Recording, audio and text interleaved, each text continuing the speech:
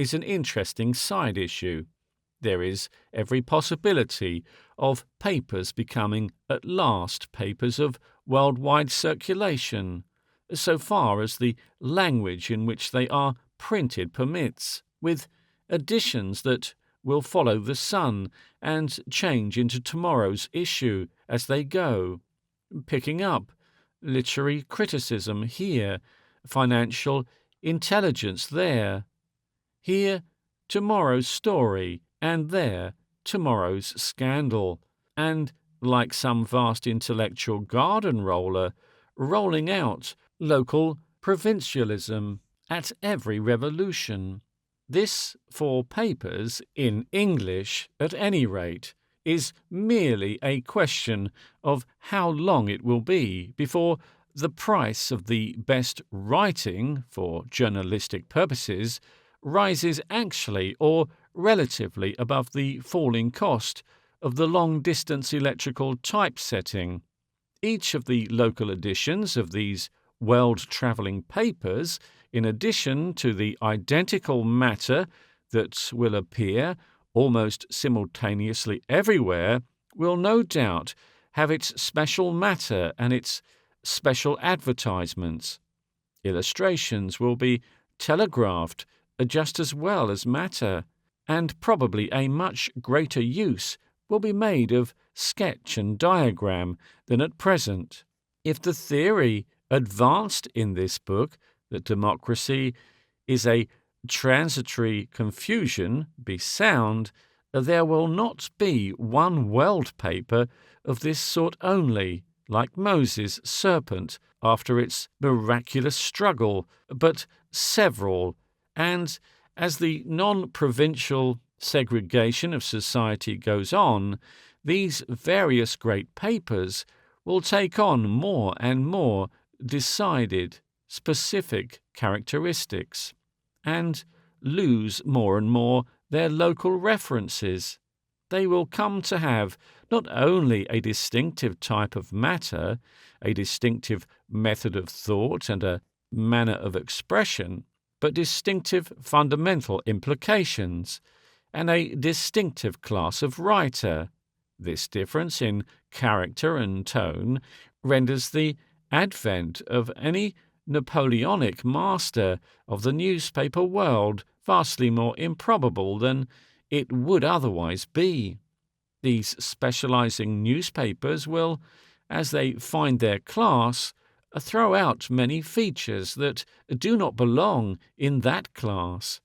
It is highly probable that many will restrict the space devoted to news and sham news, that forged and inflated stuff made in offices, that bulks out the foreign intelligence of so many English papers. For example, at present every paper contains a little of everything: inadequate sporting stuff, inadequate financial stuff, vague literary matter, voluminous reports of political vapourings, because no newspaper is quite sure of the sort of readers it has.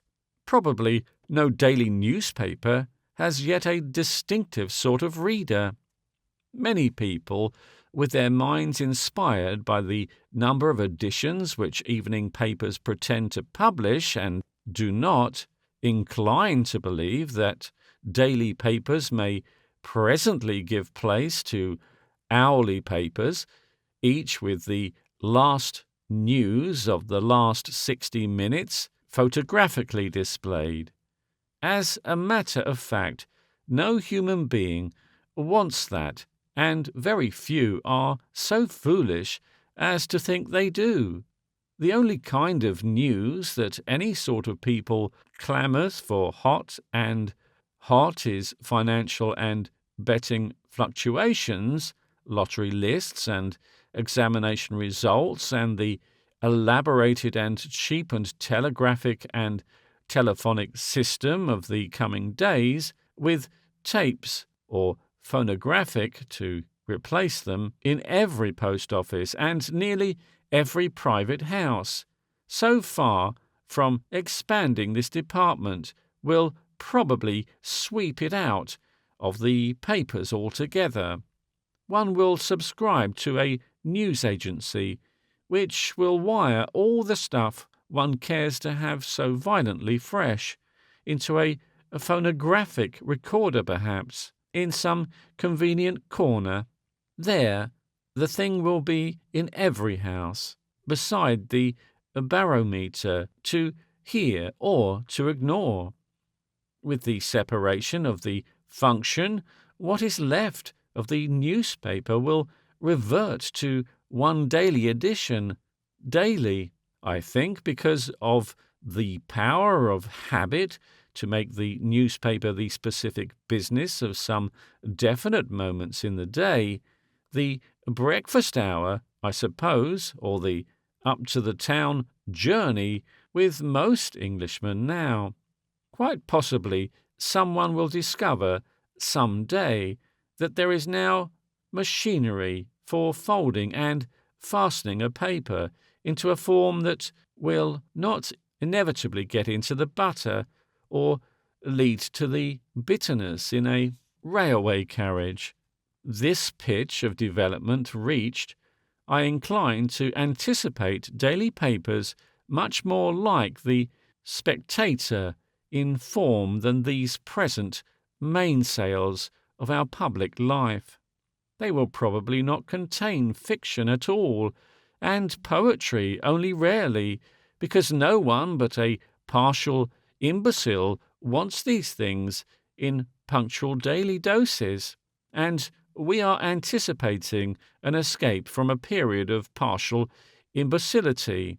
My own culture and turn of mind, which is probably akin to that of a respectable mechanic of the year 2000, inclines me towards a daily paper that will have, in addition to its concentrated and absolutely trustworthy daily news, full and luminous accounts of new inventions, new theories, and new departures of all sorts, usually illustrated, witty and penetrating comments upon public affairs, criticisms of all sorts of things, representations of newly produced works of art, and an ample amount of ably written controversy upon everything under the sun.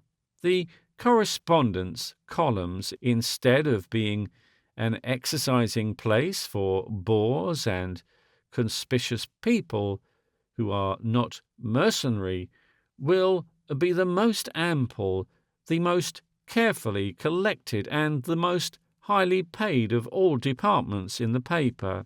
Personal paragraphs will be relegated to some obscure and costly corner next to the births, deaths, and marriages.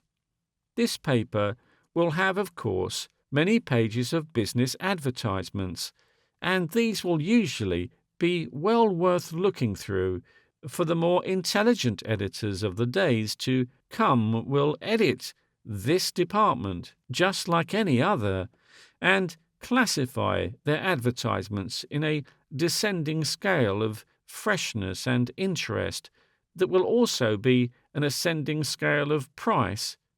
The advertiser who wants to be an indecent bore and vociferate for the 10 millionth time some flatulent falsehood about a pill, for instance, will pay at nuisance rates. Probably many papers will refuse to print nasty and distressful advertisements about people inside at all. The entire paper will be as free from either greyness or offensive stupidity in its advertisement column as the shop window in Bond Street today, and for much the same reason, because the people who go that way do not want that sort of thing. It has been supposed that, since the real income of the newspaper is derived from advertisements, large advertisers will combine in the future to own papers confined to the advertisements of their specific wares. Some such monopoly is already attempted. Several publishing firms own or partly own a number of provincial papers, which they adorn with strange book chat columns, conspicuously deficient in their information, and a well-known cycle tyre from supplies, cycling columns that are mere pedestals for the head of King Charles make of tyre. Many quack firms publish and give away annual almanacs, replete with economical illustrations, offensive details, and bad jokes. But I venture to think, in spirit of such phenomena, that these suggestions and attempts are made with a certain disregard of the essential conditions of sound advertisement. Sound advertisement consists of perpetual alertness and newness in appearance, in the new places, in the new aspects, in the constant access to fresh minds. The devotion of a newspaper to the interest of one particular maker of a commodity or group of commodities will inevitably rob its advertisement department of most of its interest for the habitual readers of the paper. That is to say, the newspaper will fail in what is one of the chief attractions of a good newspaper.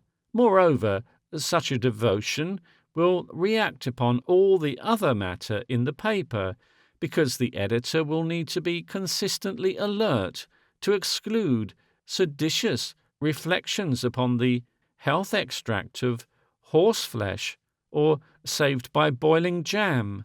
His sense of this relation will taint his self-respect and make him a less capable editor than a man whose sole affair is to keep his paper interesting.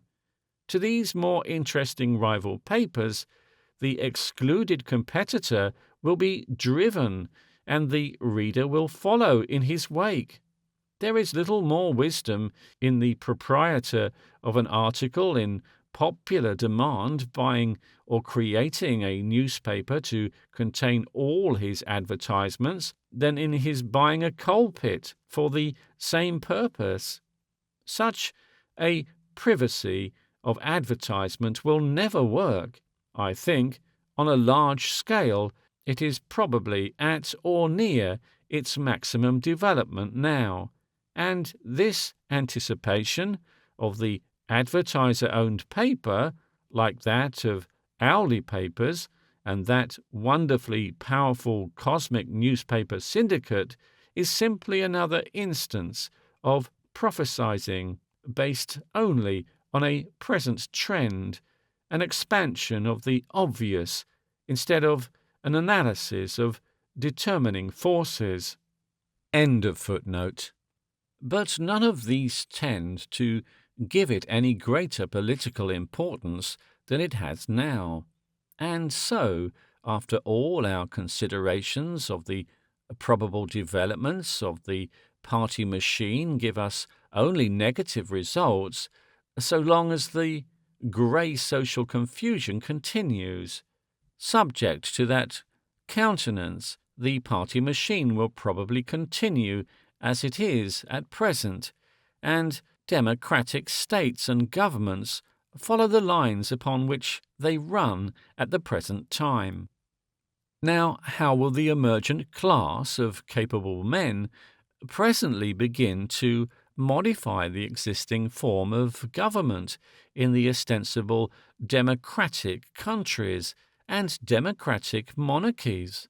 There will be very many variations and modifications of the methods of the arrival, an infinite complication of detailed incidents, but a general proposition will be found to hold good: the suppression of the party machine in the purely democratic countries, and of the official choice of the rich and privileged rulers in the more monarchical ones, by capable operative and administrative men inspired by the belief in a common theory of social order, will come about peacefully and gradually as a process of change, or violently as a revolution, but inevitably as the outcome either of the imminence or else of the disasters of war.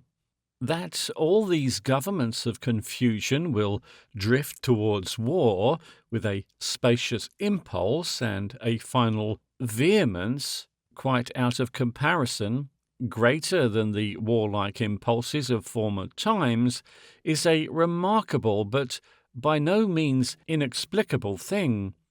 A tone of public expression, jealous and patriotic to the danger point, is an unavoidable condition under which democratic governments exist.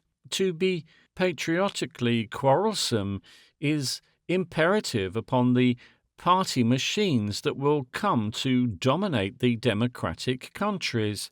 They will not possess detailed and definite policies and creeds because there are no longer any detailed and definite public opinions, but they will, for all that, require some ostensible purpose to explain their cohesion, some hold upon the common man that will ensure his appearance in numbers at the polling place, sufficient to save the government from the raids of small but determined sects.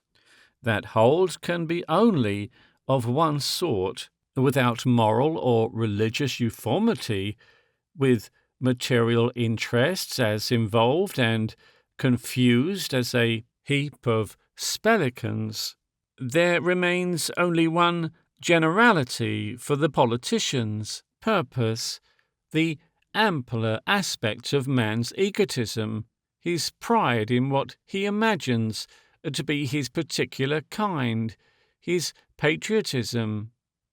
In every country amenable to democratic influences, there emerges or will emerge a party machine, vividly and simply patriotic, and indefinite upon the score of any other possible consideration between man and man. This will hold true not only for the ostensibly democratic states, but also of such reconstructed modern monarchies as Italy and Germany, for they, too, for all their legal difference, rest also on the grey. The party conflicts of the future will turn very largely on the discovery of the true patriot, on the suspicion the crown or the machine in possession is, in some more or less occult way, traitorous, and almost all other matters of contention will be shelved and allowed to stagnate for fear of breaking the unity of the national mechanism. Now, patriotism is not a thing that flourishes in the void. One needs a foreigner. A national and patriotic party is an anti-foreign party, the altar of the modern god. Democracy will cry aloud for the stranger men, simply to keep in power, and out of no love of mischief. The government or the party machine will have to insist upon dangers and national differences to keep the voter to the poll by alarms, seeking ever to taint the possible nucleus of any competing organization with the scandal of external influence. The party press will play the watchdog and allay all internal dissensions with its warning bay at some adjacent people, and the adjacent peoples, for reasons to be presently expanded, will be continually more sensitive to such baying. Already one sees country yelping at country all over the modern world, not only in the matter of warlike issues, but with a note of quite furious commercial rivalry, quite furious and, indeed, quite insane, since its ideal of trading enormously with absolutely ruined and tradeless foreigners, exporting everything and importing nothing is obviously outside reason altogether. The inexorable doom of these governments based on the grey is the foster enmity between people and people. Even their alliances are but sacrifices to intenser antagonisms, and the phases of the democratic sequence are simple and sure, forced on by a relentless competition. The tone of the outcries will become fiercer and fiercer. The occasions of excitement, the perilous moments, the ingenuities of annoyance, more and more dramatic from the mere emptiness and disorder of the general mind. Jealousies and anti-foreign enactments, tariff manipulations and commercial embitterment, destructive, foolish, exasperating objections that benefit no human being, will minister to this craving without completely allaying it.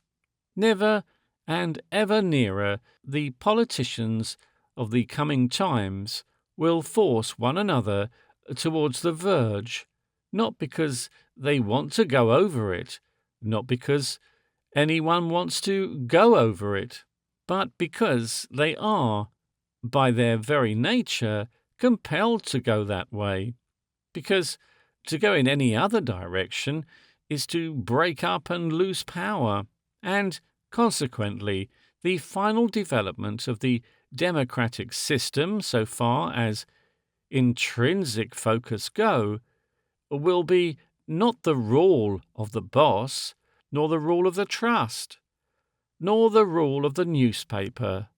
No rule indeed, but international rivalry, international competition, international expansion, and hostility, and, at last, irresistible and overwhelming, the definite establishment of the rule of that most stern and educational of all masters, war.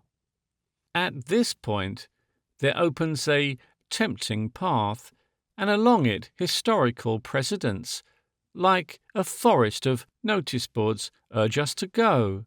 At the end of the vista possesses the figure of Napoleon with Caesarism written beneath it, disregarding certain alien considerations for a time, assuming the free working out of democracy to its conclusion. We perceive that in the case of our generalized states, the party machine, together with the nation entrusted to it, must necessarily be forced into passionate national war. But having blundered into war, the party machine will have an air of having accomplished its destiny. A party machine or a popular government is surely as likely a thing to cause a big disorder of war, and as unlikely a thing to conduct it, as the wit of man, working solely to that end, could ever have devised. I have already pointed out why we can never expect an elected government of the modern sort to be guided by any far-reaching designs. It is constructed to get office and keep office, not to do anything in office. The conditions of its survival are to keep appearances up and taxes down. Footnote. One striking illustration of the distinctive possibilities of democratic government came to light during the last term of office of the present patriotic British government.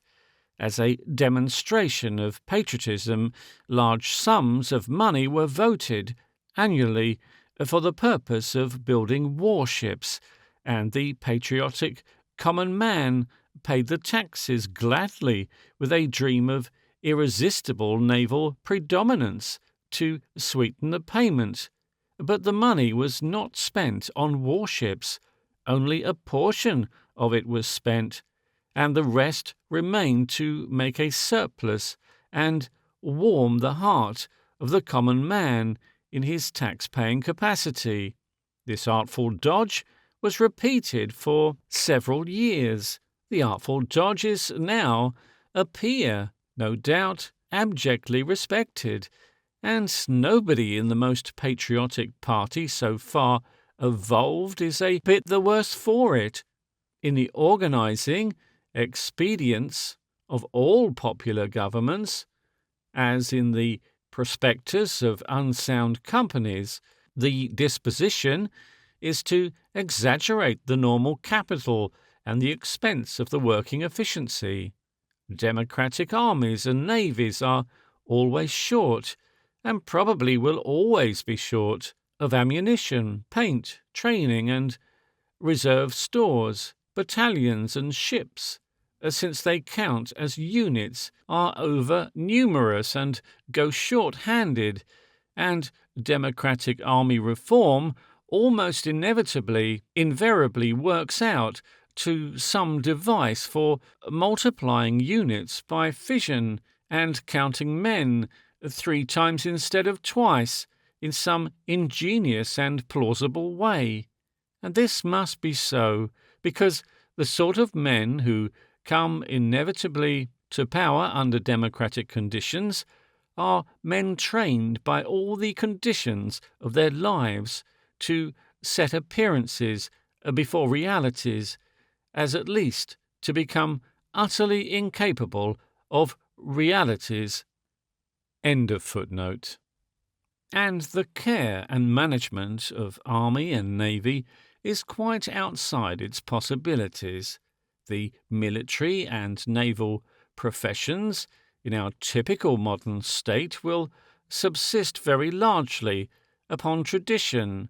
The ostensible government will interfere with rather than direct them, and there will be no force in the entire scheme to check the corrupting influence of a long peace, to insist upon adequate exercises for the fighting organisation, or ensure an adequate adaptation to the new and perpetually changing possibilities of untried apparatus.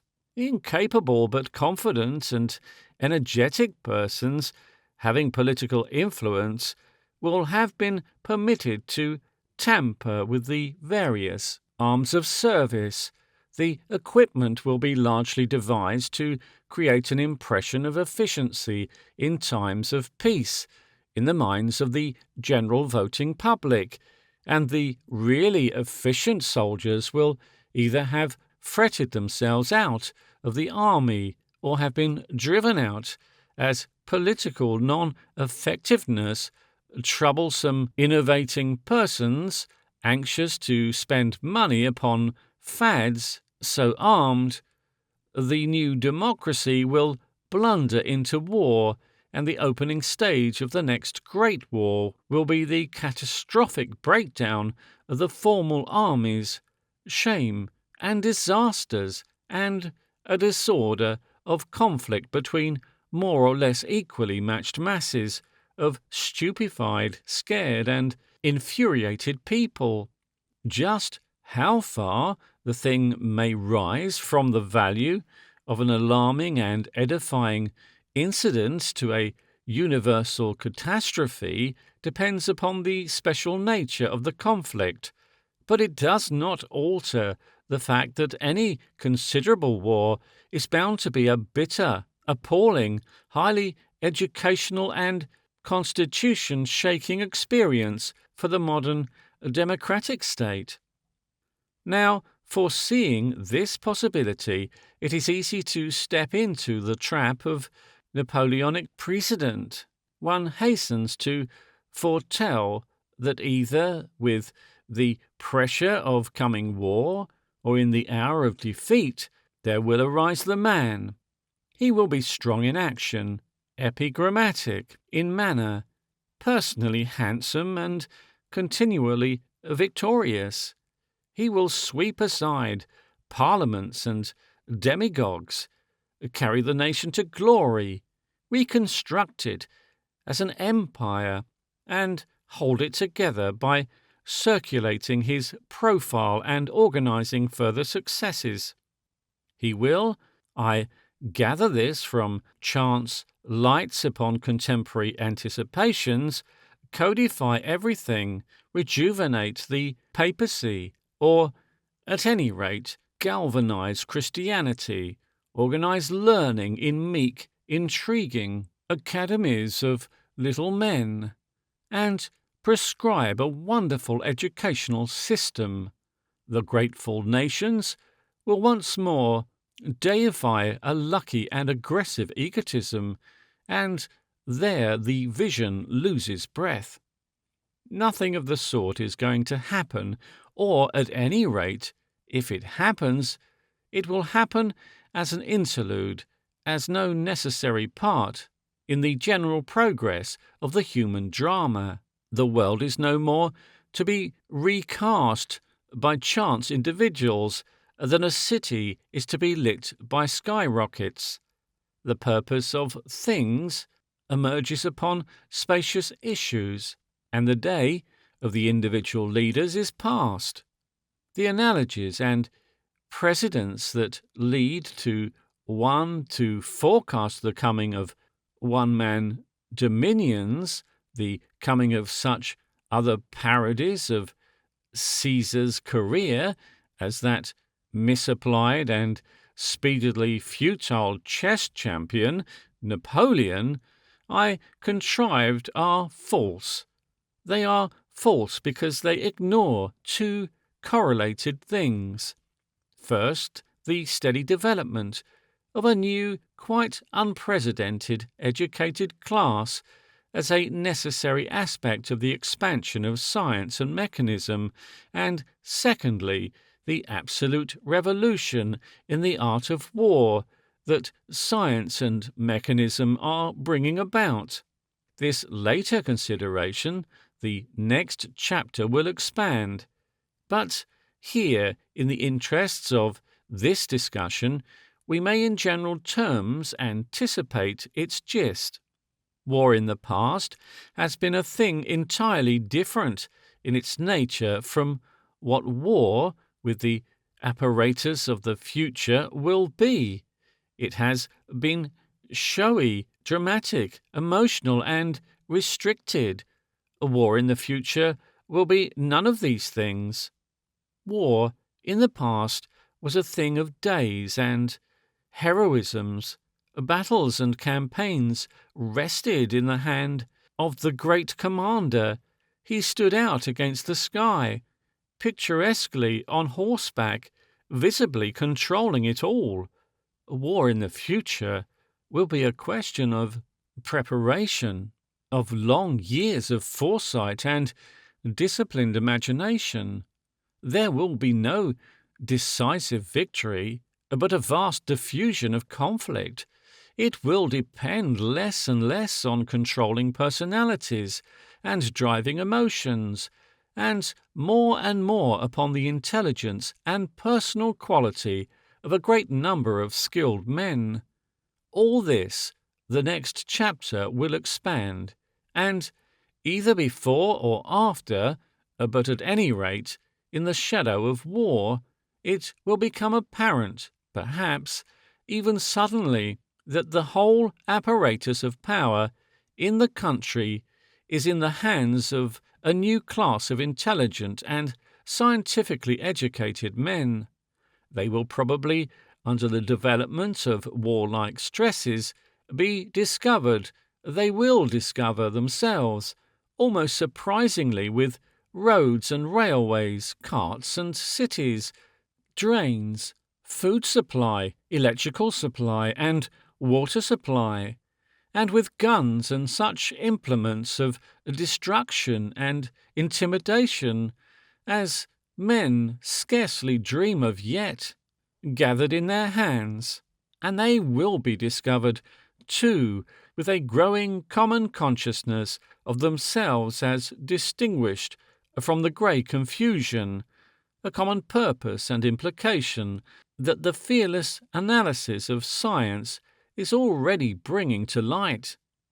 They will find themselves with bloodshed and horrible disasters ahead, and the material apparatus of control entirely within their power. Suppose, after all, they will say, we ignore these very eloquent and showy governing persons above, and this very confused and ineffectual multitude below. Suppose now we put on the brakes and try something a little more stable and orderly. These people in possession have, of course, all sorts of established rights and prescriptions. They have squared the law to their purpose, and the Constitution does not know us. They can get at the judges, they can get at the newspapers, they can do all sorts of things, except avoid a smash. But for our part, we have these really most ingenious and subtle guns. Suppose instead of our turning them and our valuable selves in a fool's quarrel against the ingenious and subtle guns of other men akin to ourselves, we use them in the cause of the higher sanity and clear the jabbering war tumult out of the streets. There may be no dramatic moment for the expression of the idea, no moment when the new Cromwellianism and the new Ironsides will come visibly face to face with talk and baubles, flags and patriotic dinner bells. But with or without dramatic moments, the idea will be expressed and acted upon. It will be made quite evident then what is now indeed only a pious opinion, namely that wealth is, after all, no ultimate power at all, but only an influence among aimless, police-guarded men. So long as there is peace, the class of capable men may be mitigated and gagged and controlled, and the ostensible present order may flourish still in the hands of that other class of men which deals with the appearance of things. But as some supersaturated solution will crystallize out with the mere shaking of its beaker, so must the new order of men come into visible organized existence through the conclusions of war. The charlatans can escape everything except war, but to the cant and violence of nationality, to the sustaining force of international hostility, they are ruthlessly compelled to cling, and what is now their chief support must become at last their destruction. And so it is, I infer, that whether violently as a revolution or quietly and slowly, this grey confusion that is democracy must pass away inevitably by its own inherent conditions, as the twilight passes, as the embryotic confusion of the cocoon creature passes, into the higher stage, into the higher organism, the world state of the coming years.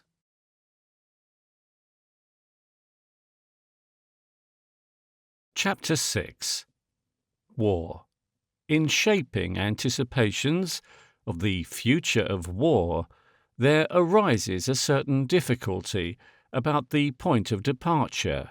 One may either begin upon such broad issues as the preceding forecasts have opened, and having determined now something of the nature of the coming state and the force of its warlike inclination, proceed to speculate how this vast, ill-organized, fourfold organism will fight, or one may set all that matter aside for a space, and having regard chiefly to the continually more potent appliances physical science offers the soldier, we may try to develop a general impression of theoretically through war, go from that to the nature of the state most likely to be superlatively efficient in such warfare, and so arise at the conditions of survival under which these present governments of confusion will struggle one against the other. The later course will be taken here. We will deal first of all with war conducted for its own sake, with a model army as efficient as an imaginative training can make it, and with a model organization for warfare of the state behind it, and then the experience of the confused modern social organism as it is impelled in an uncongenial metamorphosis towards this imperative and finally unavoidable efficient state will come most easily within the scope of one's imagination. The great change that is working itself out in warfare is the same change that is working itself out in the substance of the social fabric. The essential change in the social fabric, as we have analyzed it, is the progressive supersession of the old broad labour base by elaborately organized mechanism, and the obsolescence of the once valid and necessary distinction of gentle and simple. In warfare, as I have already indicated, this takes the form of the progressive supersession of the horse and the private soldier, which were the living and sole engines of the old time, by machines, and the obliteration of the old distinction between leaders who pranced in a conspicuously dangerous and encouraging way into the picturesque incidents of battle, and the led who cheered and charged and filled the ditches and were slaughtered in a wholesale dramatic manner. The old war was a matter of long, dreary marches, great hardships of campaigning, but also of heroic, conclusive moments, long periods of campings, almost always with an outbreak of pestilence, of marchings and retreats, much crude business of feeding and forage, culminating at last with an effect of infinite relief in an hour or so of battle. The battle was always a very intimate, tumultuous affair. The men were flung at one another in vast, excited masses, in living fighting machines, as it were. Spears or bayonets flashed. One side or the other ceased to prolong the climax, and the thing was over. The beaten force crumbled as a whole, and the victors as a whole pressed upon it. Cavalry with slashing sabres marked the crowning point of victory. In the later stages of the old warfare, musketry volleys were added to the physical impact of the contending regiments, and at last cannon as a quite accessory method of breaking these masses of men. So you gave battle to and defeated your enemy's forces wherever encountered, and when you reached your objective in his capital, the war was done. The new war will probably have none of these features of the old system of fighting. The revolution that is in progress from the old war to a new war, different in its entire nature from the old, is marked primarily by the steady progress in range and efficiency of the rifle and of the field gun, and more particularly of the rifle. The rifle develops persistently from a clumsy implement that any clown may learn to use in half a day towards a very intricate mechanism, easily put out of order and easily misused, but of the most extraordinary possibilities in the hands of men of courage, character, and high intelligence. Its precision at long range has made the business of its care, loading, and aim subsidiary to the far more intricate matter of its use in relation to the contour of the ground within its reach. Even its elaboration as an instrument is probably still incomplete. One can conceive it, provided in the future with cross-thread telescope sights, the focusing of which, corrected by some ingenious use of hydroscopic material, might even find the range, and so enable it to be used with assurance up to a mile or more. It will probably also take on some of the characters of the machine gun.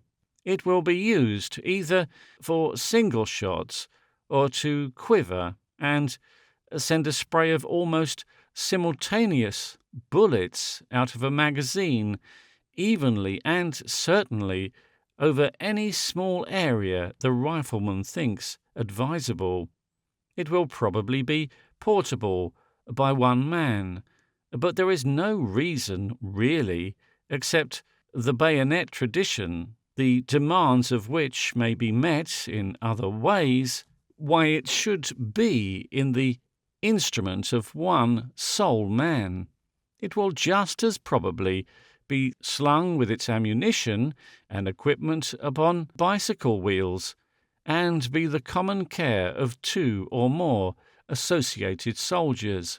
Equipped with such a weapon, a single couple of marksmen, even by the reason of smokeless powder and carefully chosen cover, might make themselves practically invisible and capable of surprising, stopping, and destroying a visible enemy in quite considerable numbers, who blundered within a mile of them, and a series of such groups of marksmen so arranged as to cover the arrival of reliefs, provisions, and fresh ammunition from the war, might hold out against any visible attack for an indefinite period, unless the ground they occupied was searched very ably and subtly by some sort of gun having a range in excess of their rifle fire.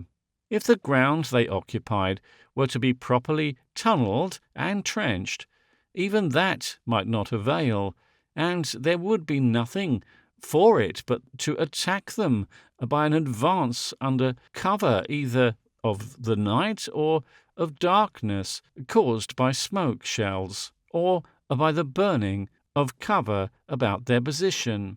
Even then they might be deadly with magazine fire at close quarters, save for their liability to such attacks.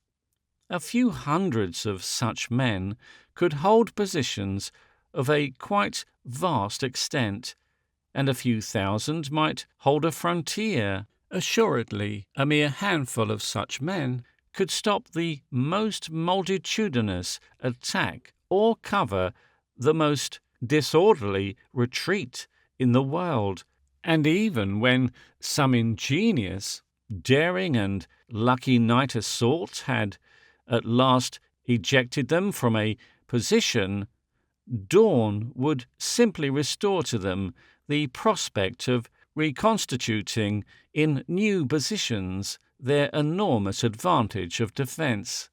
The only really effective and final defeat such an attenuated force of marksmen could sustain would be from the slow and circumspect advance upon it of a similar force of superior marksmen, creeping forward under cover of night, or of smoke shells and fire, digging pits during the snatches of secession obtained in this way, and so coming nearer and nearer and getting a completer and completer mastery of the defender's ground until the approach of the defender's reliefs, food and fresh ammunition ceased to be possible. Thereupon there would be nothing for it but either surrender or a bolt in the night to positions in the rear, a bolt that might be hotly followed if it were deferred too late, probably between contiguous nations that have mastered the art of war, instead of the pouring clouds of cavalry of the old dispensation. Footnote. Even along such vast frontiers as the Russian and Austrian, for example, where M. Bloch anticipates war will be begun with an invasion of clouds of Russian cavalry and great cavalry battles, I'm inclined to think this deadlock of essentially defensive marksmen may still be the more probable thing. Small bodies of cyclist riflemen would rush forward to meet the advancing clouds of cavalry, would drop into invisible ambushes and announce their presence in unknown numbers, with carefully aimed shots difficult to locate. A small number of such men could always begin their fight with a surprise at the most advantageous moment, and they would be able to make themselves very deadly against a comparatively powerful frontal attack. If at last the attack were driven home before supporters came up to the defenders, they would still be able to cycle away, comparatively immune. To attempt even very wide-flanking movements against such a snatched position would be simply to run risks of blundering upon similar ambushes. The clouds of cavalry would have to spread into thin lines at last and go forward with the rifle. Invading clouds of cyclists would be in no better case. A conflict of cyclists against cyclists over a country too spacious for unbroken lines would still, I think, leave the struggle essentially unchanged. The advance of the small, unsupported bodies would be the wildest and most unprofitable adventure. Every advance would have to be made behind a screen of scouts and given practical equality in the number and manhood of the two forces. These screens would speedily become simply very attenuated lines. End of footnote. This will be the opening phase of the struggle, a vast duel, all along the frontier between groups of skilled marksmen, continually being relieved and refreshed from the rear. For a time, quite possibly, there will be no definite army here or there. There will be no controllable battle. There will be no great general in the field at all, but somewhere far in the rear the central organizer will sit at the telephone center of his vast front, and he will strengthen here and feed there and watch perpetually the pressure, the incessant, remorseless pressure that is seeking to wear down his countervailing thrust behind the thin firing line that is actually engaged. The country for many miles will be rapidly cleared and devoted to the business of war.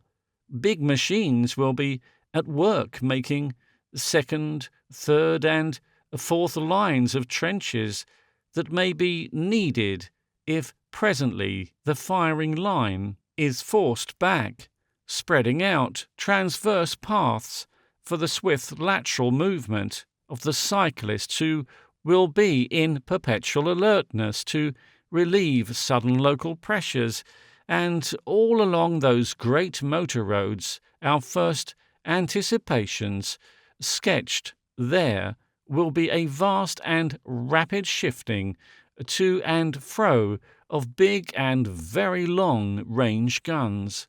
These guns will probably be fought with the help of balloons. The latter will hang above the firing line all along the front, incessantly ascending and withdrawn. They will be continually determining the distribution of the antagonist forces, directing the fire of continually shifting great guns upon the apparatus and supports in the rear of his fighting line, forecasting his night plans and seeking some tactical or strategic weakness in that sinewy line of battle. It will be evident that such warfare as this inevitable precision of gun and rifle forces upon humanity will become less and less dramatic as a whole, more and more as a whole, a monstrous thrust and pressure of people against people. No dramatic little general spouting his troops into the proper hysterics for charging. No prancing, merely brave officers, no reckless gallantry or invincible stubbornness of men will suffice. For the commander-in-chief, on a picturesque horse, sentimentally watching his boys march past to the death or glory in battalions, there will have to be a loyal staff of men, working simply, earnestly and subtly to keep the front tight, and at the front every little isolated company of men will have to be council of war, a little conspiracy under the able men, its captain, as keen and individual as a football team, conspiring against the scarcely seen company of the foe over yonder. The battalion commander will be replaced in effect by the organizer of the balloons and guns, by which his few hundreds of splendid individuals will be guided and reinforced. In the place of hundreds of thousands of more or less drunken and untrained young men marching into battle, muddle-headed, sentimental, dangerous and futile hobbledehoys, there will be thousands of sober men braced up to their highest possibilities, intensely doing their best in the place of charging battalions, shattering impacts of squadrons and wide harvest fields of death. There will be hundreds of little rifle battles fought up to the hilt, gallant dashes here, night surprises there, the sudden sinister faint gleam of nocturnal bayonets, brilliant guises that will drop catastrophic shell and death over hills and forests suddenly into carelessly exposed masses of men. For 8 miles on either side of the firing lines, whose fire will probably never altogether die away while the war lasts, men will live and eat and sleep under the imminence of unanticipated death. Such will be the opening phase of the war that is speedily to come. And behind the thin firing line on either side, a vast multitude of people will be at work. Indeed, the whole mass of the efficients in the state will have to be at work, and most of them will be simply at the same work or similar work to that done in peacetime, only now as combatants upon the lines of communication. The organized staffs of the big road managements now become a part of the military scheme, will be deporting women and children and feeble people and bringing up supplies and supports. The doctors will be dropping from their evil duties into pre-appointed official places, directing the feeding and treatment of shifting masses of people and guarding the valuable manhood of the fighting apparatus most sedulously from disease. Footnote. So far, pestilence has been a feature of almost every sustained war in the world, but there is really no reason whatever why it should be so. There is no reason, indeed, why a soldier upon active service on the victorious side should go without a night's rest or miss a meal. If he does, there is muddle and want of foresight somewhere, and that our hypothesis excludes. End of footnote. The engineers will be entrenching and bringing up a vast variety of complicated and ingenious apparatus designed to suppress and inconvenience the enemy in novel ways. The dealers in food and clothing, the manufacturers of all sorts of necessary stuff, will be converted by the mere declaration of war into public servants.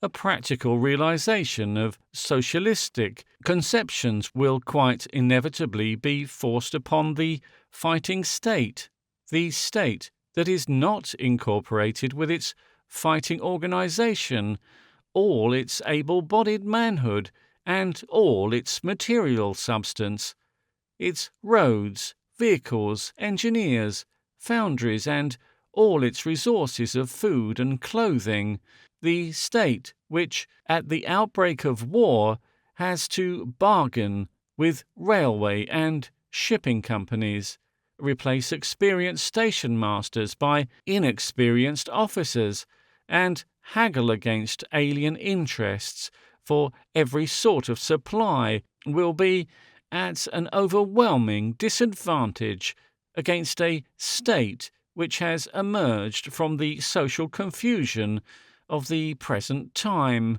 got rid of every vestige of our present distinction between official and governed, and organized every element in its being.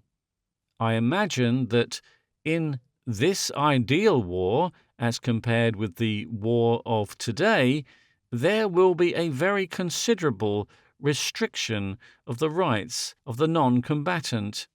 A large part of existing international law involves a curious implication, a distinction between the belligerent government and its accredited agents in warfare and the general body of its subjects.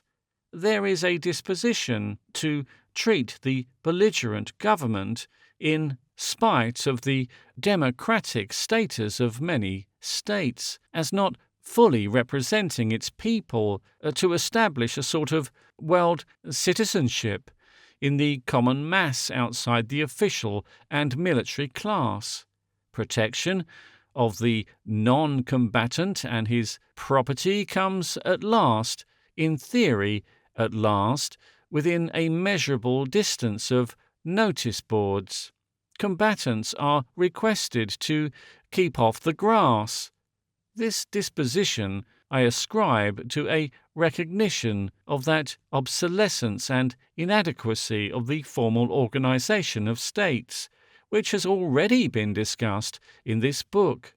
It was a disposition that was strongest, perhaps, in the earliest decades of the 19th century, and stronger now then. In the steady and irresistible course of strenuous and universal military preparation, it is likely to be in the future. In our imaginary 20th century state, organized primarily for war, this tendency to differentiate a non-combatant mass in the fighting state will certainly not be respected. The state will be organized as a whole to fight as a whole. It will have triumphantly asserted the universal duty of its citizens. The military force will be a much ampler organization than the army of today. It will be not simply the fists, but the body and brain of the land. The whole apparatus, the whole staff, engaged in internal communication, for example, may conceivably not be state property and a state service, but if it is not, it will assuredly be as a whole organized as a volunteer force that may instantly become a part of the machinery of defense or aggression at the outbreak of war. Footnote. Lady Maud Ralston, in her very interesting Yeoman's Service, complains of the Boers killing the engine driver during an attack on a train at Kroonstad, which was, she writes, an abominable action, as he is, in law, a non-combatant. The implicit assumption of this complaint would cover the engineers of an ironclad or the guides of a night attack. Everybody, in fact, who was not positively weapon in hand. End of footnote. The men may very conceivably not have a uniform, for military uniforms are simply one aspect of this curious and transitory phase of restriction, but they will have their orders and their universal plan as the bells ring and the recording telephones click into every house. The news that war has come, there will be no running to and fro upon the public ways, no bawling upon the moving platforms of the central urban nuclei, nor crowds of silly, useless, able-bodied people gaping at inflammatory transparencies outside the offices of sensational papers, because the egregious idiots in control of affairs have found them no better employment. Every man will be soberly and intelligently setting about the particular thing he has to do. Even the rich shareholding sort of person, the hereditary mortgager of society, will be given something to do, and if he has learnt nothing else, he will serve to tie up parcels of ammunition or pack army sausage. Very probably the best of such people and of the speculative class will have qualified as cyclist marksmen for the front. Some of them may even have devoted the leisure of peace to military studies, and may be prepared with novel weapons. Recruiting among the working classes, or, more properly speaking, among the people of the abyss, will have dwindled to the vanishing point. People who are no good for peace purposes are not likely to be any good in such a grave and complicated business as modern war. The spontaneous traffic of the roads in peace will fall now into two streams, one of women and children coming quietly and comfortably out of danger, the other of men and material going up to the front. There will be no panics, no hardships, because everything will have been amply prearranged. We are dealing with an ideal state. Quietly and tremendously, that state will have gripped its adversary and tightened its muscles. That is all.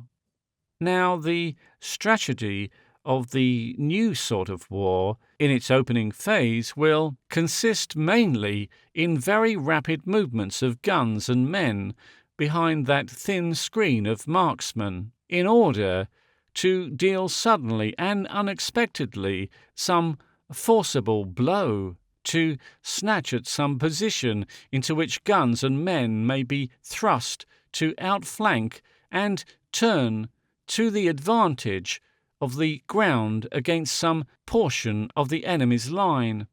The game will be largely to crowd and crumple that line, to stretch it over an arc to the breaking point, to secure a position from which to shell and destroy its supports and provisions, and to capture or destroy its guns and apparatus, and so tear it away from some town or arsenal it has covered.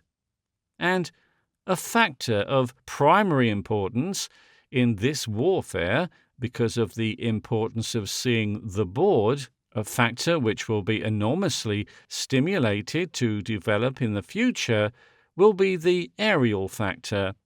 Already we have seen the captive balloon as an incidental accessory of considerable importance, even in the wild country warfare of South Africa. In the warfare that will go on in the highly organized European states of the opening century, the special military balloon used in conjunction with guns, conceivably of small caliber but of enormous length and range, will play a part of quite primary importance. These guns will be carried on vast mechanical carriages, possibly with wheels of such a size as will enable them to traverse almost all sorts of ground. Footnote: experiments will probably be made in the direction of armoured guns, armoured searchlight carriages, and armoured shelters for men, that will admit of being pushed forward over rifle-swept ground to such possibilities, to possibilities even of a sort of land ironclad, my inductive reason inclines. The armoured train seems indeed a distinct beginning of this sort of thing, but my imagination prefers nothing but a vision of wheels smashed by shells, iron tortoise gallantly rushed by hidden men, and unhappy marksmen and engineers being shot as they bolt from some such monster overset. The fact of it is, I detest and fear these thick, slow, essentially defensive methods, either for land or sea fighting. I believe inevitably that the side that can go fastest and hit hardest will always win, with or without, or in spite of, massive defences, and no ingenuity in devising the massive defence will shake that belief. End of footnote.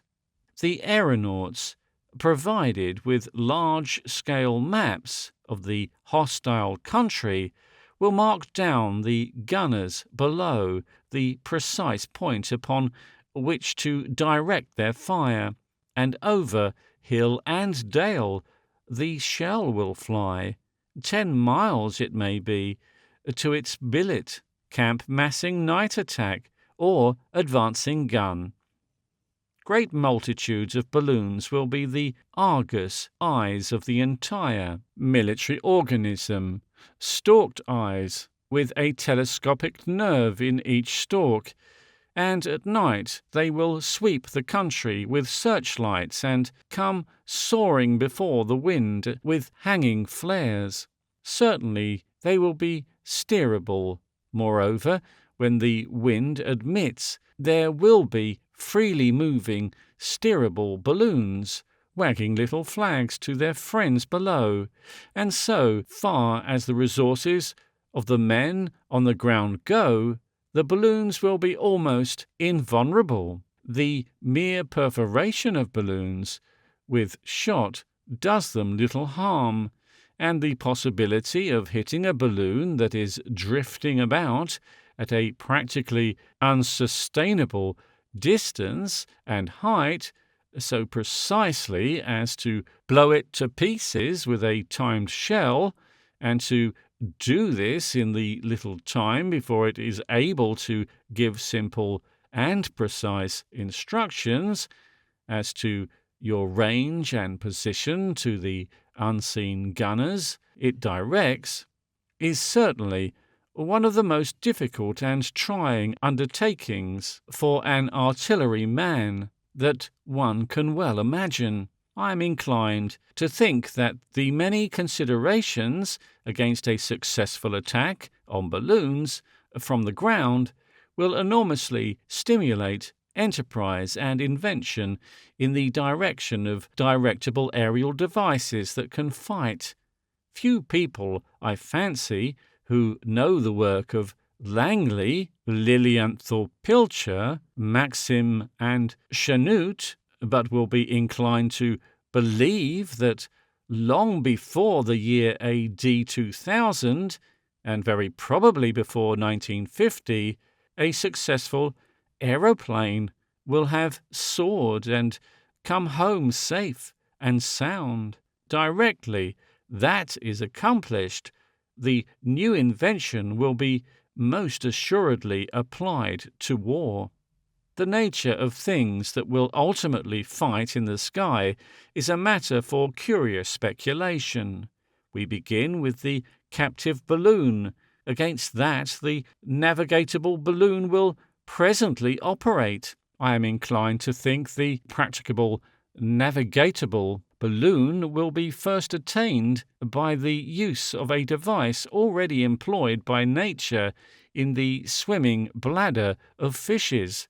This is a closed gas bag that can be contracted and expanded. If a gas bag of thin, strong, practically impervious substance could be enclosed in a net of closely interlaced fibers, for example, on the pattern of the muscles of the bladder in mammals, the end of these fibers might be wound and unwound, and the effect of the contractibility attained. A row of such contractible balloons hung over a long car, which was horizontally expanded into wings, would not only allow that car to rise and fall at will, but if the balloon at one end were contracted and that at the other end expanded, and the intermediate ones allowed to assume intermediate conditions, the former end would drop. The expanded wings would be brought into a slanting condition over a smaller area of supporting air, and the whole apparatus would tend to glide towards in that direction. The projection of a small vertical plane upon either side would make the gliding mass rotate in a descending spiral, and so we have all the elements of a controllable flight. Such an affair would be difficult to overset. It would be able to beat up, even in a fair wind, and then it would be able to contract its bladders and fall down along slant in any direction. From some such crude beginning, a form like a soaring, elongated, flat-brimmed hat might grow, and the possibilities of adding an engine-driven screw are obvious enough. It is difficult to see how such a contrivance could carry guns of any caliber unless they fired from the rear in the line of flight. The problem of recoil becomes a very difficult one in aerial tactics. It would probably have at most a small machine gun or so, which might fire an explosive shell at the balloons of the enemy, or kill their aeronauts with distributed bullets. The thing would be a sort of air shark, and one may even venture to picture something of the struggle the deadlocked marksmen of 1950, lying wearily in their rifle pits, will see. One conceives them at first, each little hole with its watchful, well-equipped couple of assassins turning up their eyes in expectation. The wind is with our enemy, and his captive balloons have been disagreeably overhead all through the hot morning. His big guns have suddenly become nervously active. Then a little murmur along the pits and trenches, and from somewhere over behind us This air shark drives up the sky. The enemy's balloons splutter a little, retract, and go rushing down, and we send a spray of bullets as they drop. Then, against our aerostat, and with the wind driving them clean overhead of us, come the antagonistic flying machines. I inclined to imagine there will be a steel prow with a cutting edge at either end of the sort of acrostat. I foresee, and conceivably this aerial ram will be, the most important weapon of the affair. When operating against balloons, such a fighting machine will rush up the air as swiftly as possible, and then, with a rapid contraction of its bladders, fling itself like a knife at the sinking war balloon of the foe, down, down, down, through a vast alert tension of flight. Down it will swoop, and if its stoop is successful, slash explosively at last through a suffocating moment. Rifles will crack, ropes tear and snap. There will be a rending and shouting, a great thud of liberated gas, and perhaps a flare. Quite certainly, those flying machines will carry folded parachutes, and the last phase of many, a struggle will be the desperate leap of the aeronauts with these in hand to snatch one last chance of life out of a mass of crumpling, fallen wreckage. But in such a fight between flying machine and flying machine, as we are trying to picture, it will be a fight of hawks, complicated by bullets and little shells. They will rush up and up to get their pitch of one another, until the aeronauts sob and sicken in the rarefied air, and the blood comes to the eyes and nails. The marksman below will strain at last, eyes under hands, to see the circling battle that dwindles in the zenith. Then perhaps a wild adventurous dropping of one close beneath the other, an attempt to stoop, this sudden splutter of guns, a tilting up and down, a disengagement. What will have happened? One combatant, perhaps, will heel lamely earthward, dropping with half its bladders burst, or shot away. The other circles down in pursuit. What are they doing? Our marksmen will snatch at their field glasses, tremulously, anxious. Is that a white flag or no? If they drop now, we have 'em. But the duel will be the rarer thing in any affair of ramming. There is an enormous advantage for the side that can contrive anywhere in the field of action to set two vessels at one.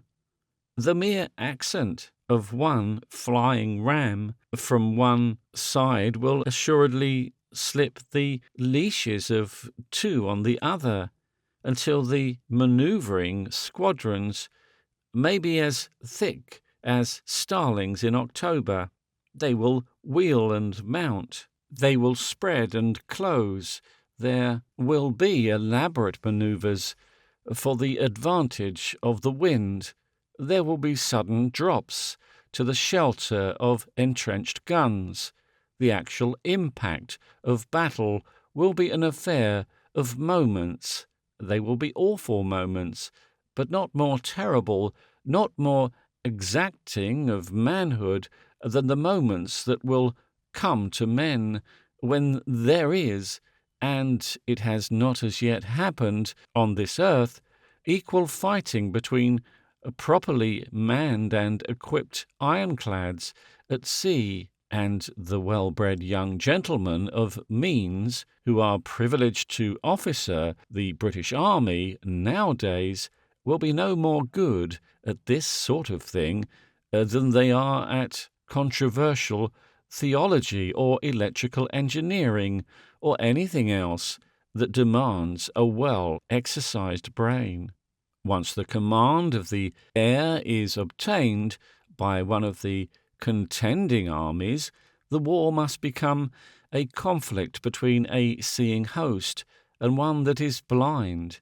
The victory in that aerial struggle will tower with pitilessly watchful eyes over his adversary, will concentrate his guns and all his strength unobserved, will mark all his adversaries' roads and communications and sweep them with sudden incredible disasters of shot and shell.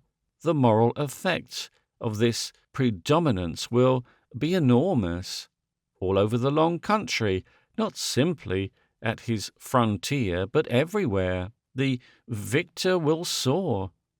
Everybody, everywhere, will be perpetually and constantly looking up, with a sense of loss and insecurity, with a vague stress of painful anticipations.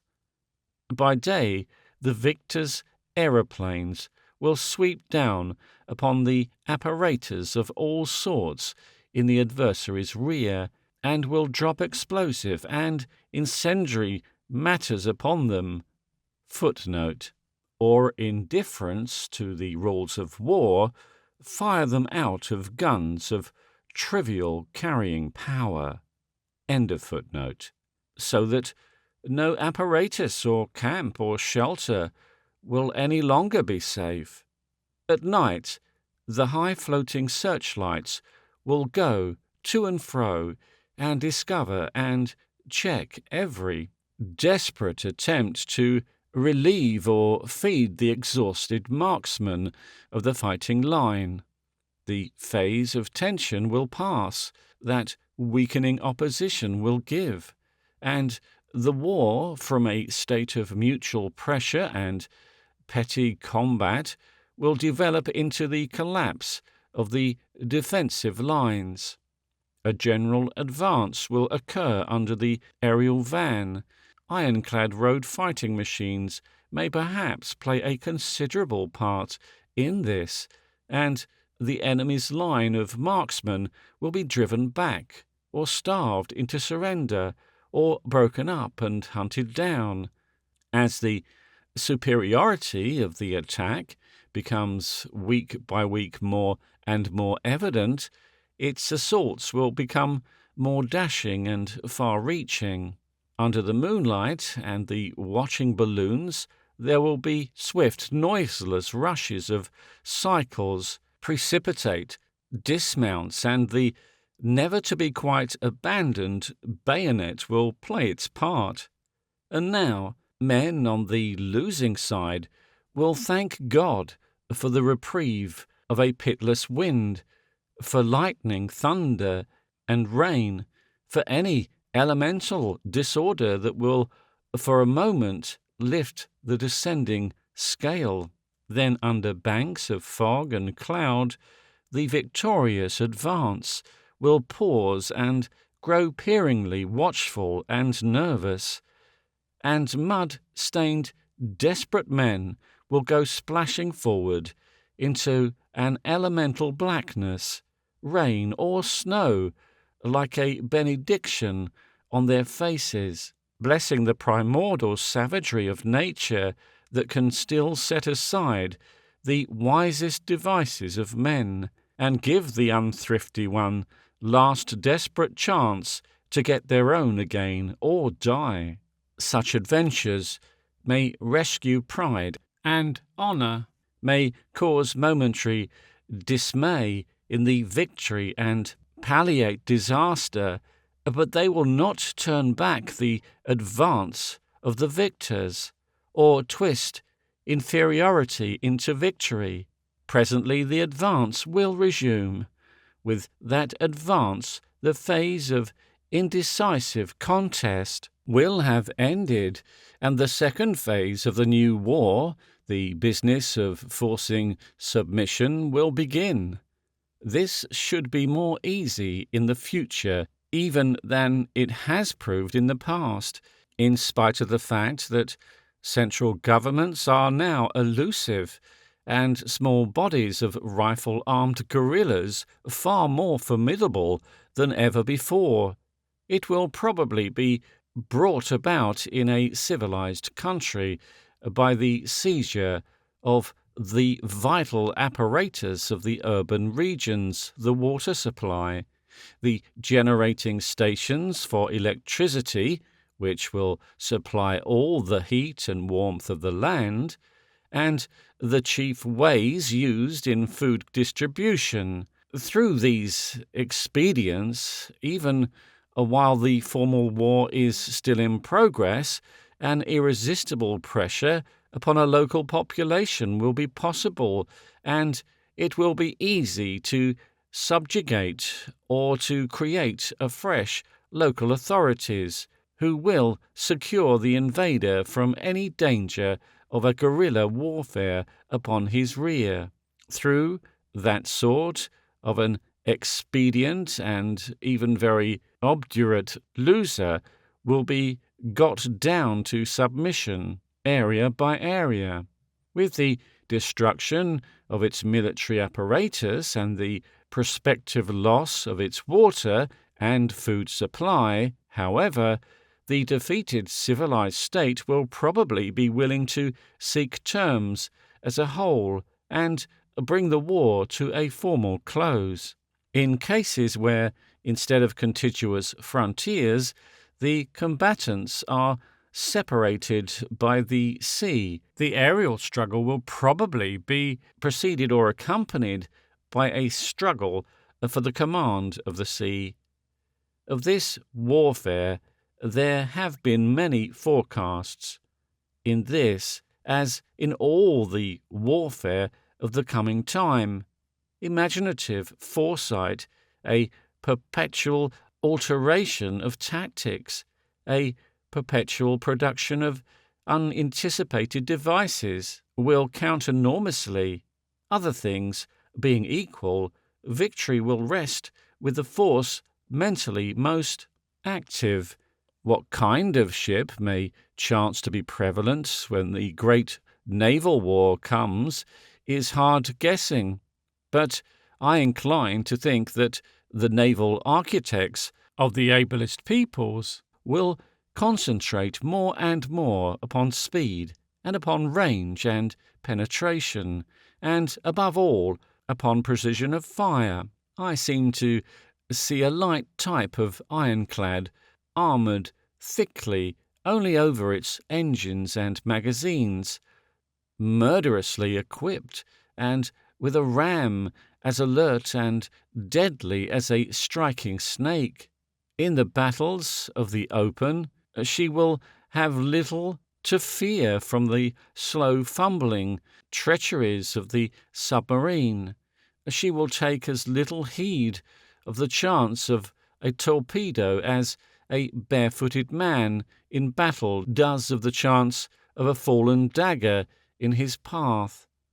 Unless I know nothing of my own blood, the English and Americans will prefer to catch their enemies in ugly weather or at night, and then they will fight to ram. The struggle on the high areas between any two naval powers, except perhaps the English and American, who have both quite unparalleled opportunities for coaling, will not last more than a week or so.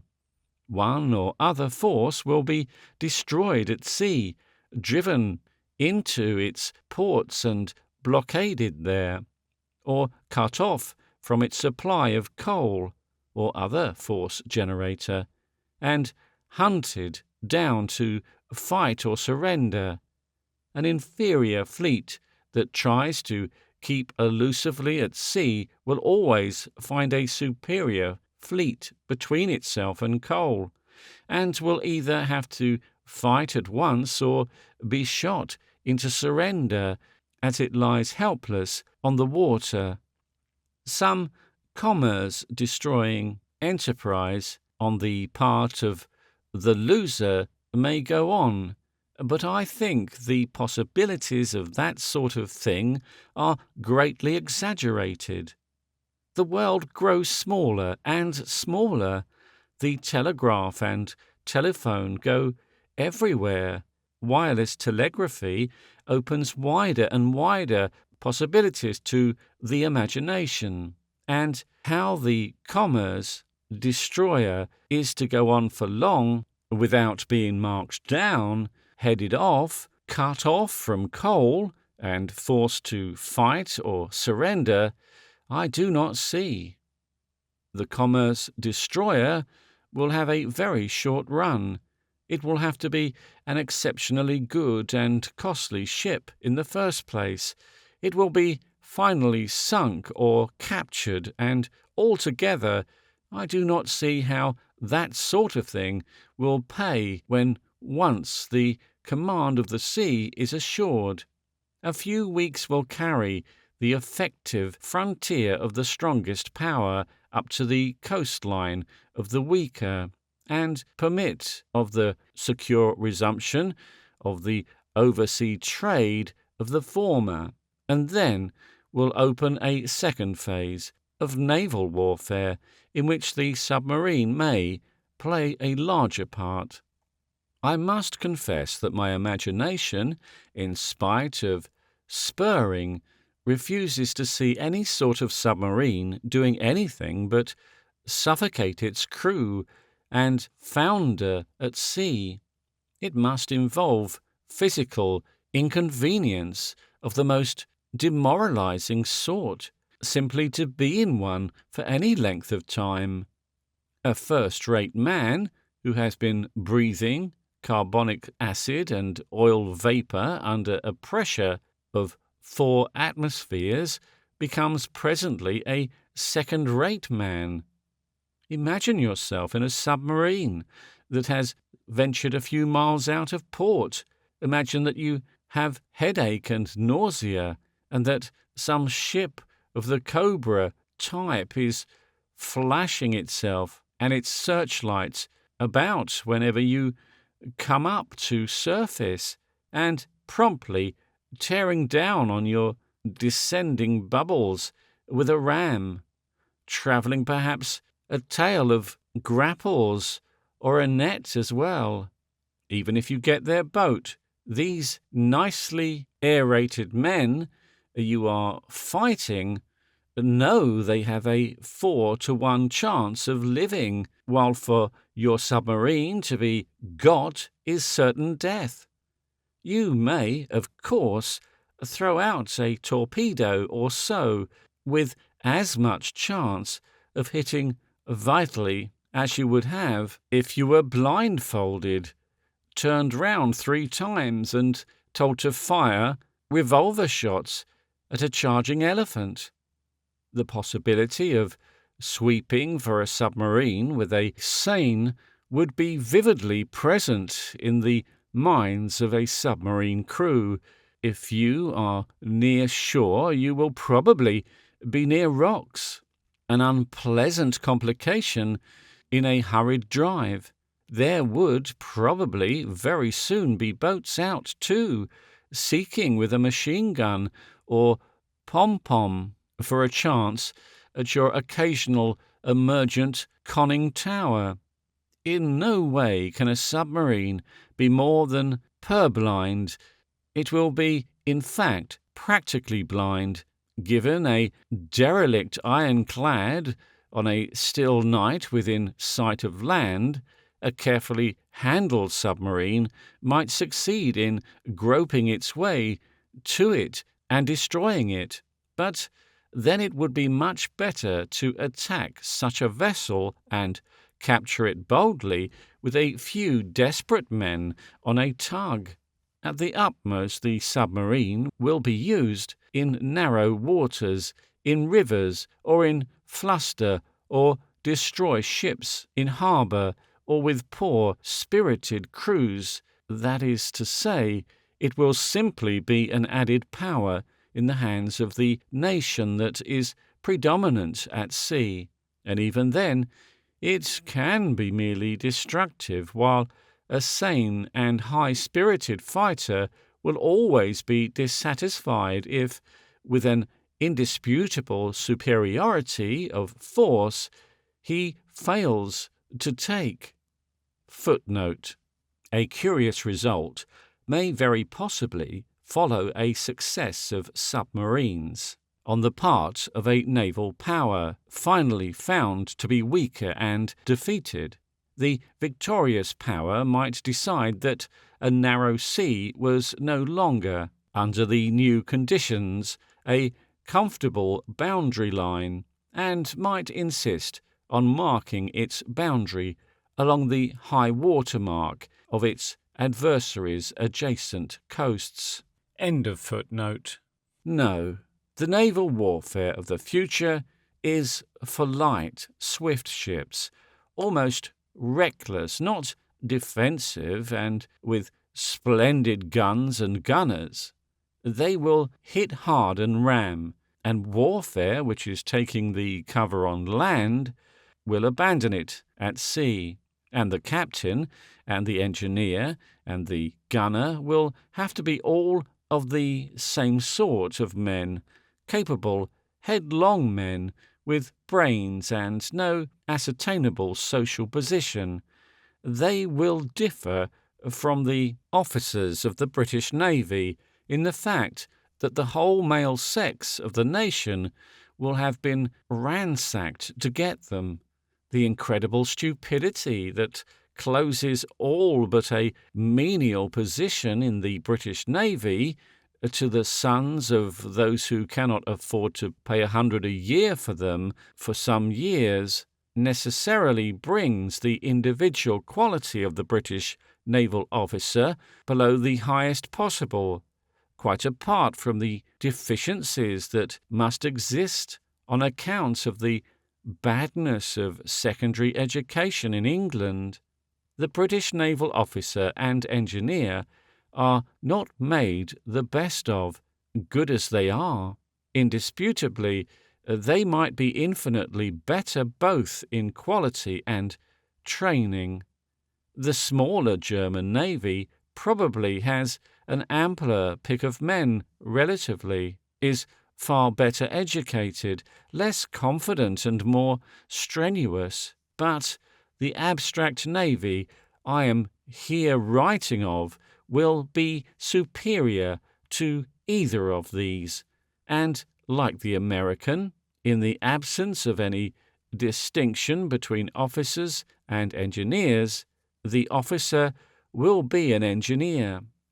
The military advantages of the command of the sea will probably be greater in the future than they have been in the past.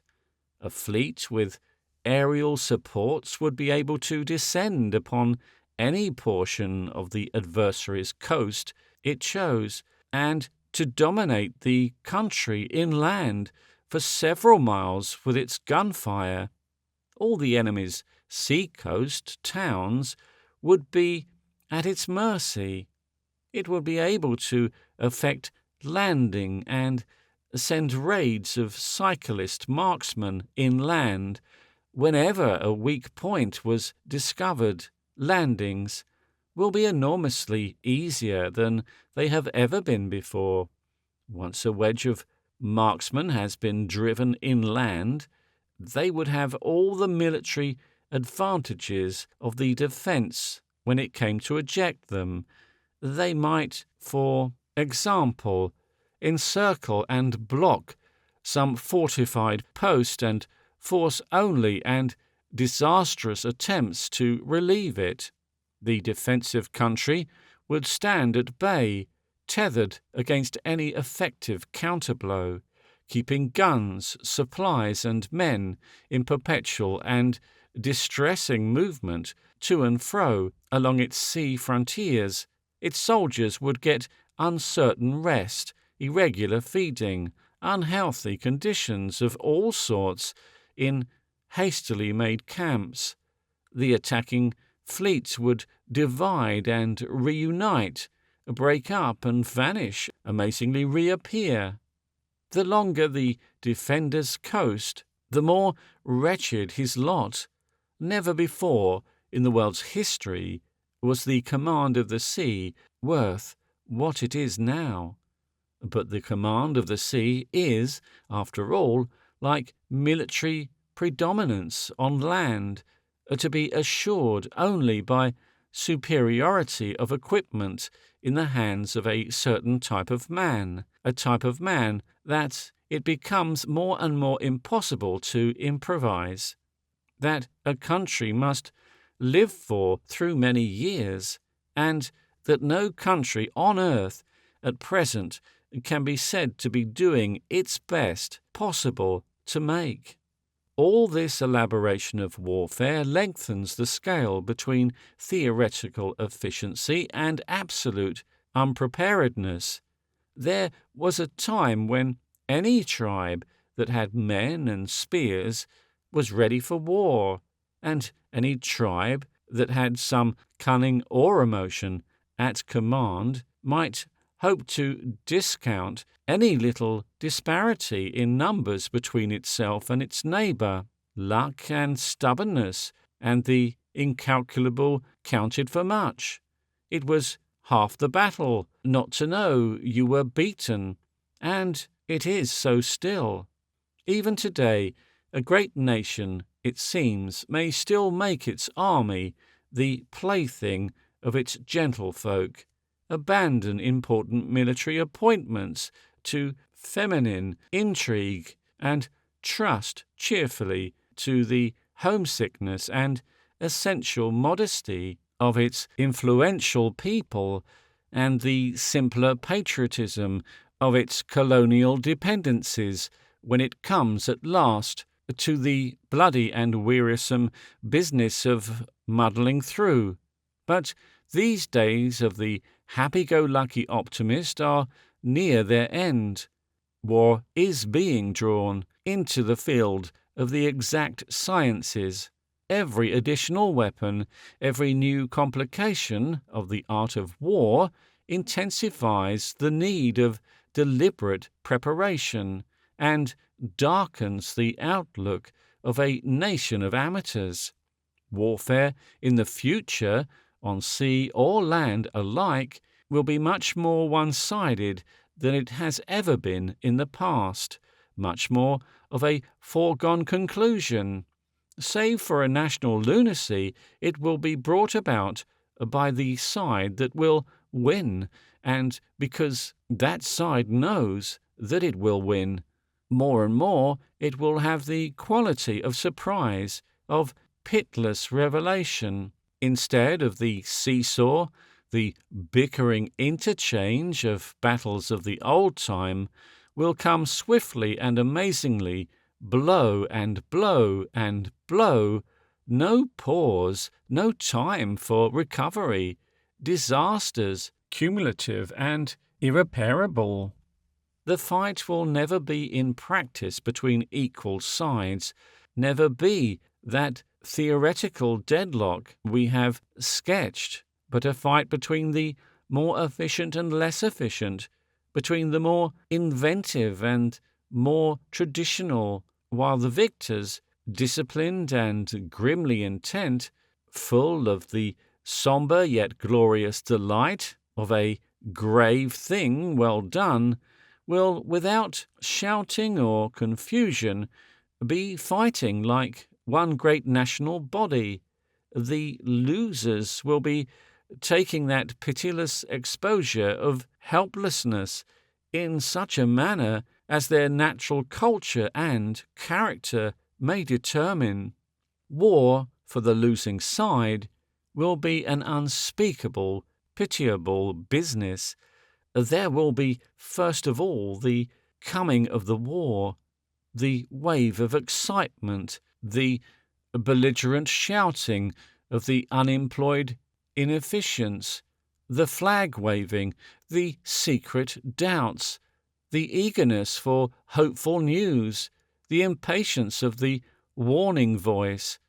I seem to see almost as if he were symbolic, the grey old general, the general who learnt his art of war away in the vanished 19th century, the altogether too elderly general, with his epaulettes and decorations, his uniform that has still its historical value, his spurs, and his sword, riding along on his obsolete horse by the side of his doomed column. Above all things, he is a gentleman, and the column looks at him lovingly, with its countless boys' faces, and the boys' eyes are infinitely trustful, for he has won battles in the old time. They will believe in him to the end. They have been brought up in their schools to believe in him and his class. Their mothers have mingled respect for the gentlefolk with the simple doctrines of their faith. Their first lesson on entering the army was the salute. The smart helmets His Majesty or some such unqualified person chose for them lie hotly on their young brows, and over their shoulders slope their obsolete, carelessly sighted guns. Tramp, tramp they march, doing what they have been told to do, incapable of doing anything they have not been told to do, trustful and pitiful, marching to wounds and disease, hunger, hardship, and death.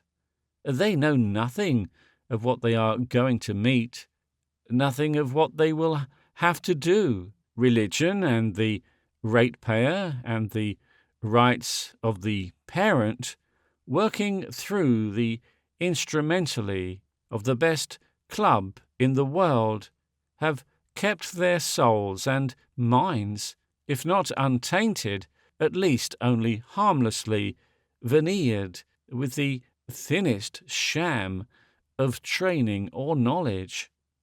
Tramp, tramp they go, boys who will never be men, rejoicing patriotically in the nation that has thus sent them forth, badly armed, badly clothed, badly led, to be killed in some avoidable quarrel by men unseen, and beside them an absolute stranger to them, a stranger even in habits of speech and thought, and at any rate to be shot with them fairly and squarely, marches the subaltern, the son of the school Birkin, shareholding class, a slightly taller sort of boy, as ill-taught as they are in all the concerns, the realities of life,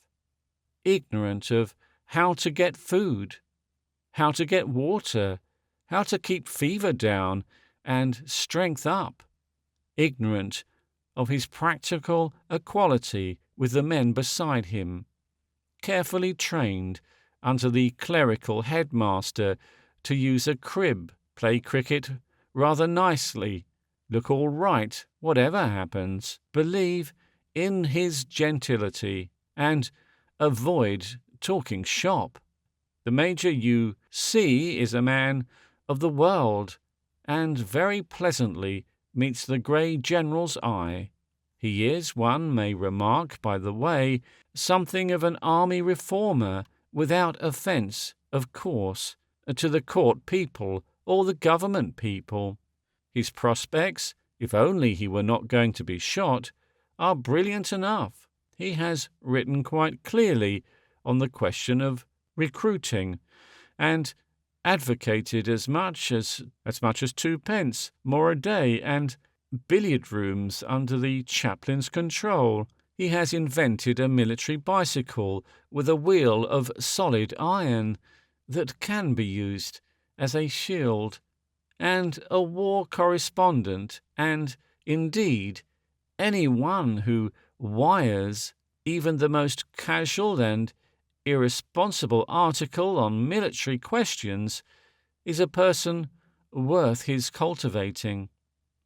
He is the very life and soul of army reform, as it is known to the governments of the grey, that is to say, army reform without a single step towards a social revolution.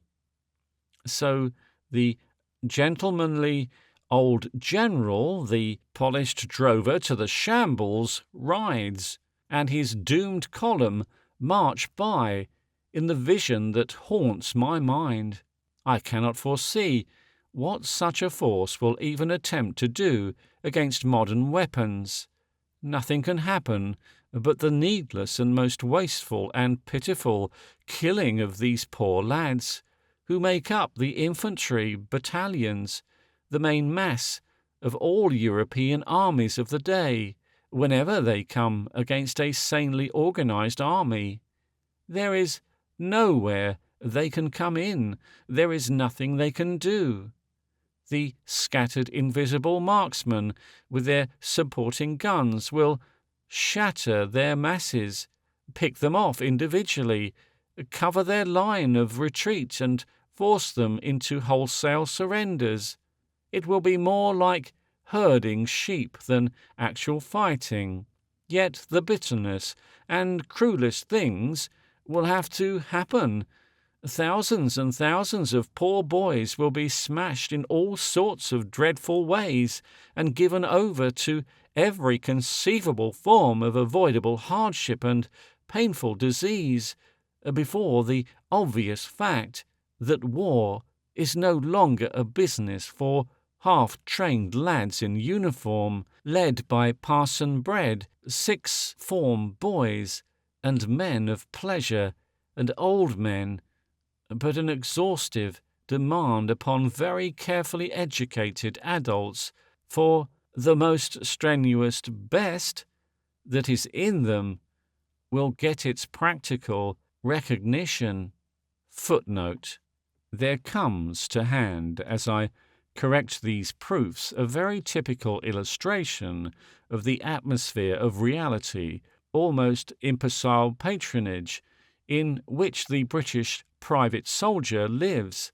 It is a circular from someone at Lydd, someone who evidently cannot even write English, but who is nevertheless begging for an iron hut in which to inflict lessons on our soldiers.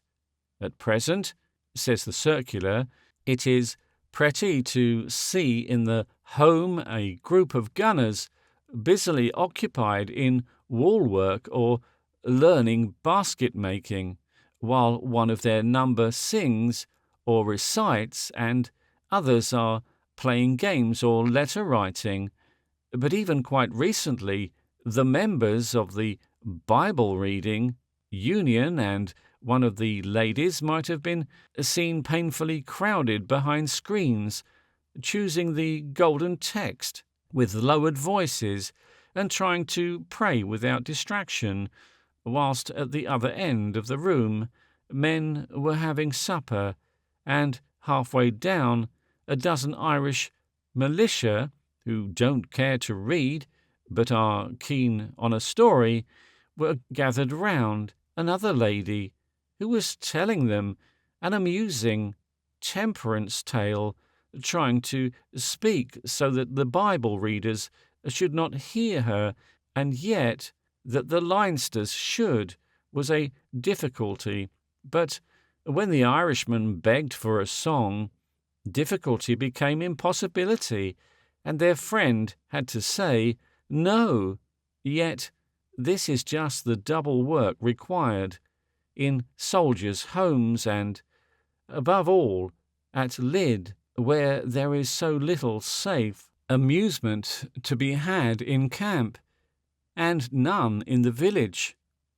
These poor youngsters go from this safe amusement under the loving care of lady workers, this life of limitation, make-believe and spiritual servitude that a self-respecting Negro would find intolerable, into a warfare that exacts initiative and a freely acting intelligence from all who take part in it, under the bitterest penalties of shame and death. What can you expect of them? And how can you expect any men of capacity and energy, any men even of mediocre self-respect, to knowingly place themselves under the tutelage of the sort of people who dominate these organized degraduations? I am amazed the army gets so many capable recruits as it does. And while the private lives under these conditions the would-be capable officer stifles amidst equally possible surroundings, he must associate with the uneducated products of the public schools and listen to their chatter about the sports that delight them, suffer social indignities from the army woman, worry and waste money on needless clothes, and expect to end by being shamed or killed under some unfairly promoted incapable. Nothing illustrates the intellectual blankness of the British Army better than its absolute dearth of military literature. No one would dream of gaining any profit by writing or publishing a book upon such a subject, for example, as mountain warfare in England, because not a dozen British officers would have the sense to buy such a book, and yet the British Army is continually getting into scrapes in mountain districts. A few unselfish men like Major Peach find time to write an essay or so, and that is all. On the other hand, I find no less than 5 works in French on this subject in M. Chapelton Sears' list alone, on guerrilla warfare again. And after 2 years of South Africa, while there is nothing in England but some scattered papers by Dr. T. Miller Maguire, there are nearly a dozen good books in French as a supplement to these facts in the spectacle of the officers of the Guards telegraphing to Sir Thomas Lipton on the occasion of the defeat of his Shamrock II. Hard luck, be of good cheer. Brigade of Guards wish you every success. This is not the foolish enthusiasm of 1 or 2 subalterns. It is collective. They followed that yacht race with emotion, is a really important thing to them. No doubt the whole mess was in a state of extreme excitement. How can capable and active men be expected to live and work between this upper and that neither milestone? The British Army not only does not attract ambitious, energetic men, it repels them. I must confess that I see no hope either in the rulers, the traditions, or the manhood of the British regular army to forecast its escape from the bog of ignorance and negligence in which it follows.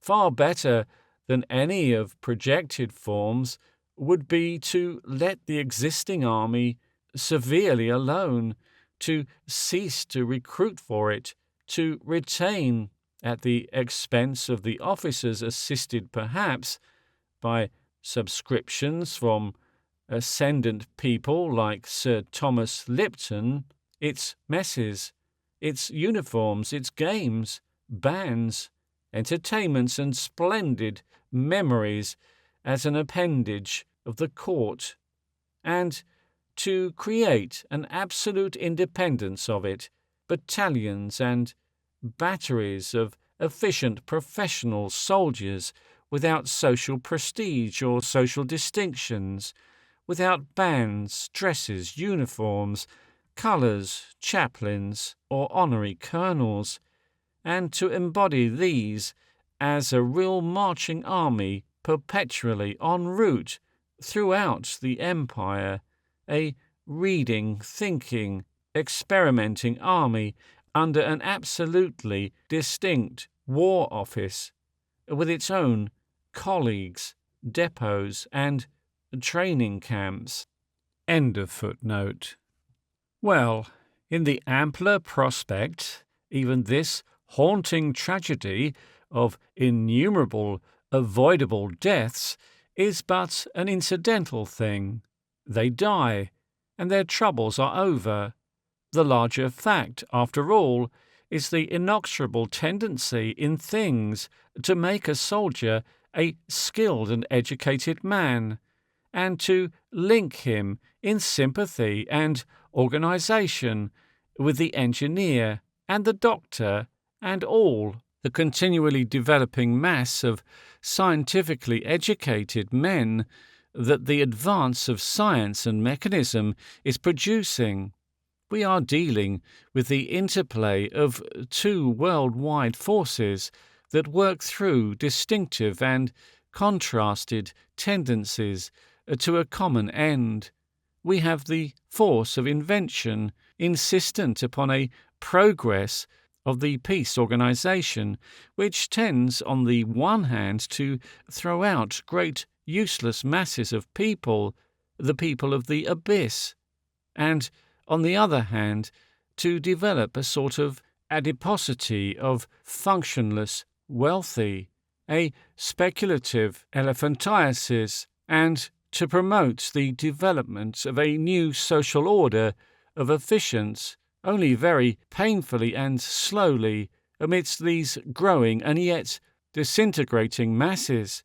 And, on the other hand, we have the warlike drift of such a social body, the inevitable intensification of international animosities in such a body, the absolute determination evident in the scheme of things to smash such a body, to smash it just as far as it is such a body, under the hammer of war, that must finally bring about rapidly and under pressure the same result as that to which the peaceful evolution slowly tends.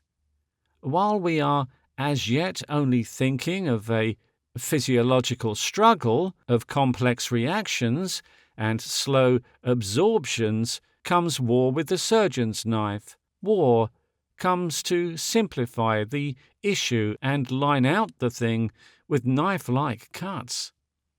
The law that dominates the future is glaringly plain. A people must develop and consolidate its educated, efficient classes, or be beaten in war, and give way upon all points where its interests conflict with the interest of more capable people.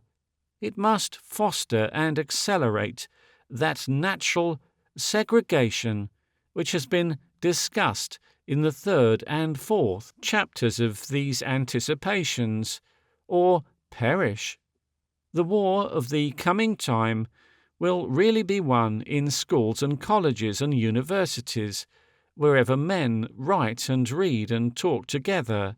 The nation that produces in the near future the largest proportional development of educated and intelligent engineers and agriculturists, of doctors, schoolmasters, professional soldiers, and intellectual active people of all sorts, the nation that most resolutely picks over, educates, sterilizes, exports, or poisons its people of the abyss, the nation that succeeds most subtly in checking gambling, the moral decay of women and homes that gambling inevitably entails, the nation that by wise interventions, death duties and the like, contrives to expropriate and extinguish incompetent rich families while leaving individual ambitions free, the nation, in a word, that turns the greatest proportion of its irresponsible adiposity into social muscle will certainly be the nation that will be the most powerful in warfare as in peace, will certainly be the ascendant or dominant nation before the year 2000. In the long run, no heroism and no accidents can alter that. No flag waving, no patriotic leagues, no visiting of essentially pretty imperial personages hither and thither, no smashing of the windows of outspoken people, nor seizures of papers and books will arrest the march of national defeat. And this issue is already so plain and simple, the alternatives are becoming so pitilessly clear that even in the stupidest court and the stupidest constituencies, it must presently begin in some dim way to be felt. A time will come when so many people will see this issue clearly that it will gravely affect political and social life. The patriotic party, the particular gang that is of lawyers, brewers, landlords, and railway directors that wishes to be dominant, will be forced to become an efficient party in profession at least, will be forced to stimulate and organize that educational and social development that may at last even bring patriotism under control. The rulers of the grey, the democratic politician and the democratic monarch, will be obliged year by year by the very nature of things to promote the segregation of colours within the grey, to foster the power that will finally supersede democracy and monarchy altogether, the power of the scientifically educated, disciplined specialist, and that finally is the power of saints, the power of the thing that is provably right. It may be delayed, but it cannot be defeated. In the end it must arrive, if not today, and among our people, then tomorrow, and among another people who will triumph in our overthrow. This is the lesson that must be learnt, that some tongue and kindred of the coming time must inevitably learn. But what tongue it will be, and what kindred that will first attain this new development, opens far more complex and far less certain issues than any we have hitherto considered.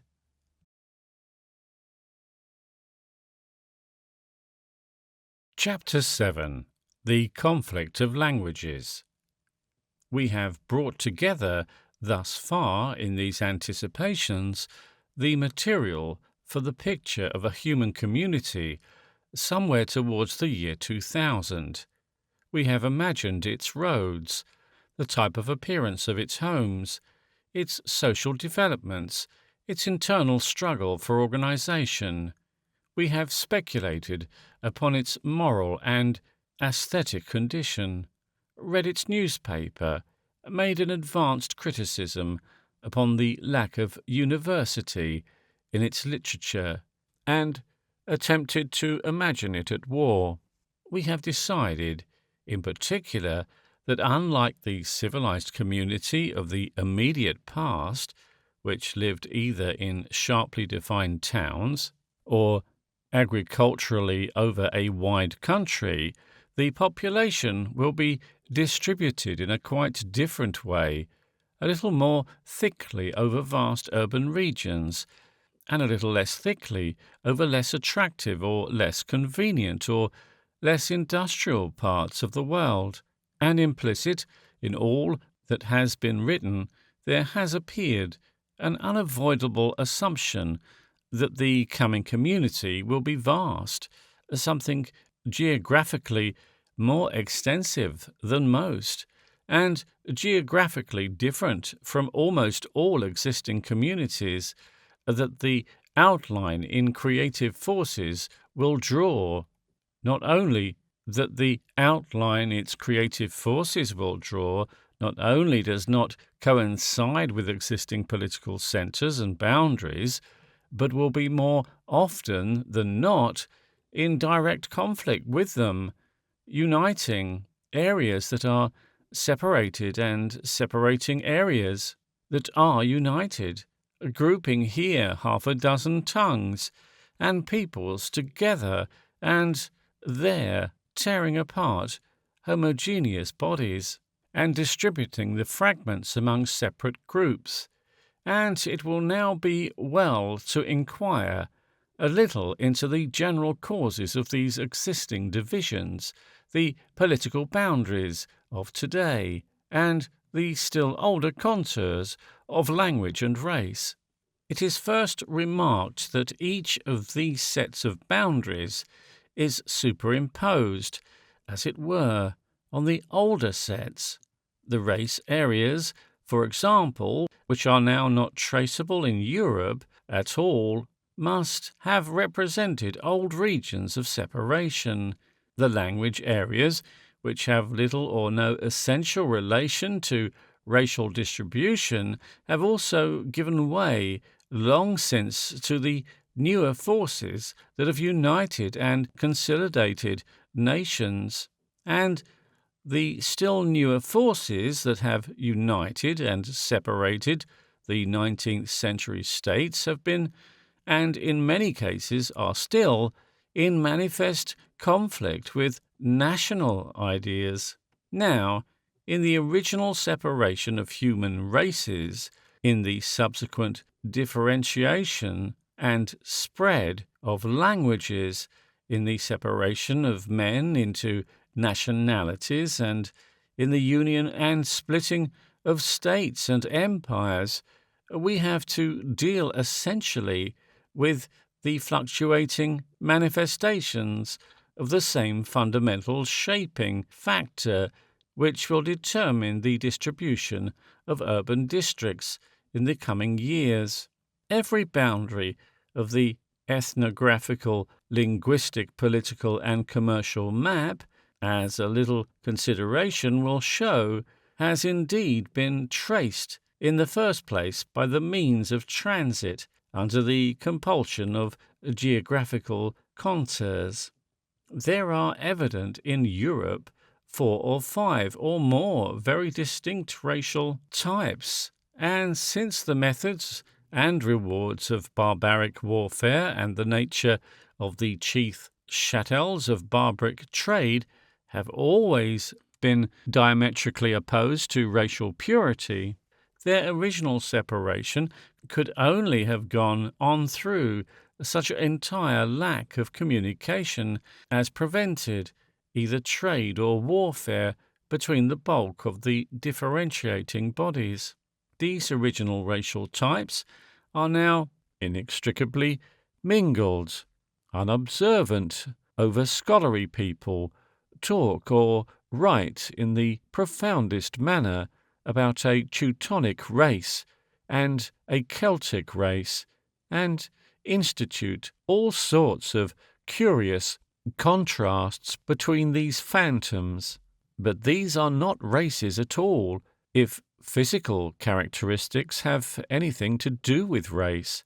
The Dane, the Bavarian, the Persian, the Frieslander, the Wessex peasant, the Kentish man, the Virginian, the man from New Jersey, the Norwegian, the Swede, and the Transvaal Boer are generalized about, for example, as Teutonic, while the short, dark, cunning sort of Welshman, the tall and generous Highlander, the miscellaneous Irish, the square-headed Breton, and any sort of Cornwall peasant are Celts within the meaning of this oil lamp anthropology.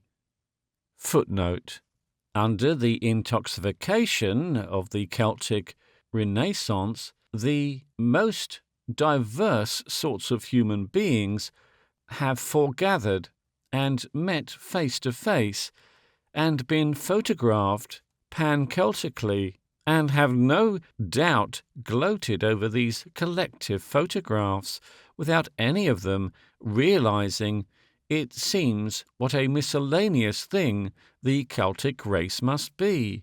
There is nothing that may or may not be a Celt, and I know, for example, professional Celts who are, so far as face, manners, accents, morals, and ideals go, indistinguishable from other people who are, I am told, indisputably Asroid Jews.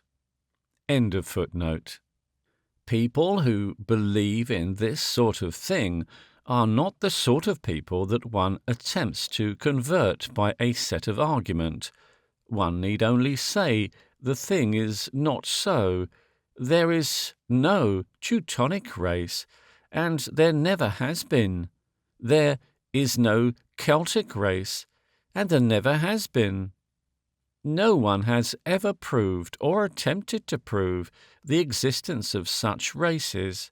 The thing has always been assumed that they are dogmas with nothing but questionable authority behind them, and the onus of proof rests on the believer.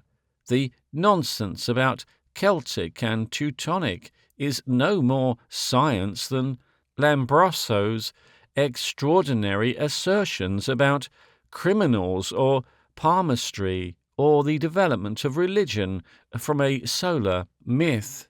Indisputably, there are several races intermingled in the European populations.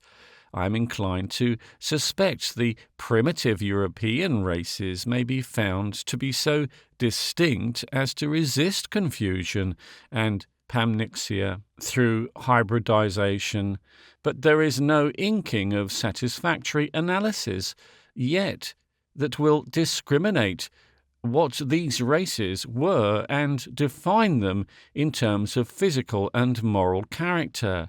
The fact remains, there is no such thing as a racially pure or homogeneous community in Europe distinct from other communities. Even among the Jews, according to Urquhart and Chantry and J. Jacobs, there are markedly divergent types. There may have been two original elements, and there have been extensive local intermixtures. Long before the beginnings of history, while even language was in its first beginnings, indeed, as another aspect of the same process as the beginning of language, the first complete isolations that established race were breaking down again. The little pools of race were running together into less homogeneous lagoons and marshes of humanity. The first paths were being worn, war paths for the most part.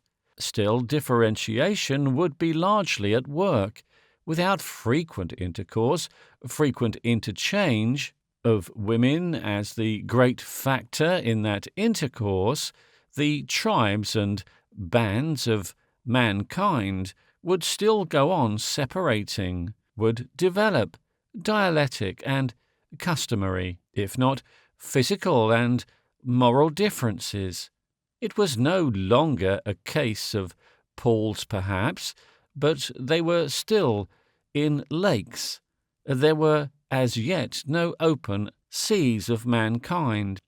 With advancing civilization, with iron weapons and war discipline, with established paths and social rule, and presently with the coming of the horse, what one might call the areas of assimilation would increase in size.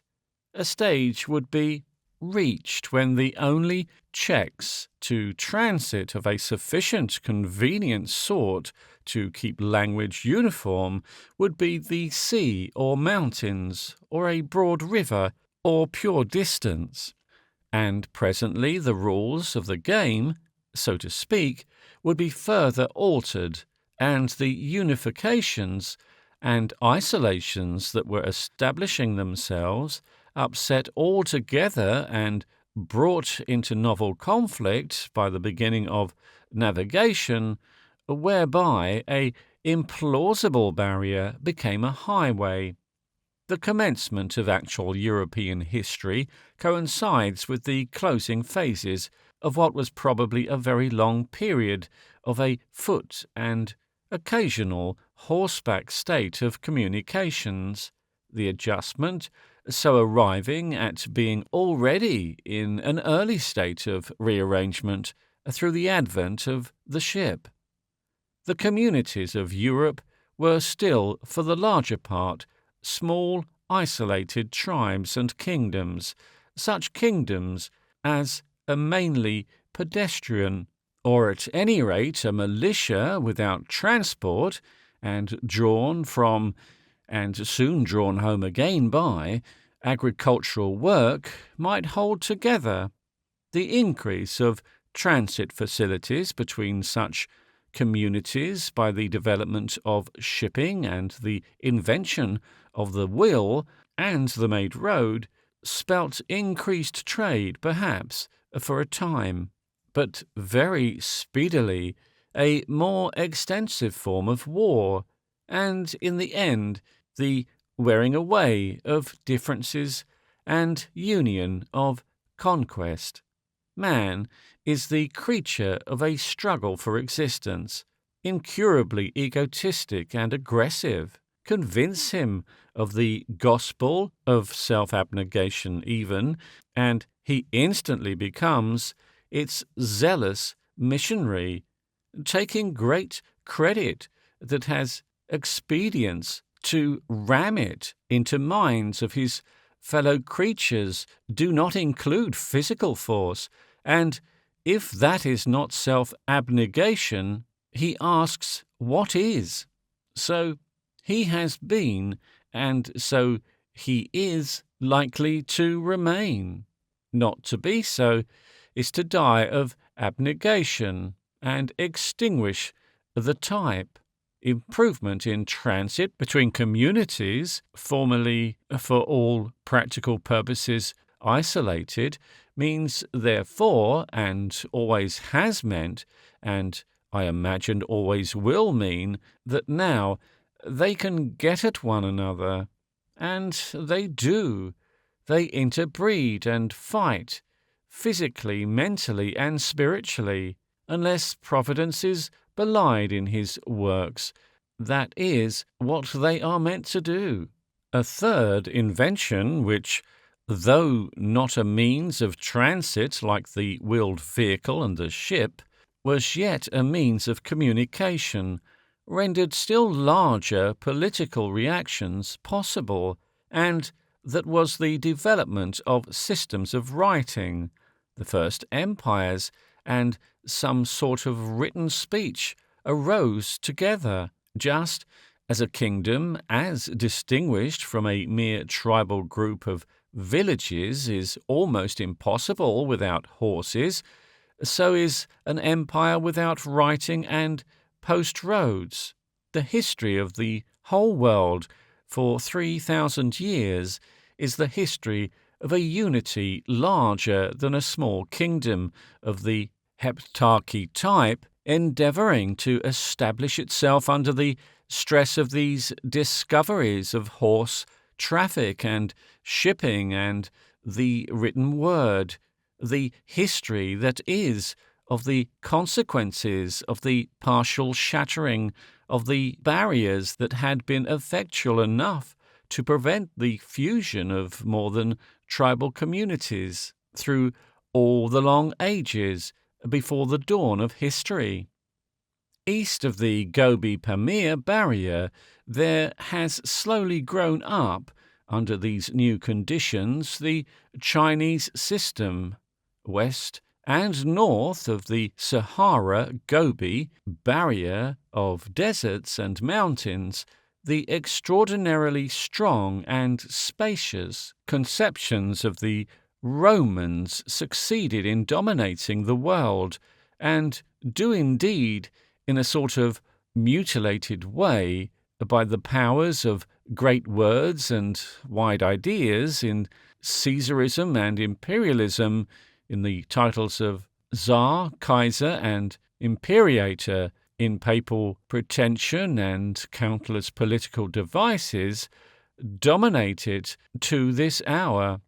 For a while, these conceptions sustained a united and, to a large extent, organized empire over very much of this space. But at its stablest time, this union was no more than a political union, the spreading of a thin layer of Latin-speaking officials, of a thin network of roads, and a very thin veneer indeed of customs and refinements over the scarcely touched national masses. It checked, perhaps, but it nowhere succeeded in stopping the slow but inevitable differentiation of province from province and nation from nation. The forces of transit that permitted the Roman imperialism and its partial successors to establish wide ascendancies were not sufficient to carry the resultant unity beyond the political stage. There was unity, but not unification. Tongues and writing ceased to be pure without ceasing to be distinct. Sympathies, religious and social practices, ran apart and rounded themselves off like drops of oil on water. Travel was restricted to the rulers and the troops and to a wealthy leisure class. Commerce was for most of the constituent provinces of the empire a commerce in superficialities, and each province, except for Italy, which latterly became dependent on an overseas food supply, was in all essential things autonomous, could have continued in existence, rulers and ruled, arts, luxuries, and refinements, just as they stood, if all other lands and customs had been swept out of being. Local convulsions and revolutions, conquests and developments occurred indeed, but though the stones were altered, the mosaic remained, and the general size and character of its constituent pieces remained. So it was under the Romans, so it was in the 18th century, and so it would probably have remained as long as the post road and the sailing ship were the most rapid forms of transit within the reach of man. Wars and powers and princes came and went. That was all. Nothing was changed. There was only one state, the more or less.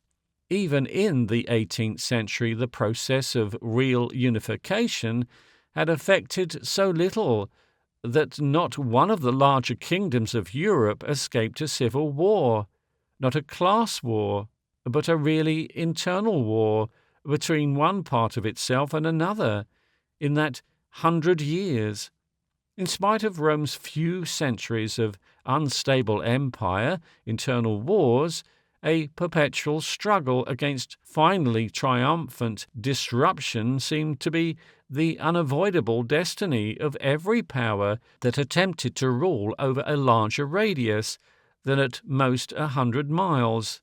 So evident was this that many educated English persons thought then, and many who are not in the habit of analysing operating cases still think today, that the wide diffusion of the English-speaking people is a mere preliminary to their political, social, and linguistic disruption. The 18th century breach with the United States made a precedent of and the unification that followed the War of Union and the growing unification of Canada is overlooked, that linguistic differences, differences of custom prejudice, and the like will finally make the Australian, the Canadian of English blood, the Virginian and the English Afrikaner as incomprehensible and unsympathetic one to another as Spaniard and Englishman or Frenchman and German are now. On such a supposition, all our current imperialism is the most foolish defiance of the inevitable, the maddest waste of blood, treasure, and emotion that man ever made. So indeed it might be, so indeed I certainly think it would be, if it were not that the epoch of post-road and sailing ship is at an end. We are in the beginning of a new time, with such forces of organization and unification at work in mechanical traction, in the telephone and telegraph, in a whole wonderland of novel, space-destroying appliances, and in the correlated inevitable advance in practical education, as the world has never felt before. The operation of these unifying forces is already to be very distinctly traced in the check, the arrest indeed, of any further differentiation in existing tongues, even in the most widely spread. In fact, it is more than an arrest even. The forces of differentiation have been driven back, and an actual process of assimilation has set in. In England, at the commencement of the 19th century, the common man of Somerset and the common man of Yorkshire, the Sussex peasant, the Caithness cotter, and the common Ulsterman would have been almost incomprehensible to one another. They differed in accent, in idiom, and their very names for things. They differed in their ideas about things. They were, in plain English, foreigners, one to another. Now they differ only in accent, and even that is a dwindling difference. Their language has become ampler because now they read. They read books, or, at any rate, they learn to read out of books, and certainly they read newspapers and those scrappy periodicals that people like bishops pretend to think so detrimental to human mind, periodicals that it is cheaper to make at centres and uniformly than locally in accordance with local needs. Since the newspaper cannot fit the locality has to broaden its mind to the newspaper and to ideas accessible in other localities. The word and the idiom of the literary language and the pronunciation suggested by its spelling tends to prevail over the local usage. And moreover, there is a persistent mixing of peoples going on, migration in search of employment and so on, quite unprecedented before the railways came. Few people are content to remain in that locality and state of life into which it has pledged God to call them. As a result, dialectic purity has vanished. Dialects are rapidly vanishing, and novel differentiations are retarded or arrested altogether. Such novelties as do establish themselves in a locality are widely disseminated, almost at once in books and periodicals. A parallel arrest of dialectic separation has happened in France, in Italy, in Germany, and in the States. It is not a process peculiar to any one nation. It is simply an aspect of the general process that has arisen out of mechanical locomotion. The organization of elementary education has no doubt been an important factor, but the essential influence working through this circumstance is the fact that paper is relatively cheap to typesetting, and both cheap to authorship, even the commonest sorts of authorship, and the wider the area a periodical or book serves, the bigger, more attractive, and better it can be made for the same money. And clearly, this process of assimilation will continue. Even local differences of accent seem likely to follow. The itinerant dramatic company, the itinerant preacher, the coming extension of telephones, and the phonograph, which at any time in some application to correspondence or instruction may cease to be a toy, all these things attack, or threaten to attack, the weeds of differentiation before they can take root. And this process is not restricted to dialects merely. The native of a small country who knows no other language than the tongue of his country becomes increasingly at a disadvantage in comparison with the user of any of the three great languages of the Europeanized world. For his literature, he depends on the scanty writers who are in his own case and writ, or have written, in his own tongue. Necessarily they are few, because necessarily with a small public there can be only substance for a few. For his science he is in a worse case. His country can produce neither teachers nor discoverers to compare with the number of such workers in the larger areas, and it will neither pay them to write original matter for his instruction, nor to translate what has been written in other tongues. The larger the number of people reading a tongue, the larger other things being equal, will be not only the output of more or less original literature in that tongue, but also the more profitable and numerous will be translations of whatever has value in other tongues. Moreover, the larger the reading public in any language, the cheaper will it be to supply copies of the desired work.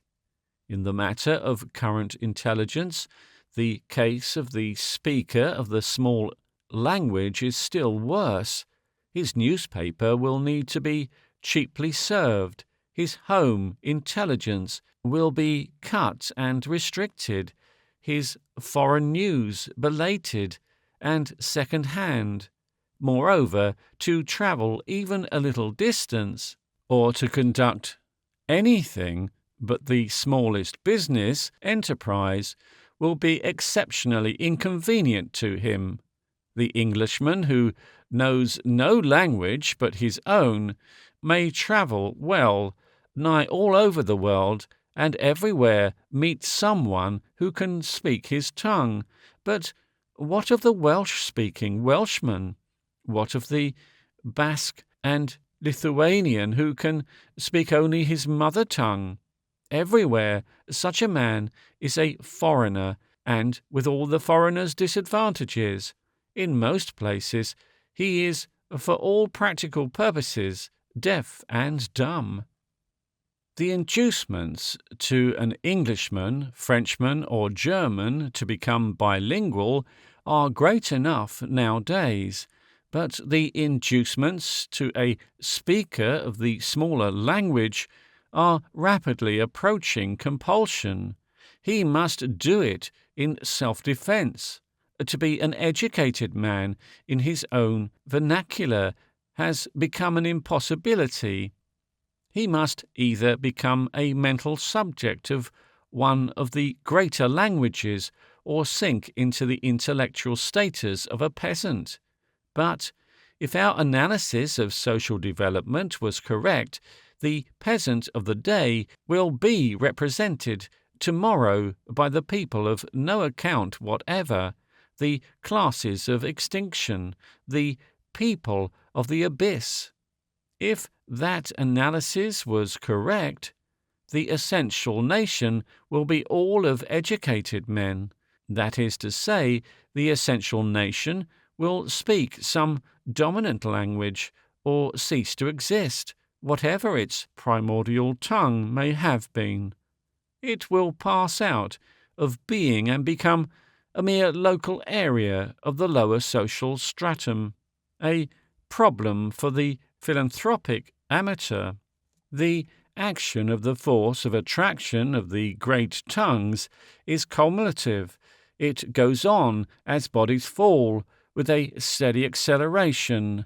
The more the great tongues prevail over the little languages, the less will be the inducement to write and translate into these later, the less the inducement to master them with any care or precision. And so this attack upon the smaller tongues, the gravitation of those who are born to speak them towards the great languages, is not only to be seen going on in the case of such languages as Flemish, Welsh, or Basque, but even in the case of Norwegian and of such a great noble tongue as the Italian. I'm afraid that the trend of things makes for a similar suppression. All over Italy is the French newspaper and the French book, French wines. It's way more and more there. As English, I understand, is doing in Norway, and English and German in Holland, and in the coming years, when the reading public will, in the case of the Western nations, be practically the whole functional population, when travel will be more extensive and abundant, and the interchange of printed matter still cheaper and swifter, and above all, with the spread of the telephone, the process of subtle, bloodless, unpremeditated annexation will conceivably progress much more rapidly even than it does at present. The 20th century will see the effectual crowding out of most of the weaker languages, if not a positive crowding out, yet at least, as in Flanders, a supplementing of them by the superposition of one or other of a limited number of world languages over the area in which each is spoken. This will go on not only in Europe, but with varying rates of progress and local eddies and interruptions over the whole world, except in the special case of China and Japan, where there will be a unique development. The peoples of the world will escape from the wreckage of their too small and swamped and foundering social systems, only up the ladders of what one may call the aggregating tongues. What will these aggregating world languages be? If one has regard only to its extension during the 19th century, one may easily incline to overrate the probabilities of English becoming the chief of these, but a great part of the vast extension of English that has occurred has been due to the rapid reproduction of originally English-speaking peoples, the immigration of foreigners into English-speaking countries in quantities too small to resist the contagion about them, and the compulsion due to the political and commercial preponderance of a people too illiterate to readily master strange tongues. None of these causes have any essential permanence. When one comes to look more closely into the question, one is surprised to discover how slow the extension of English has been in the face of apparently far less convenient tongues.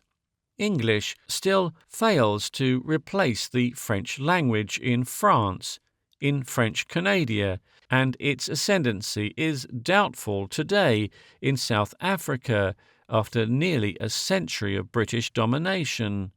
It has none of the contagious quality of French, and the small class that monopolize the direction of British affairs, and probably will monopolize it yet for several decades, has never displayed any great zeal to propagate its use.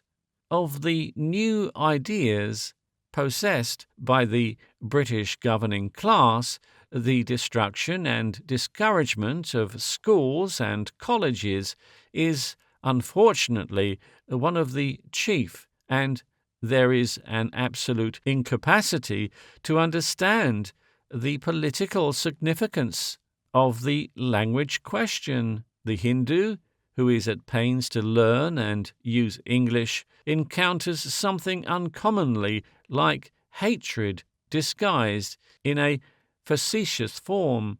He will certainly read little about himself in English that is not grossly contemptuous to reward him for his labor. The possibilities that have existed and do still in a dwindling degree exist for resolute statesmen to make English the common language of communication for all Asia, south and east of the Himalayas, will have to develop of their own force or dwindle and pass away. They may quite probably pass away.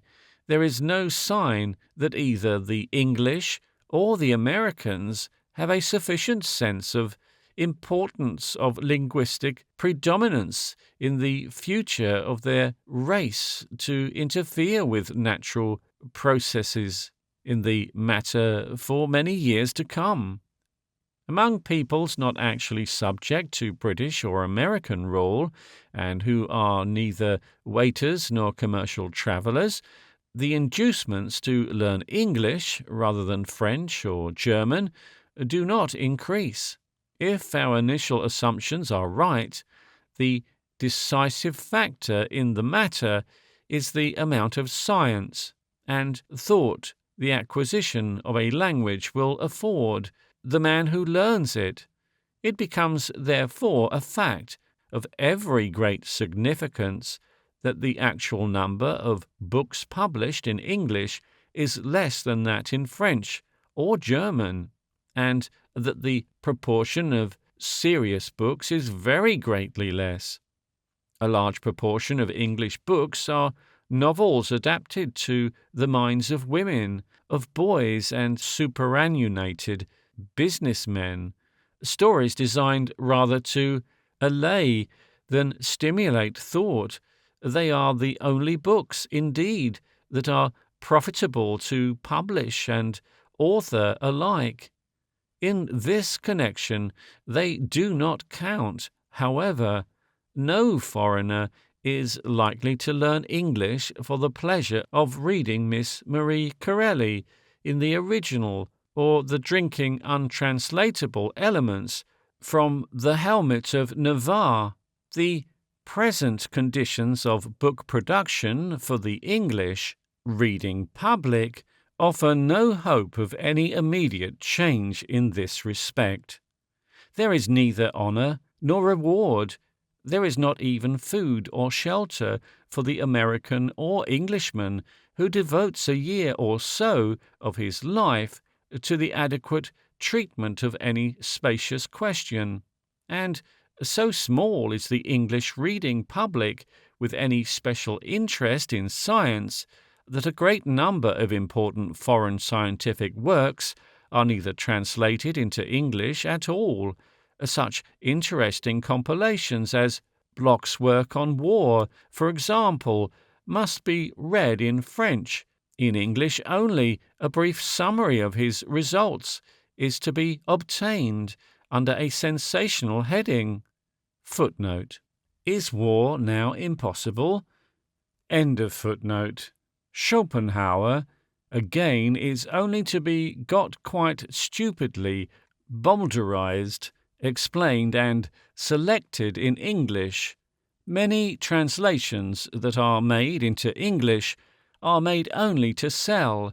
They are too often the work of sweated women and girls, very often quite without any special knowledge of the matter they translate. They are difficult to read and untrustworthy to quote. The production of books in English, except the author be a wealthy amateur, rests finally upon the publishers, and publishers today stand a little lower than ordinary tradesmen in not caring at all whether the goods they sell are good or bad. Unusual books, they allege, and all good books are unusual, are difficult to handle, and the author must pay the fine, amounting, more often than not, to the greater portion of his interest in the book. There is no criticism to control the advertising enterprises of publishers and authors, and no sufficiently intelligent reading public has differentiated out of the confusion to encourage attempts at critical discrimination. The organs of the great professions and technical trades are as yet not alive to the part their readers must play in the public life of the future, and ignore all but strictly technical publications. A bastard criticism, written in many cases by publishers, employs a criticism having a very direct relation to the advertisement columns, distributes praise and blame in the periodic press. There is no body of great men, either in England or America, no intelligence in the British court, that might by any form of recognition compensate the philosophical or scientific writer for poverty and popular neglect. The more powerful a man's intelligence, the more distinctly he must see that to devote himself to increase the scientific or philosophical wealth of the English tongue will be to sacrifice comfort to the respect of the bulk of his contemporaries, and all the most delightful things of life for the barren reward of a not very certain righteous self-applause by brewing and dealing in tied houses. Footnote. It is entirely for their wealth that brewers have been ennobled in England, never because of their services as captains of a great industry. Indeed, these services have been typically poor, while these men were earning their peerages by the sort of proceedings that do secure men peerages under the British Crown. The German brewers were developing the art of science of brewing with remarkable energy and success. The Germans and Bohemians can now make light beers that the English brewers cannot even imitate. They are exporting beer to England in steady increasing volume. End of footnote. Or by selling pork and tea, or by stock jobbing, and by pandering with the profits so obtained to the pleasures of the established great, a man of energy may hope to rise to a pitch of public honour and popularity immeasurably, in cases of anything attainable through the most splendid intellectual performances.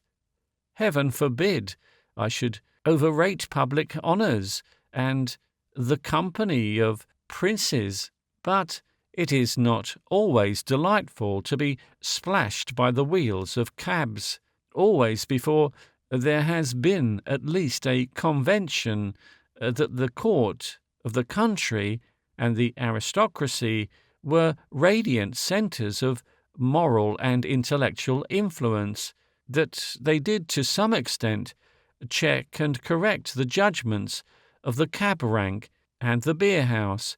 But the British Crown of today, so far as it exists for science and literature at all, exists mainly to repudiate the claims of intellectual performance, to public respect. These things, if they were merely the grievances of the study, might very well rest there, but they must be recognized here because the intellectual decline of the published literature of the English language, using the word to cover all sorts of books, involves finally the decline of the language and of all the spacious political possibilities that go with the wide extension of a language. Conceivably, if in the coming years a deliberate attempt were made to provide sound instruction in English to all who sought it and to all within the control of English-speaking governments, if honour and emolument were given to literary men instead of being left to them to most indelicately take, and if the present sordid trade of publishing were so lifted as to bring the whole literature, the whole science, and all the contemporary thought of the world, not some selection of the world's literature, not some obsolete encyclopedia sold meanly and basely to choke hungry minds, but a real publication of all that has been and is being done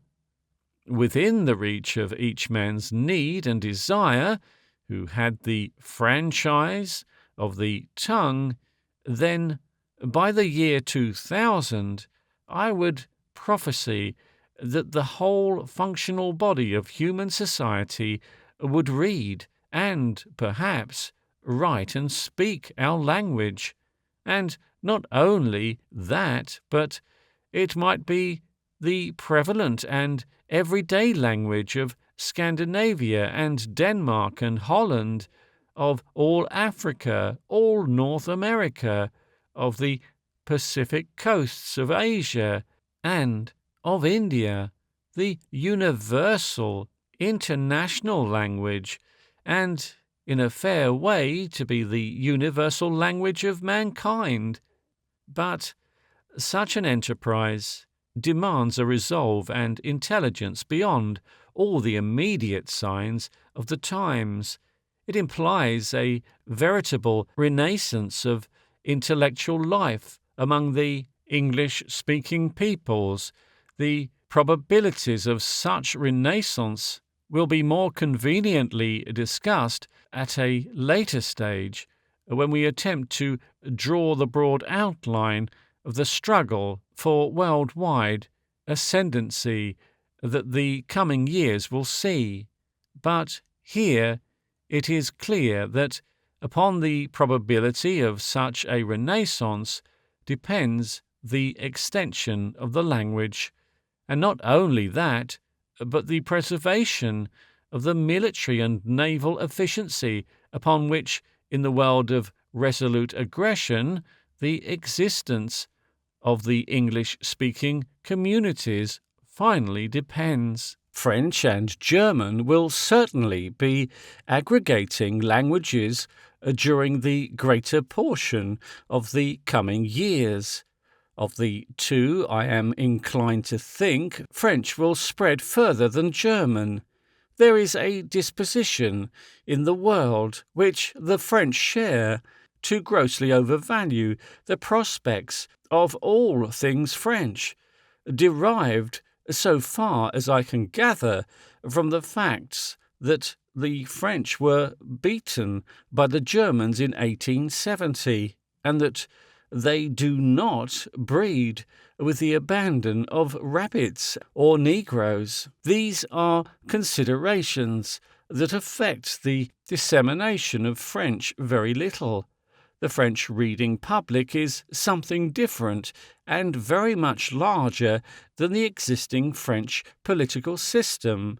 The number of books published in French is greater than that published in English.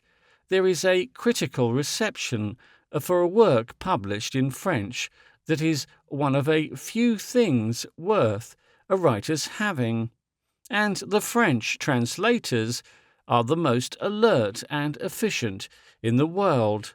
One has only to see a Parisian bookshop and to recall an English one to realize the as yet unattainable standing of French.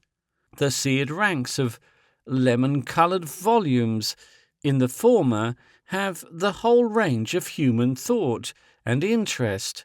There are no taboos and no limits. You have everything up and down the scale, from frank indecency to stark wisdom. It is a shop for men. I remember my amazement to discover 3 copies of a translation of that most wonderful book, the textbook of psychology of Professor William James. Erratum for the textbook of psychology. Read the principles of psychology in a shop in l'Avenue de l'Opéra. 3 copies of the book that I have never seen anywhere in England outside of my own house. And I am an attentive student of bookshop windows, and the French books are all so pleasant in the page, and so cheap.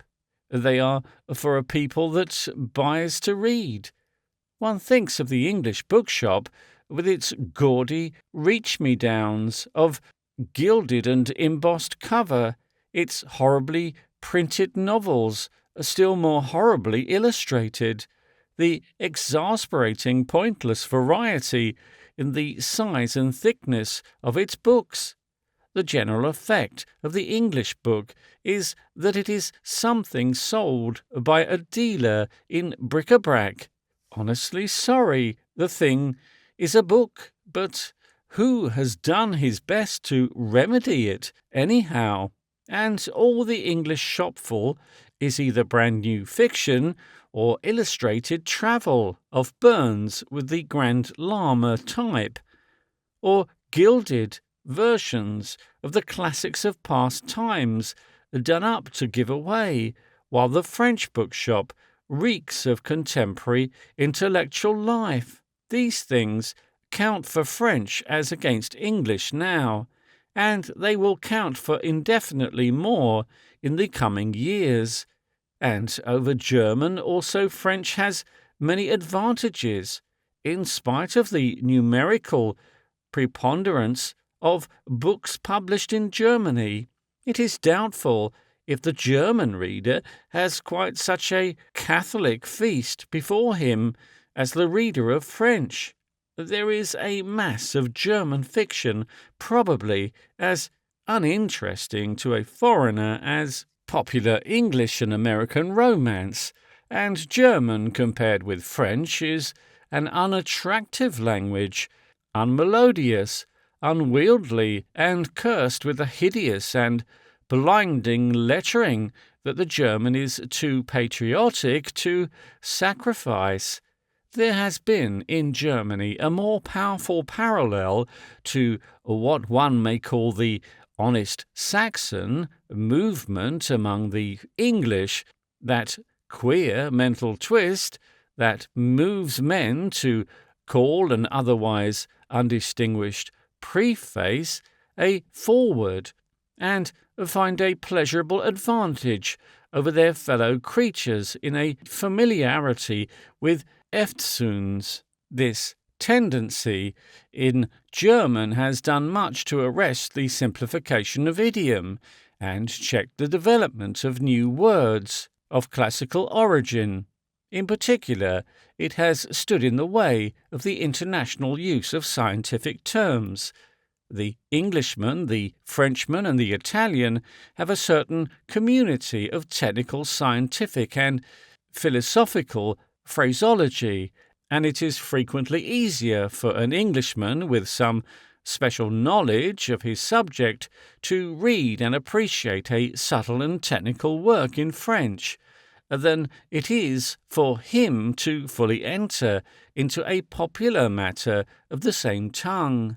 Moreover, the technicalities of these peoples, being not so immediately and constantly brought into contrast and contact with their Latin or Greek roots, as they would be if they were derived, as are so many patriotic German technicalities, from native roots, are free to qualify and develop a final meaning distinct from their original intention. In the growing and changing body of science, this counts for much. The indigenous German technically remains clumsy and compromised by its everyday relations. To the end of time it drags a lengthening chain of unsuitable associations, and the shade of meaning, the limited qualification that a Frenchman or Englishman can attain with a mere twist of sentence, the German must either abandon or laboriously overstate with some colossal worm-cast of parenthesis. Moreover, against the German tongue there are hostile frontiers, there are hostile people who fear German preponderance, and who have set their hearts its use. In Romania and among the Slav, Bohemian, and Hungarian peoples, French attacks German in the flank and has a prospect of predominance. These two tongues must inevitably come into keen conflict. They will perhaps fight their battle for the linguistic conquest of Europe and perhaps of the world in a great urban region that will arise about the Rhine. Politically, this region lies now in 6 independent states, but economically it must become one in the next 50 years. It will almost certainly be the greatest urban region in all the world, except that which will arise in the eastern states of North America, and that which may arise somewhere about Hankow. It will stretch from Lille the Kiel. It will drive extensions among the Rhine Valley into Switzerland, and fling an arm among the Moldau to Prague. It will be the industrial capital of the Old World. Paris will be its West End, and it will stretch a spider's web of railways and great roads of the new sort over the whole continent. Even when the coalfield industries of the plain give place to the industrial application of mountain-borne electricity, this great city region will remain. I believe in its present position at the seaport end of the great plain of the Old World. Considerations of transit will keep it where it has grown, and electricity will be brought to it in mighty cables from the torrents of the Central European mountain mass. Its westward port may be Bordeaux or Milford Haven, or even some port in the southwest of Ireland, unless, which is very unlikely, the velocity of secure sea travel can be increased beyond that of land locomotion. I do not see how this great region is to unify itself without some linguistic compromise. The Germanization of the French-speaking peoples by force is too ridiculous a suggestion to entertain. almost inevitably with travel, with transport communications, with every condition of human convenience, insisting upon it, formally or informally, a bilingual compromise will come into operation, and, to my mind at least, the chances seem even the French will emerge on the upper hand, unless, indeed, that great renaissance of English-speaking people should, after all, so overwhelmingly occur as to force this European city to be trilingual and prepare the way by which the whole world may at last speak together in one tongue. These are the aggregating tongues.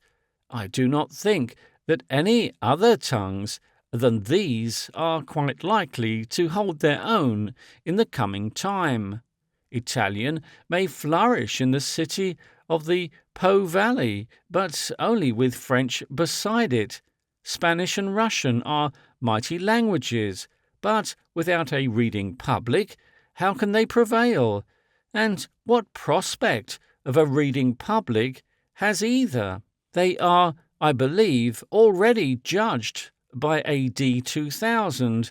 All these languages will be tending more and more to be the second tongues of bilingual communities, with French or English, or less probably German, winning the upper hand. But when one turns to China, there are the strangest possibilities.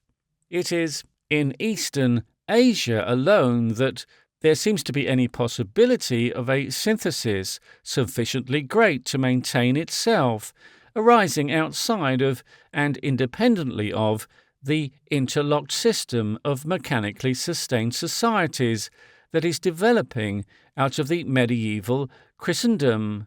Throughout Eastern Asia there is still no doubt a vast wilderness of languages, but over them all rides the Chinese writing, and very strong enough to be very gravely considered, is the possibility of that writing taking up an orthodox association of sounds and becoming a world speech.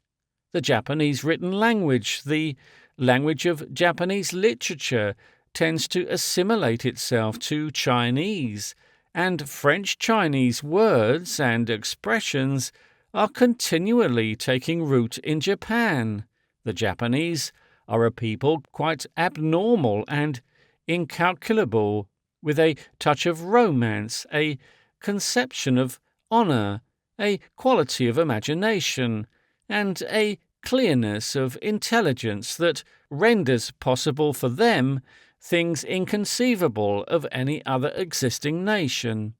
I may be the slave of perspective effects, but when I turn my mind from the pettifogging muddle of the English House of Commons, for example, that magnified vesti that is so proud of itself as a club, when I turn from that to the race of brave and smiling people, abruptly destiny begins drawing with a bolder hand. Suppose the Japanese were to make up their minds to accelerate whatever process of synthesis were possible in China. Suppose, after all, I am not the victim of atmospheric refraction, and they are indeed as gallant and bold and intelligent as my baseless conception of them would have them be. They would almost certainly find cooperative elements among the educated Chinese, but this is no doubt the lesser probability. In front and rear of China, the English language stands. It has the start of all other languages, the mechanical advantage, the position. And if only we, who think and write and translate and print and put forth, could make it worth the world's having.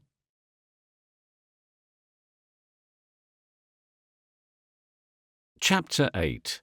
The Larger Synthesis. We have seen that the essential process arising out of the growth of science and mechanism, and more particularly out of the still developing new facilities of locomotion and communication science, has afforded, is the deliquescence of the social organizations of the past, and the synthesis of ampler and still ampler and more complicated and still more complicated social unities.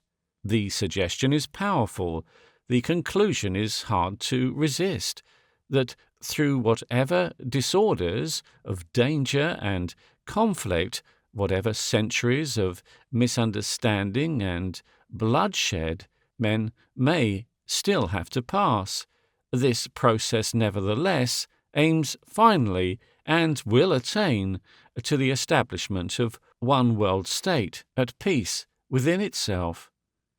In the economic sense, indeed, a world state is already established. Even today, we do all buy and sell in the same markets, albeit the owners of certain ancient rights levy their tolls here and there, and the Hindu starves, the Italian feels the pinch before the Germans or English go short of bread. There is no real autonomy any more in the world, no single right to an absolute independence, such as formerly the Swiss could claim. The nations and boundaries of today do no more than mark claims to exemptions, privileges, and corners in the market, claims valid enough to those whose minds and souls are turned towards the past, but absurdities to those who look to the future as the end and justification of our present stresses. The claim to political liberty amounts, as a rule, to no more than the claim of a man to live in a parish without observing sanitary precautions or paying rates because he had an excellent great-grandfather. Against all these old isolations, these obsolescent particularisms, the forces of mechanical and scientific development fight, and fight irresistibly, and upon the general recognition of this conflict, upon the intelligence and courage with which its inflexible conditions are negotiated, depends very largely the amount of bloodshed and avoidable misery the coming years will hold. The final attainment of this great synthesis, like the social deliquescence and reconstruction dealt with in the earlier of these anticipations, has an air of being a process independent of any collective or conscious will in man. As being the expression of a greater will, it is working now, and may work out to its end vastly, and yet at times almost imperceptibly, as some huge secular movement in nature, the raising of a continent, the crumbling of a mountain chain, goes on to its appointed culmination. Or one may compare the process to a net that has surrounded and that is drawn continually closer and closer upon a great and varied multitude of men. We may cherish animosities, we may declare imperishable distances, we may plot and counterplot, make war and fight to a finish. The net tightens for all that. Already the need of some synthesis, at least ampler than existing national organizations, is so apparent in the world that at least 5 spacious movements of coalescence exist today.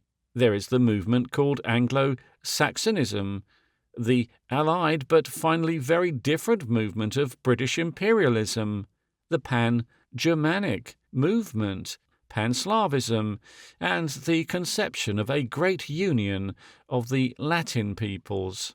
Under the outrageous treatment of the white peoples, an idea of unifying the yellow peoples is pretty certain to become audibly and visibly operative before many years. These are all deliberate and justifiable suggestions, and they all aim to sacrifice minor differences in order to link like to like in greater matters, and so secure, if not physical predominance in the world, at least an effective defensive strength for their racial, moral, customary, or linguistic differences against the aggressions of other possible coalescences. But these syntheses, or other similar synthetic conceptions, if they do not contrive to establish a national social unity by sanely negotiated unions, will be forced to fight for physical predominance in the world. The whole trend of forces in the world is against the preservation of local social systems, however greatly and spaciously conceived.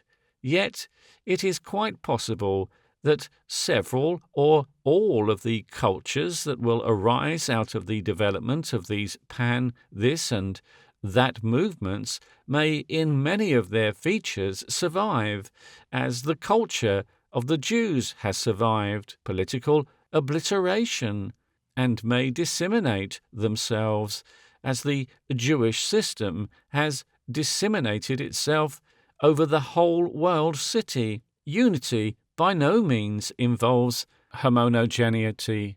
The greater the social organism, the more complex and varied its parts, the more intricate and varied the interplay of culture and breed and character within it. It is doubtful if either the Latin or the Pan-Slavic idea contains the promise of any great political unification. The elements of the Latin synthesis are dispersed in South and Central America and about the Mediterranean basin in a way that offers no prospect of an economic unity between them. The best elements of the French people lie in the western portion of what must become the greatest urban region of the Old World, the Rhine Netherlandish region. The interests of North Italy draw that region away from the Italy of Rome and the south towards the Swiss and South Germany, and the Spanish and Portuguese-speaking half-breeds of South America have not only their own coalescences to arrange, but they lie already under the political tutelage of the United States. Nowhere, except in France and North Italy, is there any prospect of such an intellectual and educational evolution as is necessary before a great scheme of unification can begin to take effect, and the difficulties in the way of the Pan-Slavic dream are far graver. Its realization is enormously hampered by the division of its languages, and the fact that in the Bohemian language, in Polish and in Russian, there exist distinct literatures almost equally splendid in achievement, but equally insufficient in quantity and range to establish a claim to replace all other Slavonic dialects. Russia, which should form this central mass of this synthesis, stagnates relatively to the Western states. Under the rule of reactionary intelligences, it does not develop and does not seem likely to develop the merest beginnings of that great educated middle class with which the future so enormously rests. The Russia of today is indeed very little more than a vast breeding ground for an illiterate peasantry, and the forecasts of its future greatness entirely ignore that dwindling significance of mere numbers in warfare, which is the clear and necessary consequence of mechanical advance.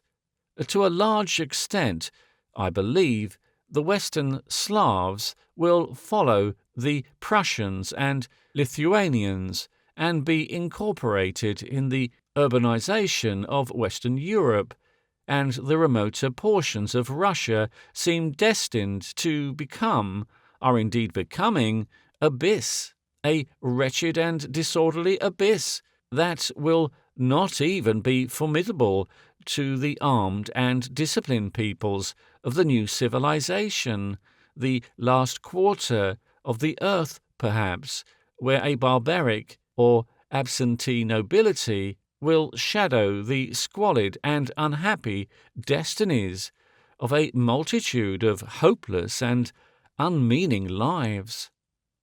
To a certain extent, Russia may play the part of a vaster island in her failure to keep pace with the educational and economic progress of nations which have come into economic unity with her. She will be an island without immigration, a place for famines, and while Russia delays to develop anything but a fecund orthodoxy and this simple peasant life, the grooves and channels are growing ever deeper, along which the currents of trade, of intellectual and moral stimulus, must presently flow towards the West. I see no region where anything like the comparatively dense urban regions that are likely to arise about the Rhineland and over the eastern states of America, for example, can develop in Russia.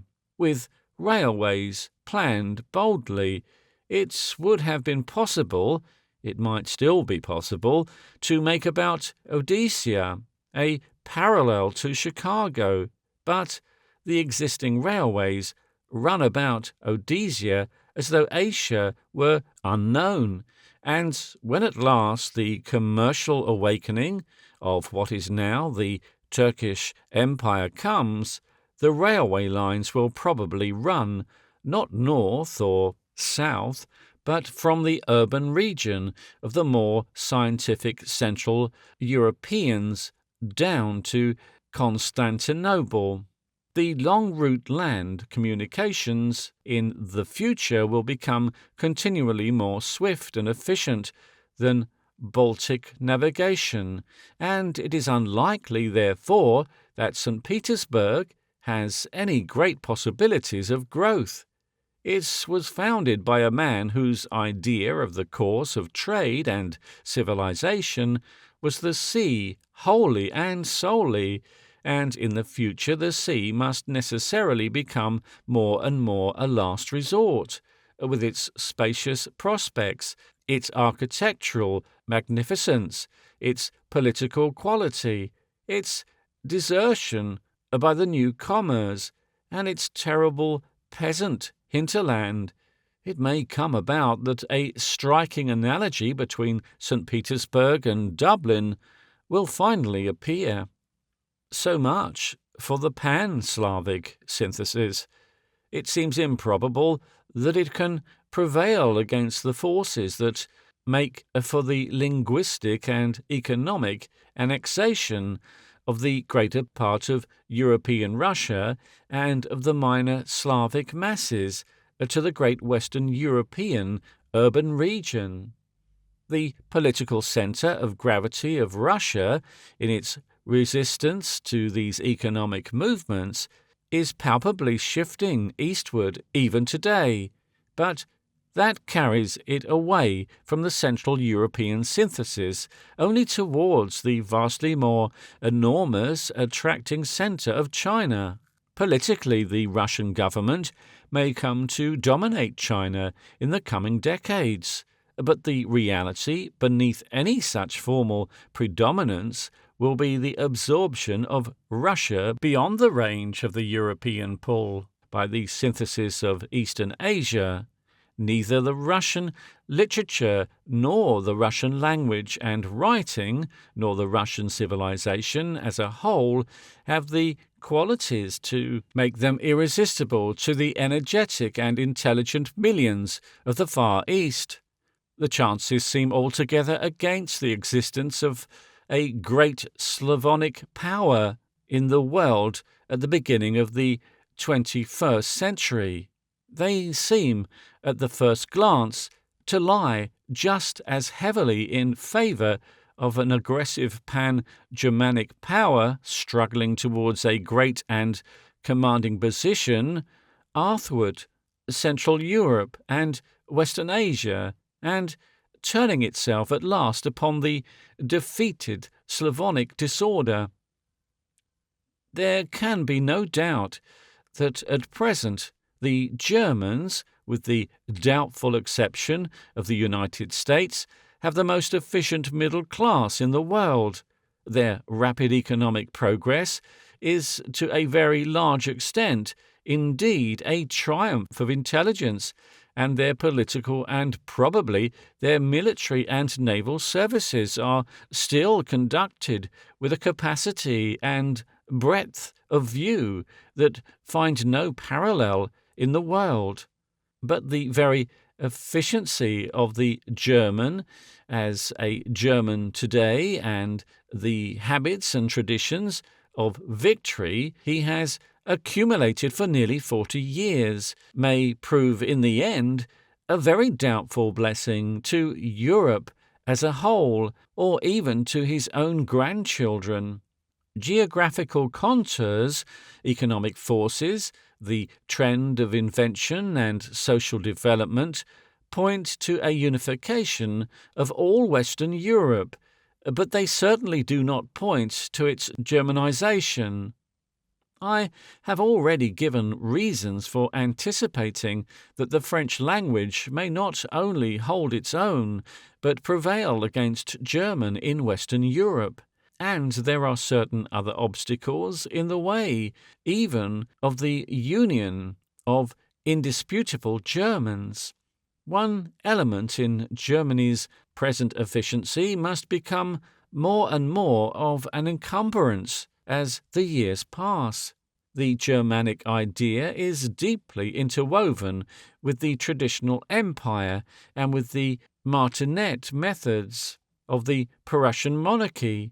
The intellectual development of the Germans is defined to a very large extent by a court-directed officialdom.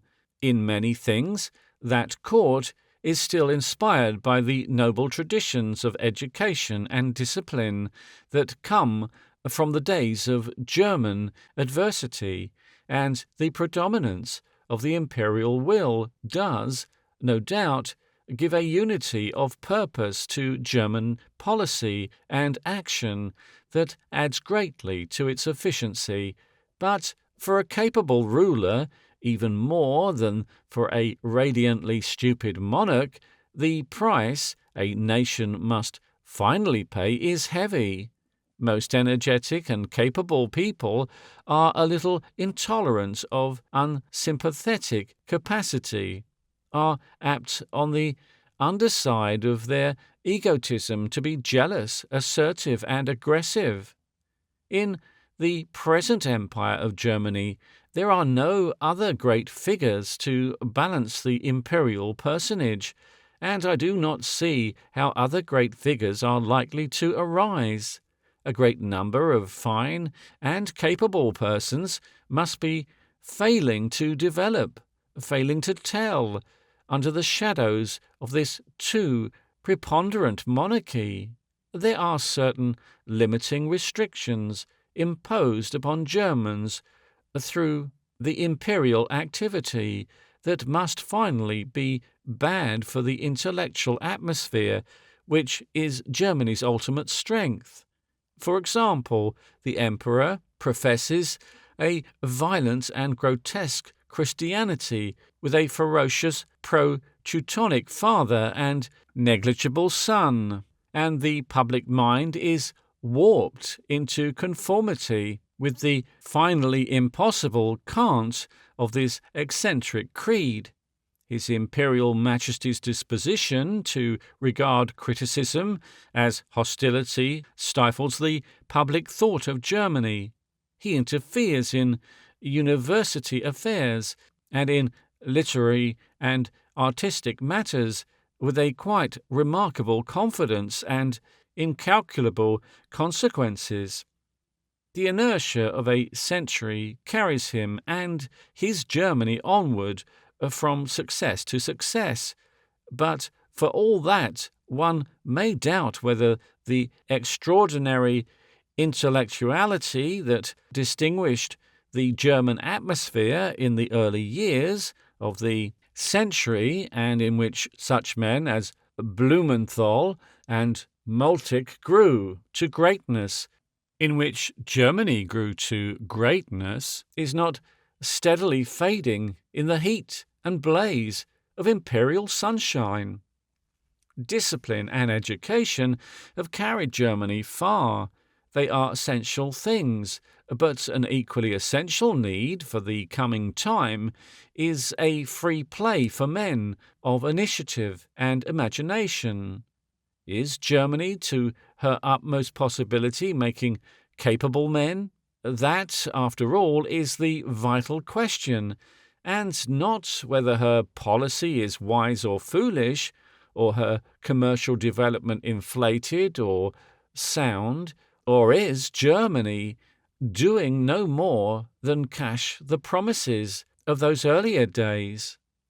After all, I do not see that she is in a greatly stronger position than was France in the early 60s, and indeed, in many respects, her present predominance is curiously analogous to that of the French Empire in those years. Death at any time may end the career of the present ruler of Germany. There is no certain insurance of one single life. This withdrawal would leave Germany organized entirely with reference to a court, and there is no trustworthy guarantee that the succeeding royal personality may not be something infinitely more vain and aggressive, or something weakly self-indulgent or unpatriotic, and morally indifferent.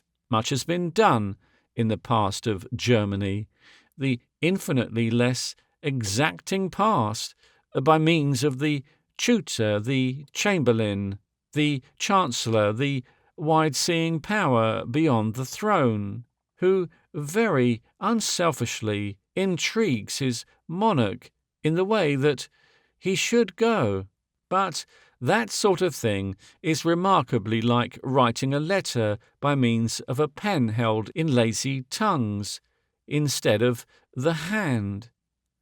A very easily imagined series of accidents may place the destinies of Germany in such lazy tongues again. When that occasion comes, will the new class of capable men on which we have convinced ourselves in these anticipations the future depends, will it be ready for its enlarged responsibilities, or will the flower of its possible members be in prison for lèse-majesty, or naturalized Englishmen, or naturalized Americans, or troublesome privates under officers of indisputably aristocratic birth, or well-broken labourers won back to the land under the auspices of an Hungarian League? In another way, the intensely monarchical and aristocratic organization of the German Empire will stand in the way of the political synthesis of Greater Germany. Indispensable factors in that synthesis will be Holland and Switzerland, little advantageously situated peoples, saturated with ideas of personal freedom. One can imagine a German Swiss, at any rate, merging himself in a greater pan-Germanic republican state. But to bow the knee to the luridly decorated god of His Imperial Majesty's fathers will be an altogether more difficult exploit for a self-respecting man. Moreover, before Germany can unify to the east, she must fight the Russian, and to unify to the west, she must fight the French and perhaps the English, and she may have to fight a combination of these powers. I think the military strength of France is enormously underrated. Upon this matter, M. Bloch should be read. Indisputably, the French were beaten in 1870. Indisputably, they have fallen behind in their long struggle to maintain themselves equal with the English on the sea. But neither of these things efface the future of the French. The disasters of 1870 were probably of the utmost benefit to the altogether too sanguine French imagination. They cleared the French mind of the delusion that personal imperialism is the way to do the desirable thing, a delusion many Germans, and it would seem a few queer Englishmen and still queerer Americans, entertain. The French have done much to demonstrate the possibility of a stable military republic. They have disposed of crown and court, and held themselves in order for 30 good years. They have disassociated their national life from any form of religious profession. They have contrived a freedom of thought and writing that, in spite of much conceit to the contrary, is quite impossible among the English-speaking peoples. I find no reason to doubt the implication of M. Bloch that on land today the French are relatively far stronger than they were in 1870, that the evolution of military expedients has been all in favour of the French character and intelligence, and that even a single-handed war between France and Germany today might have a very different issue from that former struggle. In such a conflict, it will be Germany and not France that will have pawned her strength to the English-speaking peoples on the high seas, and France will not fight alone. She will fight for Switzerland or Luxembourg or the mouth of the Rhine. She will fight with the gravity of remembered humiliations, with the whole awakened Slav race at the back of her antagonist, and very probably with the support of the English-speaking peoples. It must be pointed out how strong seems the tendency of the German Empire to repeat the history of Holland upon a larger scale, while the Dutch poured out all their strength upon the seas in a conflict with the English that, at the utmost, could give them only trade. They let the possibilities of a great Low German synthesis pass utterly out of being. In those days, Low Germany stretched to Arras and Douai. They positively dragged the English into the number of their enemies, and today the Germans invade the sea with a threat and intention that will certainly create a countervailing American navy, fundamentally modify the policy of Great Britain, such as it is, and very possibly go far to affect the synthesis of the English-speaking peoples. So involved, I do not see that the existing Germanic synthesis is likely to prevail in the close economic unity the urban region that will arise in Western Europe. I imagine that the German Empire, that is, the organized expression of German aggression today, will be either shattered or weakened to the pitch of great compromises by a series of wars by land and sea.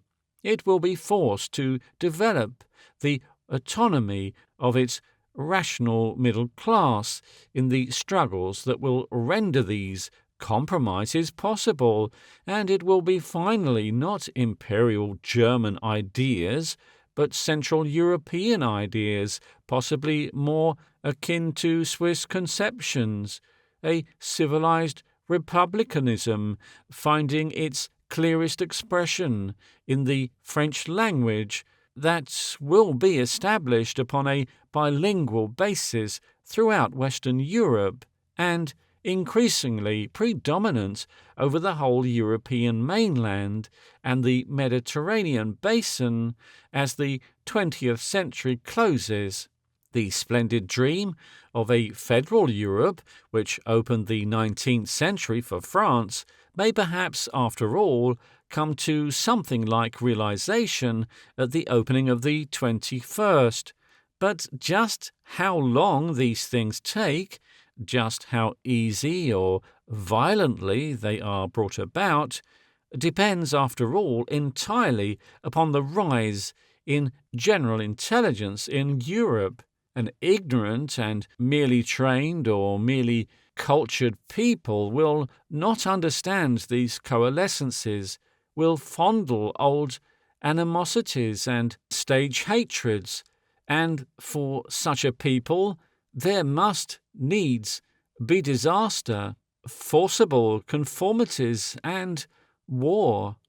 Europe will have her islands as well as her Scotlands, her islands of unforgettable wrongs, kicking, squalling, bawling most desolatingly for nothing that anyone can understand. There will be great scope for the shareholding dilettanti, great opportunities for literary quacks in national movements, language leagues, picturesque plotting, and the invention of such national costumes as the world has never seen. The cry of the little nations will go up to heaven, asserting the inalienable right of all little nations to sit down firmly in the middle of the high road, in the midst of the thickening traffic, and with all their dear little toys about them, play and play, just as they used to play before the road had come.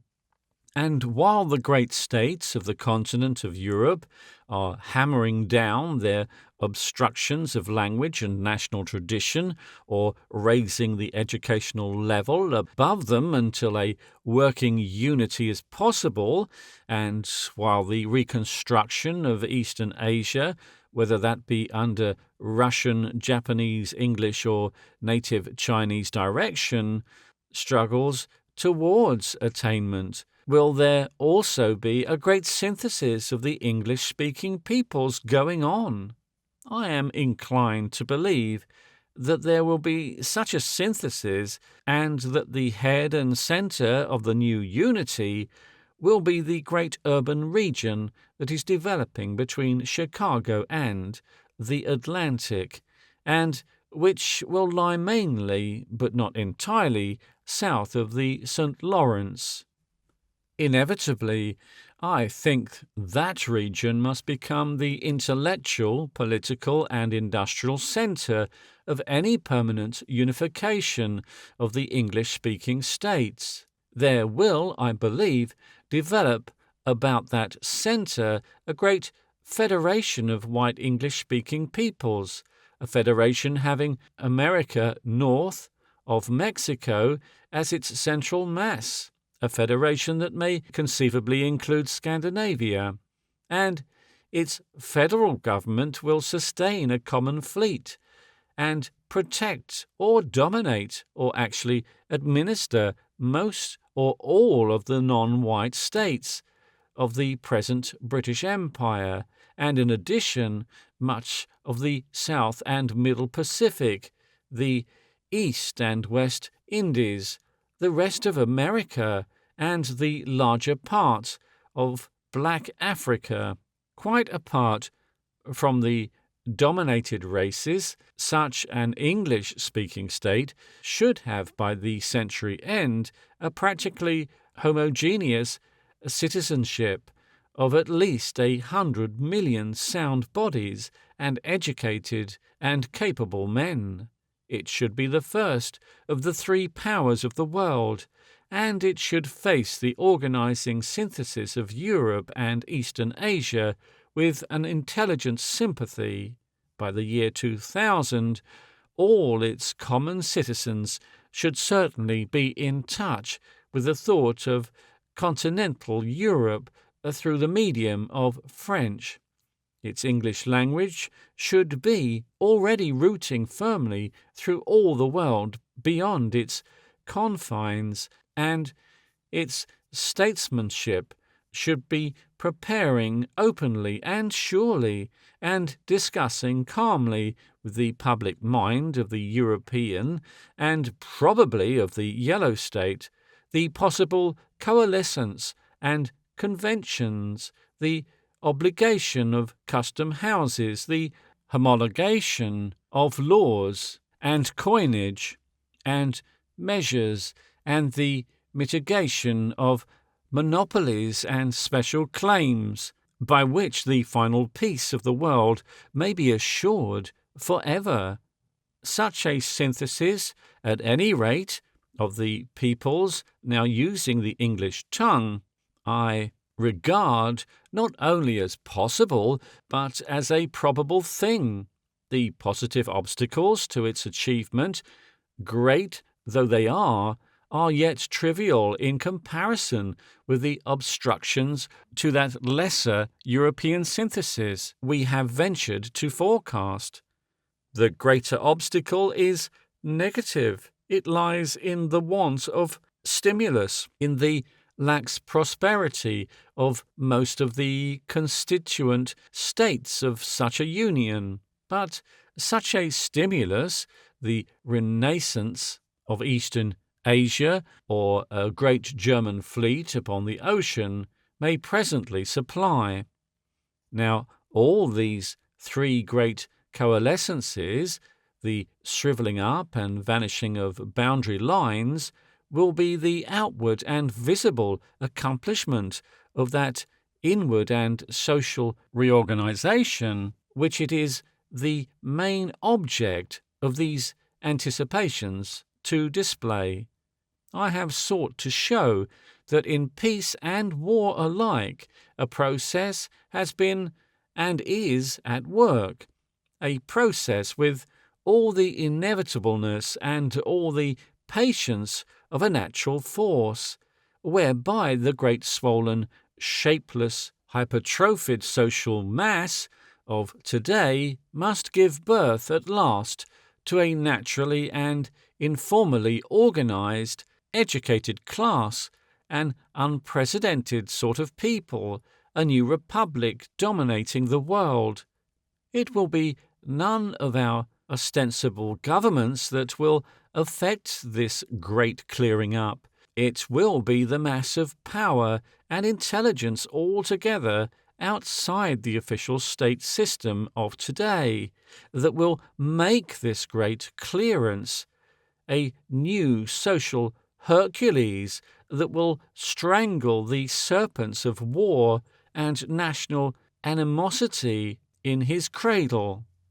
Now, the more one descends from the open uplands of wide generalization to the parallel jungle of particulars, the more dangerous does the road of prophesying become, yet nevertheless there may be some possibility of speculating how, in the case of the English-speaking synthesis at least, this effective new republic may begin visibly to shape itself out and appear.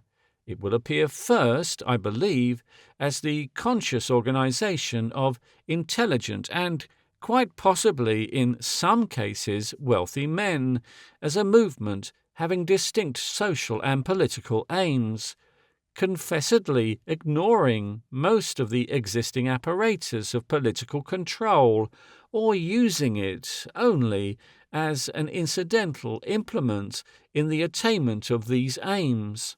It will be very loosely organized in its earlier stages, a mere movement of a number of people in a certain direction, who will presently discover, with a sort of surprise, the common object towards which they are all moving. Already there are some interesting aspects of public activity that, diverse though their aims may seem, do nevertheless serve to show the possible line of development of the new republic in the coming time. For example, as a sort of preliminary sigh before the stirring of a larger movement, there are various Anglo-American movements and leagues to be noted, associations for entertaining travelling samples of the American leisure class in guaranteed English country houses, for bringing them into momentary physical contact with real titled persons at lunches and dinners, and for having them collectively lectured by respectable English authors and divines, are no doubt trivial things enough. But a snob sometimes shows how the wind blows better than a serious man. The Empire may catch the American as the soldier caught the Tartar. There is something very much more spacious than such things as this, latent in both the British and the American mind, and observable, for instance, in the altered tone of the presses of both countries since the Venezuela message and the Spanish-American War. Certain projects of a much ampler sort have already been put forward. An interesting proposal of an interchangeable citizenship, so that with a change of domicile an Englishman should have the chance of becoming a citizen of the United States, and an American a British citizen, or a voter in an autonomous British colony, for example, has been made.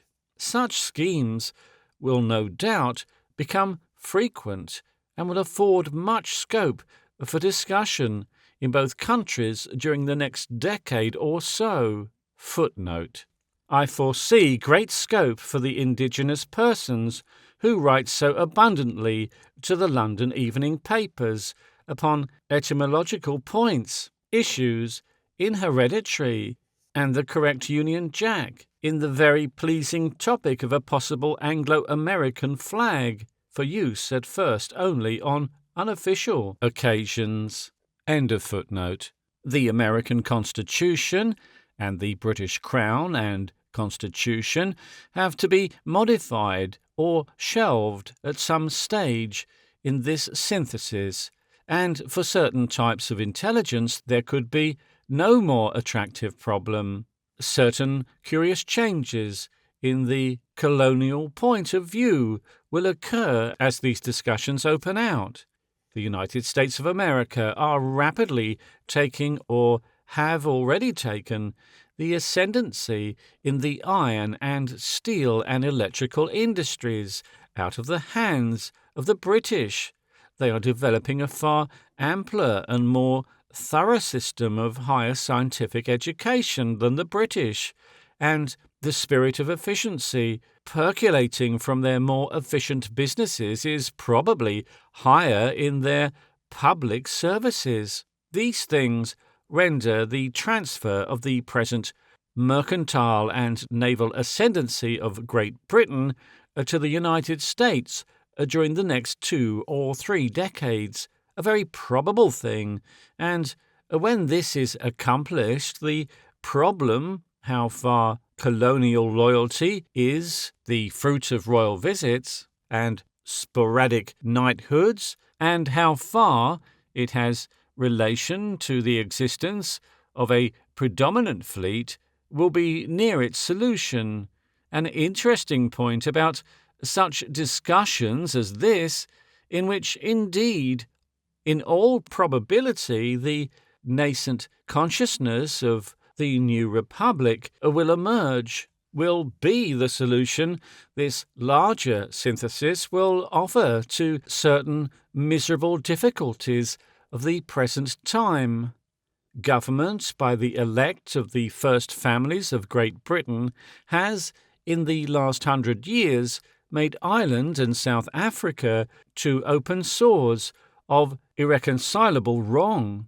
These two English-speaking communities will never rest and never emerge from wretchedness under the vacillating vote, catching incapacity of British imperialism, and it is impossible that the British power, having embittered them, should never dare to set them free.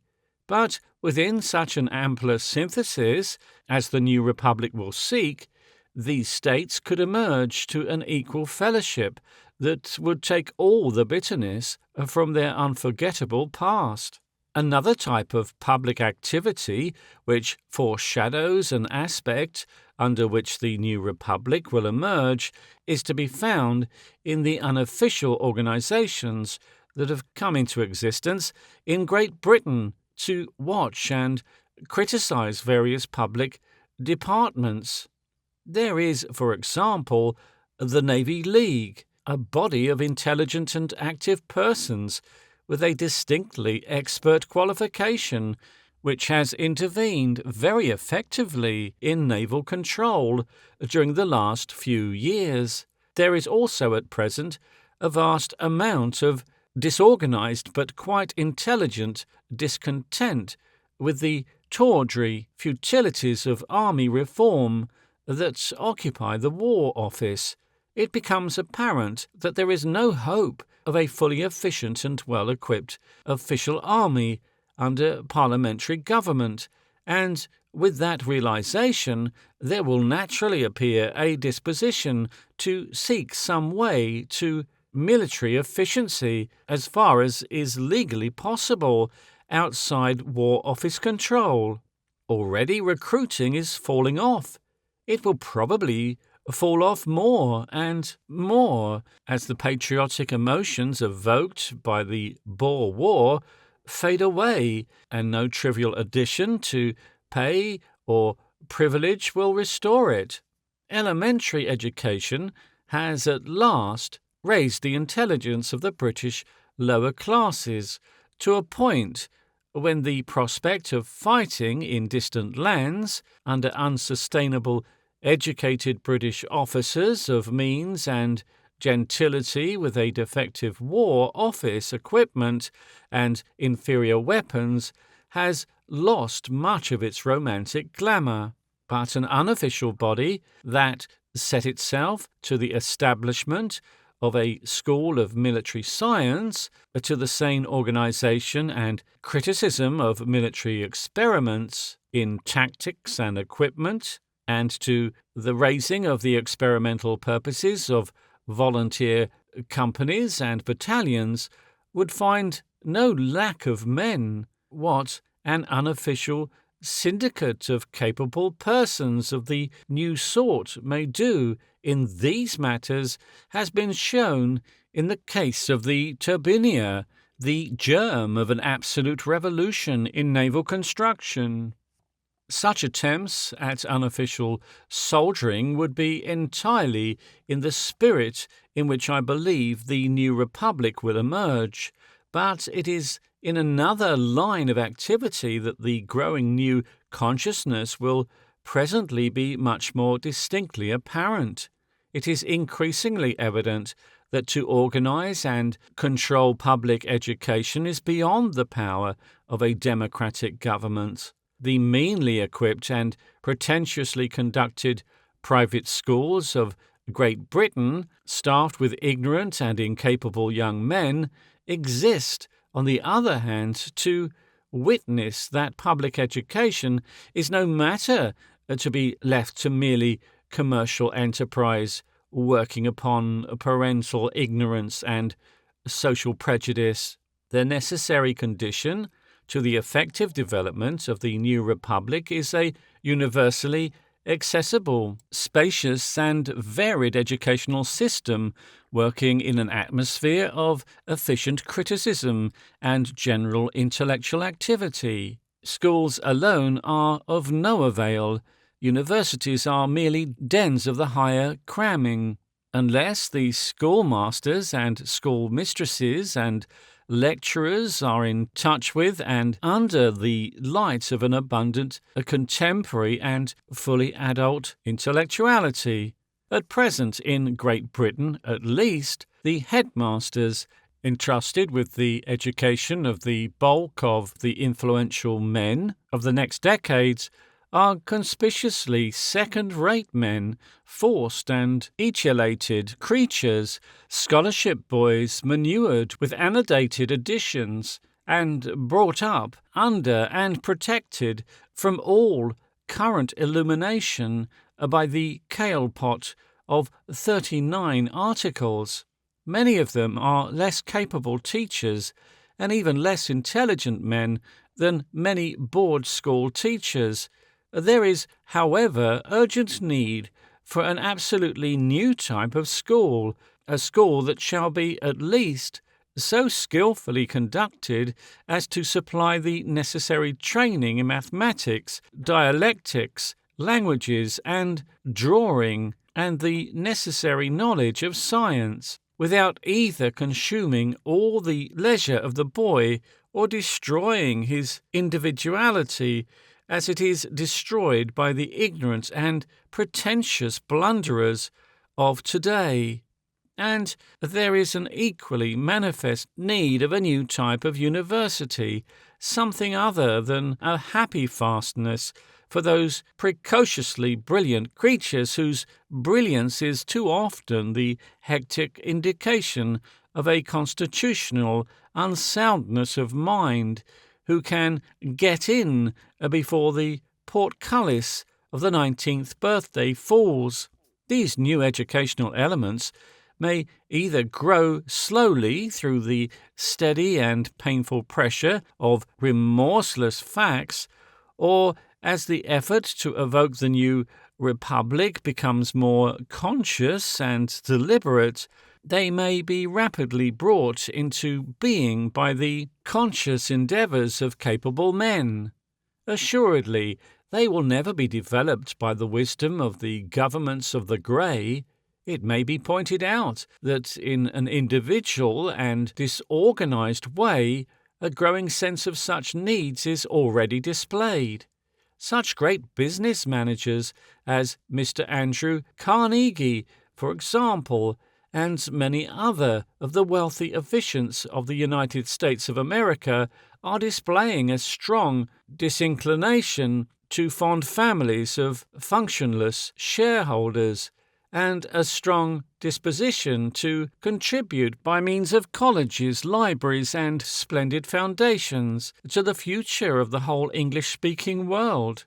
Of course, Mr. Carnegie is not an educational specialist, and his good intentions will be largely exploited by the energetic mediocrities who control our educational affairs.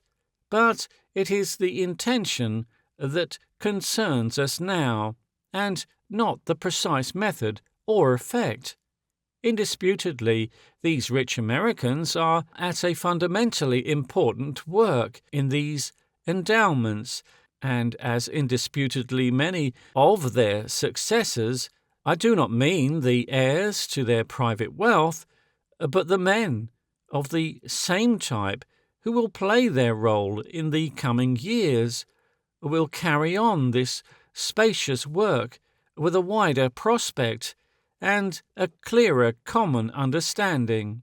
The establishment of modern and efficient schools is alone not sufficient for the intellectual needs of the coming time.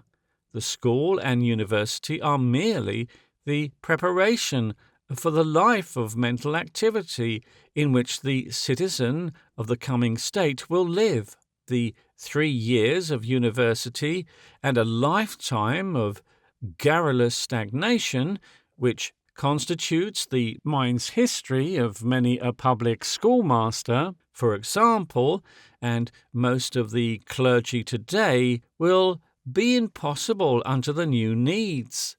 The old-fashioned university, secure in its omniscience, merely taught. The university of the coming time will, as its larger function, criticize and learn. It will be organized for research, for the criticism, that is, of thought and nature, and a subtler and a greater task before those who will presently swear allegiance to the new republic is to aid and stimulate that process of sound adult mental activity which is the cardinal element in human life. After all, in spite of the pretentious impostors who trade upon the claim, literature, contemporary literature, is the breadth of civilized life, and those who sincerely think and write, the salt of the social body. To mumble over the past, to live on the classics, however splendid, is senility. The new republic, therefore, will sustain its authors.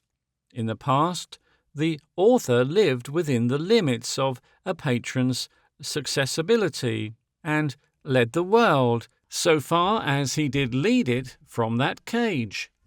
In the present, he lives within the limits of a particularly distressful and ill-managed market. He must please and interest the public before he may reason with it, and even to reach the public ear involves other assiduities than writing. To write one's best is surely sufficient work for a man, but unless the author is prepared to add his literary toil, the correspondence and alert activity of a businessman, he may find that no measure of acceptance will save him from a mysterious poverty.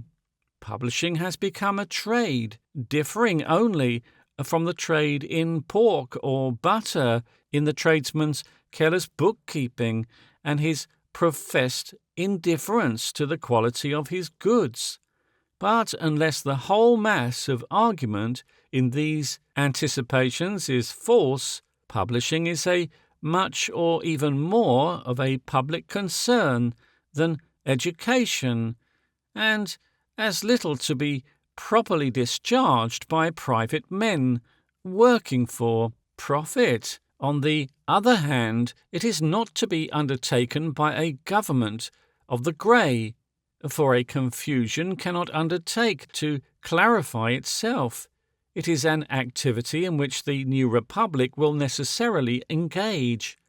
The men of the new republic will be intelligently critical men, and they will have the courage of their critical conclusions. For the sake of the English tongue, for the sake of the English peoples, they will set themselves to put temptingly within the reach of all readers of the tongue and all possible readers of the tongue an abundance of living literature. They will endeavour to shape great publishing trusts and associations that will have the same relation to the publishing office of today that a medical association has to be a patent medicine dealer. They will not only publish, but sell. Their efficient bookshops, their efficient systems of book distribution will replace the present haphazard dealings of quite illiterate persons under whose shadows people in the provinces live. Footnote. In a large town like Folkestone, for example, it is practically impossible to buy any book but a boomed novel unless one has ascertained the names of their author, the book, the edition, and the publisher. There is no index in existence kept up to date that supplies these particulars. If, for example, one wants, as I want, one to read all that I have not read of the work of Mr. Frank Stockton, 2. To read a book of essays by Professor Ray Lancaster, the title of which I have forgotten, and 3. To buy the most convenient edition of the works of Swift, one has to continue wanting until the British Museum Library chances to get in one's way. The book-selling trade supplies no information at all on these points. End of footnote. If one of these publishing groups decides that a book, new or old, is of value to the public mind, I conceive the copyright will be secured and the book produced all over the world in every variety of form and price that seems necessary to its exhaustive sale. Moreover, these publishing associations will sustain spaciously conceived organs of opinion and criticism, which will begin by being patently and persistently good, and so develop into power. And the more distinctly the new republic emerges, the less danger there will be of these associations being allowed to outlive their service in a state of ossified authority. New groups of men and new phases of thought will organize their publishing associations as children learn to talk. Footnote. One of the least satisfactory features of the intellectual atmosphere of the present time is the absence of good controversy to follow closely, an honest and subtle controversy, and to have arrived at definite opinion upon some general question of real and practical interest and complicated reference, is assertedly the most educational exercise in the world. I would go so far as to say that no person is completely educated who has not done as much. The memorable discussions in which Huxley figured, for example, were extraordinarily stimulating. We lack that sort of thing now.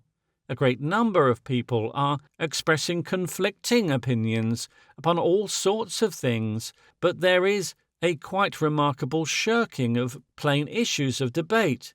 There is no answering back. There is much indirect answering, deprecation of the adversary, attempts to limit its publicity, restrainments of the opposing opinion in a new way, but no conflict in the lists. We no longer fight obnoxious views, but assassinate them. From first to last, for example, there has been no honest discussion of the fundamental issues in the Boer War.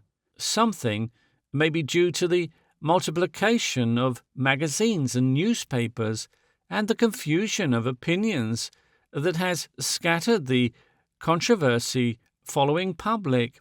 It is much to be regretted that the laws of copyright and the methods of publication stand in the way of annotated editions of works of current controversial value. For example, Mr. Andrew Lang has assailed the new edition of the Golden Bough. His criticisms, which are no doubt very shrewd and penetrating, ought to be accessible with the text he criticizes. Yet numerous people will read his comments who will never read the Golden Bough. They will accept his dinted sword as proof of the slaughter of Mr. Fraser, and many will read the Golden Bough and never hear of Mr. Lang's comments.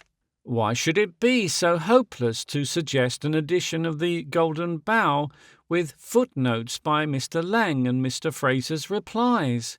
There are all sorts of books to which Mr. Lang might add footnotes with infinite benefit to everyone. Mr. Mallock again is going to explain how science and religion stand at the present time. If only someone would explain in the margin how Mr. Mallock stands, the thing would be complete.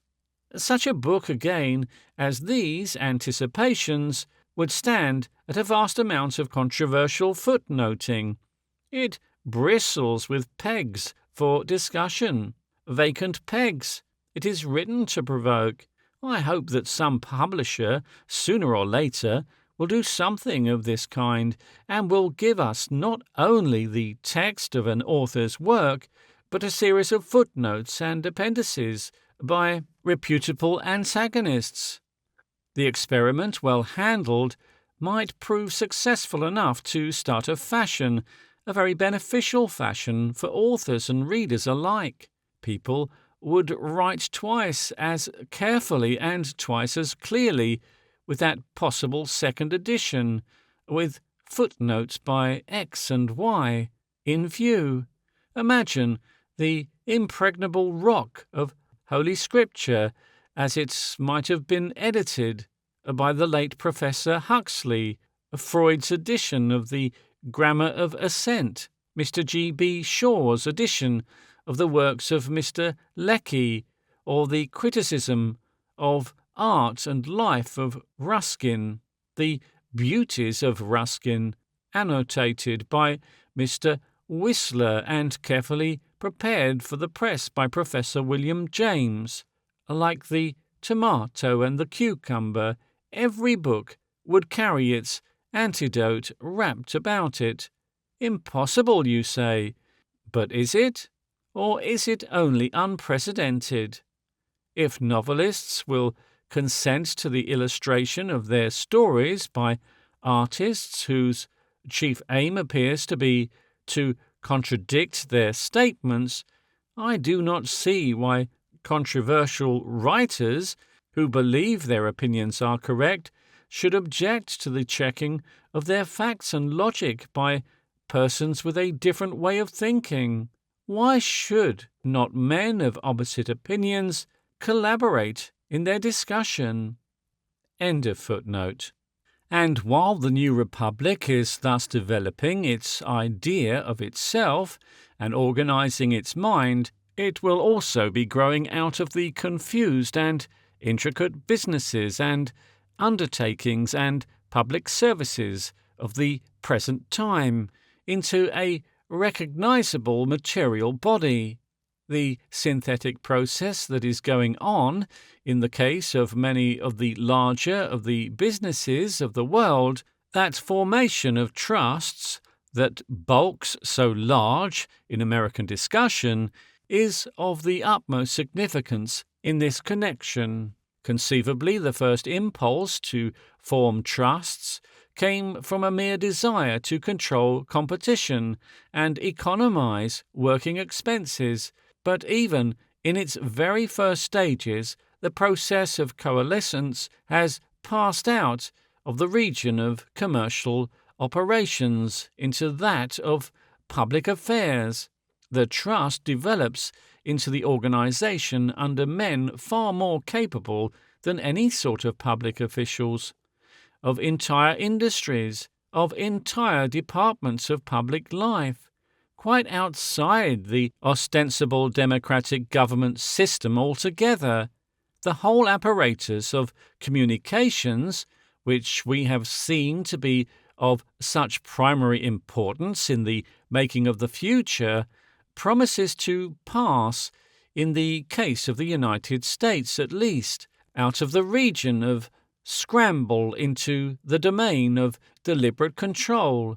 Even today, the trusts are taking over quite consciously the most vital national matters. The American iron and steel industries have been drawn together and developed in a manner that is a necessary preliminary to the capture of the empire of the seas. That end is declaredly within the vista of these operations, within their initial design. These things are not the work of dividend-hunting imbeciles, but of men who regard wealth as a convention, as a means to spacious material ends. There is an animated little paper published in Los Angeles in the interests of Mr. Wiltshire, which bears upon its forefront the maxim, "Let the nation own the trusts." Well, under their mantle of property, the trusts grow continually more elaborate and efficient machines of production and public service, while the formal nation chooses its bosses and buttons and roads, its illustrated press.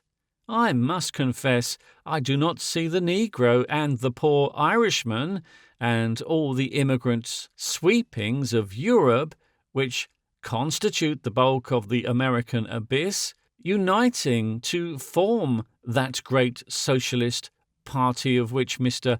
Wiltshire dreams, and with a little demonstrating and balloting taking over the foundry and the electrical works, the engine shed, and the single box from the capable men in charge, but that a confluent system of trust-owned business organism and of universities and reorganized military and naval services may presently discover an essential unity of purpose, presently begin thinking a literature and behaving like a state is a much more possible thing. In its more developed phases, I seem to see the new republic as, if I may use an expressive bull, a sort of outspoken secret society, with which even the prominent men of the ostensible state may be openly affiliated. A vast number of men admit the need but hesitate at the means of revolution, and in the conception of the slowly growing new social order, organized with open deliberation within the substance of the old, there are no doubt elements of technical treason, but an enormous gain in the thoroughness, efficiency, and stability of the possible change.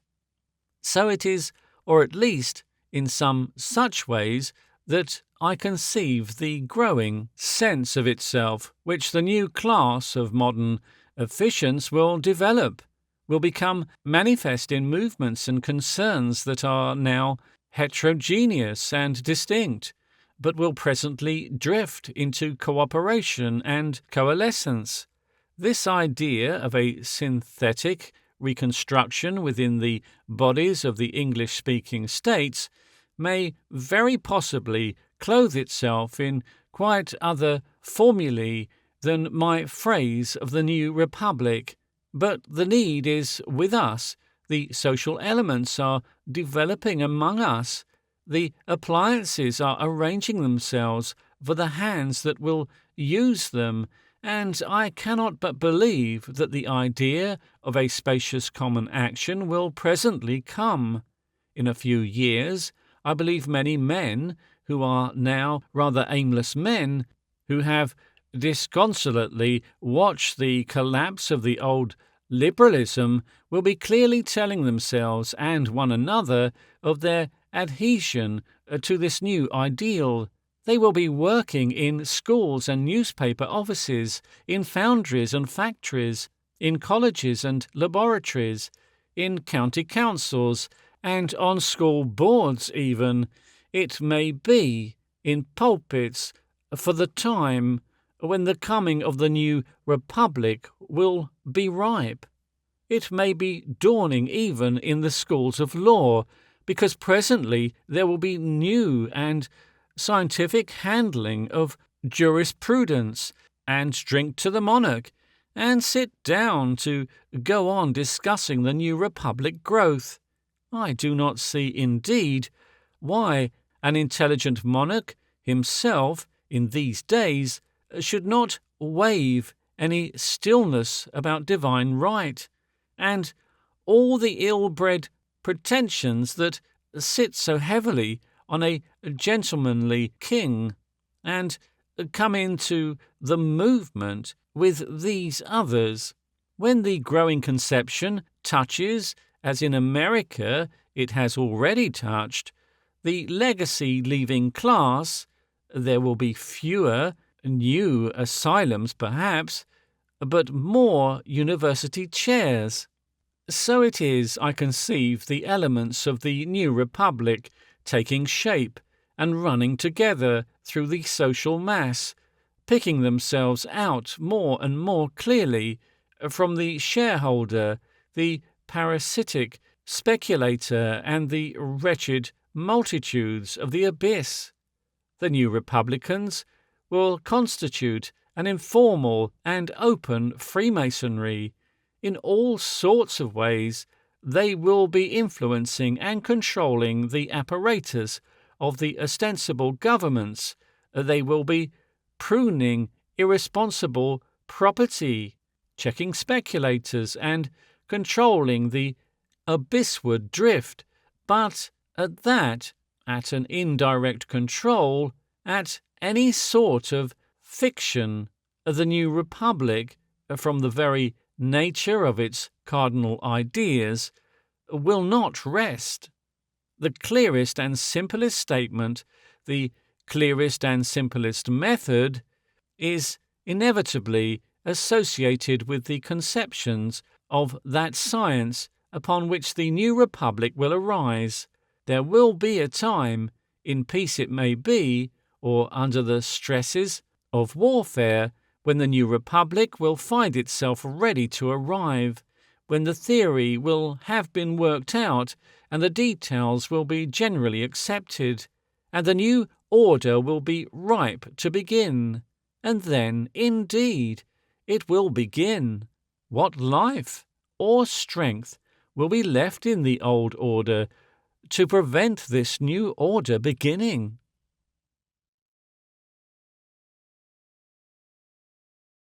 Chapter 9. The Faith, Morals, and Public Policy of the New Republic. If the surmise of a developing new republic, a republic that must ultimately become a world state of capable, rational men, developing amidst the fading contours and colours of our existing nations and institutions, be indeed no idle dream, but an attainable possibility in the future, and to that end, it is that the preceding anticipations have been mainly written. It becomes a speculation of very great interest to forecast something of the general shape and something even of certain details of that common body of opinion which the new republic, when at last it discovers and declares itself, will possess. Since we have supposed this new republic will already be consciously and pretty freely controlling the general affairs of humanity before this century closes, its broad principles and opinions must necessarily shape and determine that still ampler future of which the coming 100 years is but the opening phase.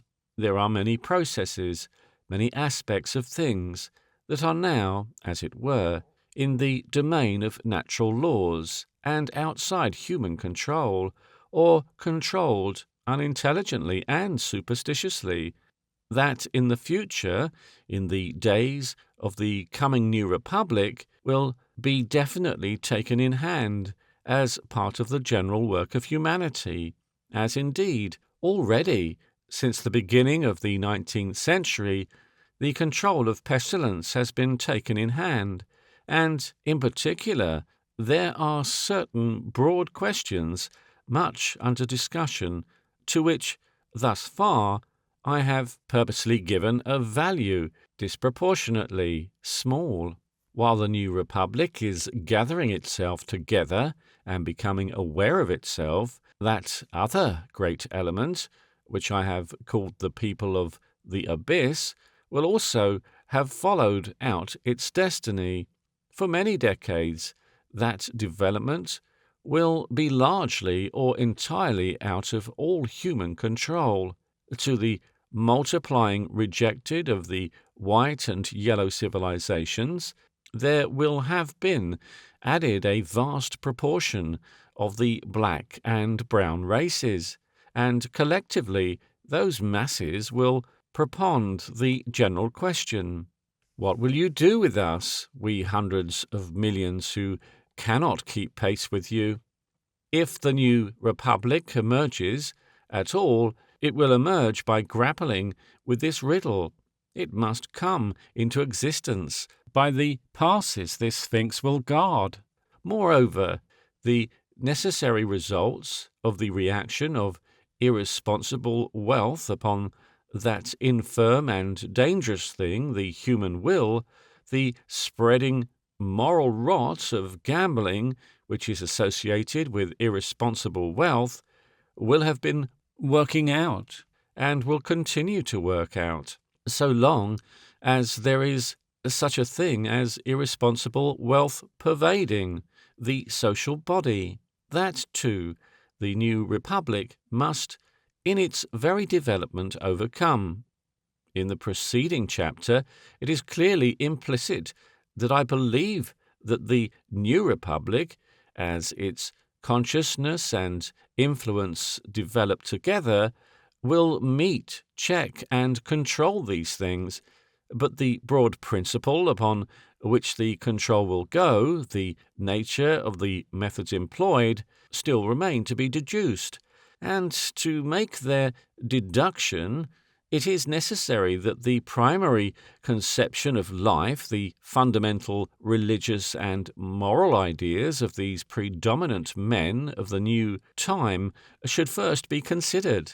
Now, quite inevitably, these men will be religious men, being themselves, as by the nature of the forces that have selected them, they will certainly be men of will and purpose.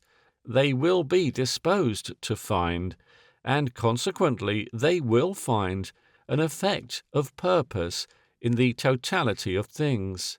Either one must believe the universe to be one and systematic, and held together by some omnipresent quality, or one must believe it to be a casual aggregation, an incoherent accumulation, with no unity whatsoever outside the unity of the personality regarding it.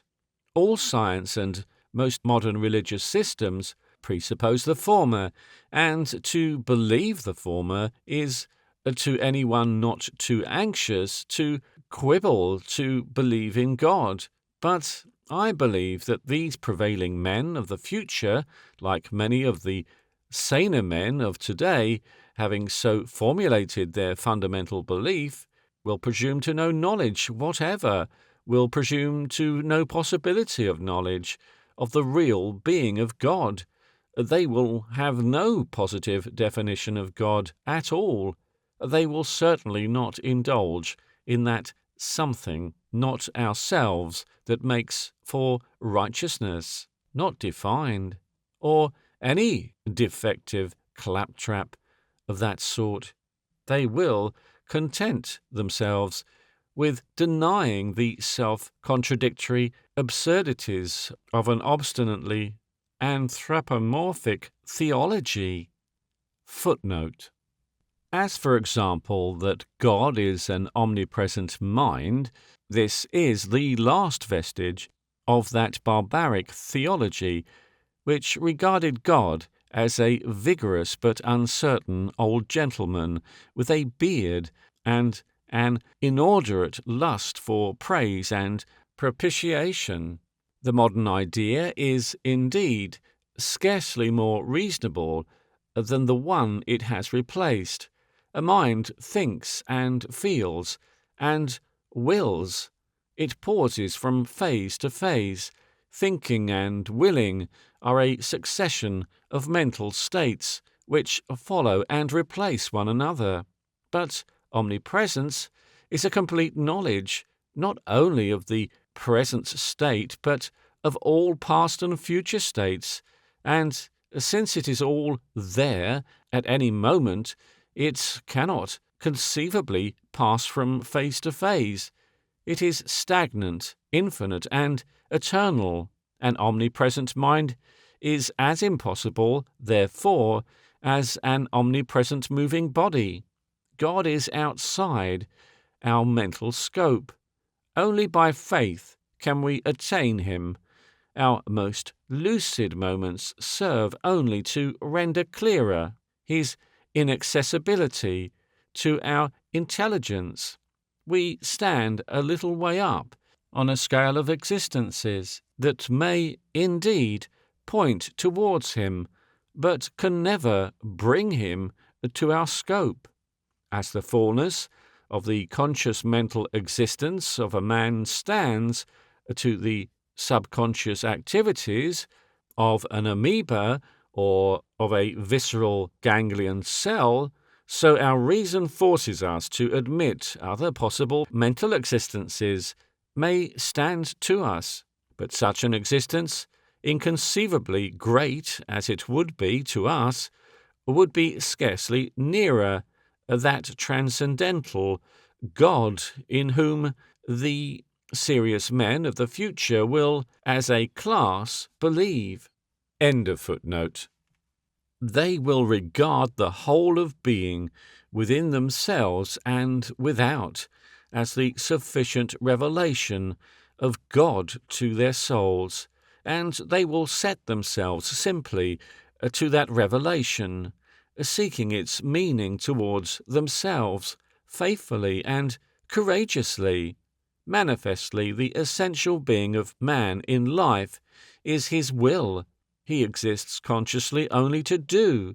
His main interest in life is the choice between alternatives, and since he moves through space and time to effects and consequences, a general purpose in space and time is the limit of his understanding. He can know God only under the semblance of a pervading purpose, of which his own individual freedom of will is a part. But he can understand that the purpose that exists in space and time is no more God than a voice calling out of impenetrable darkness is a man. To men of the kinetic type, belief in God, so manifest as purpose is irresistible, and to all lucid minds, the being of God, save as that general atmosphere of imperfectly apprehended purpose in which our individual wills operate, is incomprehensible. To cling to any belief more detailed than this, to define and limit God in order to take hold of him, to detach oneself and parts of the universe from God in some mysterious way in order to reduce life to a dramatic antagonism is not faith but infirmity. Excessive, strenuous belief is not faith. By faith we disbelieve, and it is the drowning man and not the strong swimmer who clutches at the floating straw. It is in the nature of man, it is in the present purpose of things, that the real world of our experience and will should appear to us not only as a progressive existence in space and time, but as a scheme of good and evil, but choice, the antagonism of good and evil, just as much as the formulation of things in space and time is merely a limiting condition of human being. And in the thought of God, as we conceive of him in the light of faith, this antagonism vanishes. God is no moralist. God is no partisan. He comprehends and cannot be comprehended, and our business is only with so much of his purpose as centres on our individual wills. So, or in some such phrases, I believe these men of the New Republic will formulate their relationship to God. They will live to serve this purpose that presents Him without presumption and without fear, for the same spacious faith that will render the idea of airing their egotisms in God's presence through prayer, or of any such quite personal intimacy, absurd, will render the idea of an irascible and punitive deity ridiculous and incredible. The men of the New Republic will hold and understand quite clearly the doctrine that in the real world of man's experience there is free will. They will understand that constantly, as a very condition of his existence, man is exercising choice between alternatives, and that a conflict between motives that have different moral values constantly arises. That conflict between predestination and free will, which is so puzzling to untrained minds, will now exist for them. They will know that in the real world of sensory experience, will is free, just as new-sprung grass is green, wood hard, ice cold, and toothache painful. In the abstract world of reasoning science, there is no green, no colour at all, but certain lengths of vibration, no hardiness, but a certain reaction of molecules, no cold and no pain, but certain molecular consequences in the nerves that reach the misinterpreting mind. In the abstract world of reasoning science, moreover, there is a rigid and inevitable sequence of cause and effect. Every act of man could be foretold to its uttermost detail, if only we knew him and all his circumstances fully. In the abstract world of reasoned science, all things exist now, potentially down to the last moments of infinite time. But the human will does not exist in the abstract world of reasoned science, in the world of atoms and vibrations, that rigidly predestinate scheme of things in space and time. The human will exists in this world of men and women, in this world where the grass is green and desire beckons, and the choice is often so wide and clear between the sense of what is desirable and what is more widely and remotely right.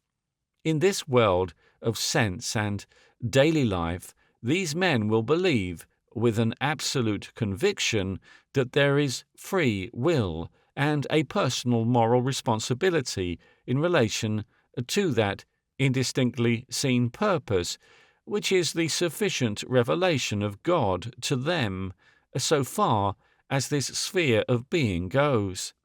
The conception they will have of that purpose will necessarily determine their ethical scheme.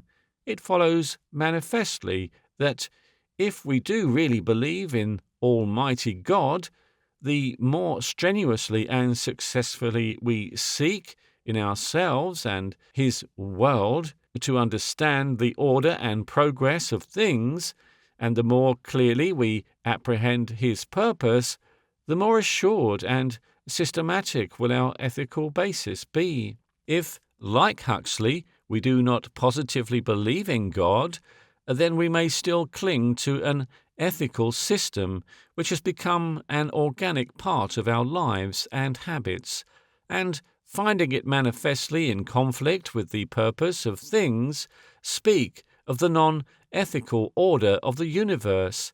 But to any one whose mind is pervaded by faith in God, a non-ethical universe in conflict with the incomprehensibly ethical soul of the agnostic is as incredible as a black-horned devil, an active, material anti-God with hooves, tool, pitchfork, and Dunstan scorched nose, complete. To believe completely in God is to believe in the final rightness of all being. The ethical system that condemns the ways of life as wrong, or points to the ways of death as right, that countenances what the scheme of things condemns, and condemns the general purpose in things as it is now revealed to us, must prepare to follow the theological edifice upon which it was originally based. If the universe is non-ethical by our present standards, we must reconsider these standards and reconstruct our ethics. To hesitate to do so, however severe the conflict with old habits and traditions and sentiments may be, is to fall short of faith.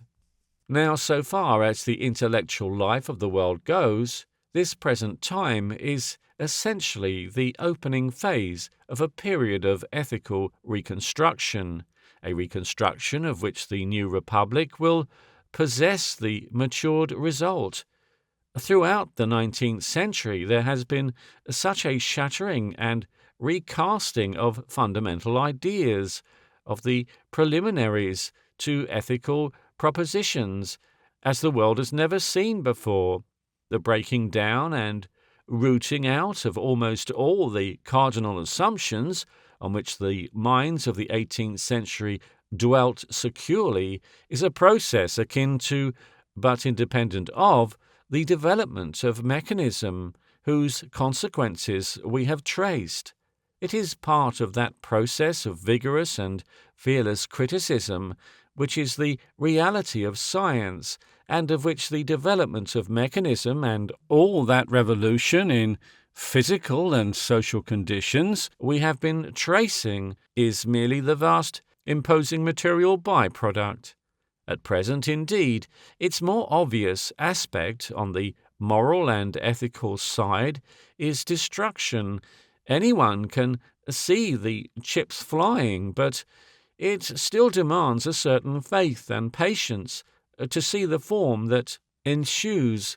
But it is not destruction any more than a sculptor's work is stone breaking. The first chapter in the history of this intellectual development, its definite and formal opening, coincides with the opening of the 19th century and the publication of Malthus's essay on population. Malthus is one of those cardinal figures in intellectual history who state definitely for all time things apparent enough after their formulation, but never effectively coincide before. He brought clearly and emphatically into the sphere of discussion a vitally important issue that had always been shirked and tabooed heretofore, the fundamental fact that the main mass of the business of human life centers about reproduction. He stated in clear, hard, decent, and unavoidable argument what presently Schopenhauer was to discover and proclaim, in language at times, it would seem, quite unfitted for translation into English, and, having made his statement, Malthus left it in a contract with its immediate results. Probably no more shattering book than the essay on population has ever been or ever will be written. It was aimed at the facile liberalism of the deists and atheists of the 18th century. It made as clear as daylight that all forms of social reconstruction, all dreams of earthly golden ages must be either futile or insincere, or both, until the problems of human increase were manfully faced. It preferred no suggestions for facing them, in spite of the unpleasant associations of Malthus' name. It aimed simply to wither the rationalistic utopias of the time, and by anticipation all the communisms, socialisms, and earthly paradise movements that have since been so abundantly audible in the world. That was its aim and its immediate effect. Incidentally, it must have been a torturing soul trap for innumerable idealistic but intelligent souls. Its indirect effects have been altogether greater, aiming at unorthodox dreamers. It has set such forces in motion as have destroyed the very root ideas of orthodox righteousness in the Western world. Impinging on the geological discovery, it awakened almost simultaneously in the minds of Darwin and Wallace that train of thought that found expression and demonstration at last in the history of natural selection. As that theory has been more and more thoroughly assimilated and understood by the general mind, it has destroyed quietly but entirely the belief in human equality, which is implicit in all the liberalizing movements of the world. In the place of an essential equality distorted only by tradition and early training, by the artifices of those devils of the liberal cosmology, kingcraft and priestcraft, an equality as little affected by colour as the quality of the black chess pawn and a white, we discover that all men are individual and unique, and through long ranges of comparison, superior and inferior, upon countless scores. It has become apparent that whole masses of human population are, as a whole, inferior in their claim upon the future to other masses, that they cannot be given opportunities or trusted with power as the superior peoples are trusted, that their characteristic weaknesses are contagious and detrimental in the civilizing fabric, and that their range of incapacity tempts and demoralizes the strong. To give them equality is to sink to their level. To protect and cherish them is to be swamped to their fecundity. The confident and optimistic radicalism of the early 19th century and the humanitarian philanthropic type of liberalism have bogged themselves beyond hope in these relations. The socialist has shirked them as he has shirked the older crux of Malthus. Liberalism is a thing of the past.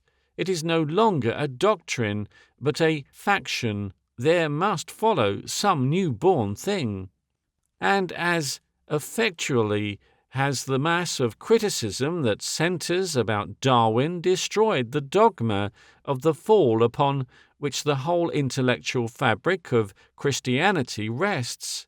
For without a fall there is no redemption, and the whole theory and meaning of the Pauline system is vain.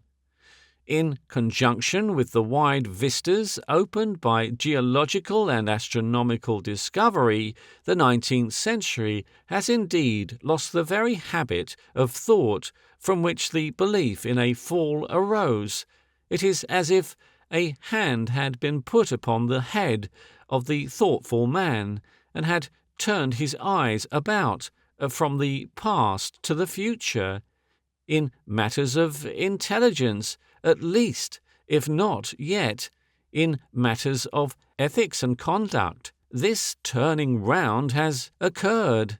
In the past, thought was legal in its spirit. It deduced the present from pre-existing prescription.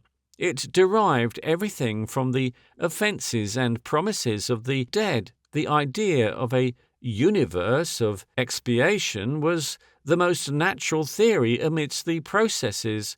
The purpose the older theologians saw in the world was no more than the revenge accentuated by the special treatment of a favoured minority or a mysteriously incompetent deity exasperated by an unsatisfactory creation. But modern thought is altogether too constructive and creative to tolerate such a conception, and in the vaster past that has opened to us, it can find neither offence nor promise, only a spacious scheme of events, opening out, perpetually opening out, with a quality of final purpose as irresistible to most men's minds as it is incomprehensible, opening out with all that inexplicable quality of design that, for example,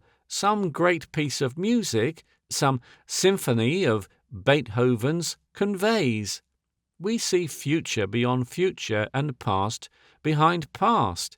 It has been like the coming of dawn, at first a colourless dawn, clear and spacious, before which the mists whirl and fade, and there opens to our eyes not the narrow passage, the definite end we had imagined, but the rocky, ill-defined path we follow high amidst the limitless prospect of space and time.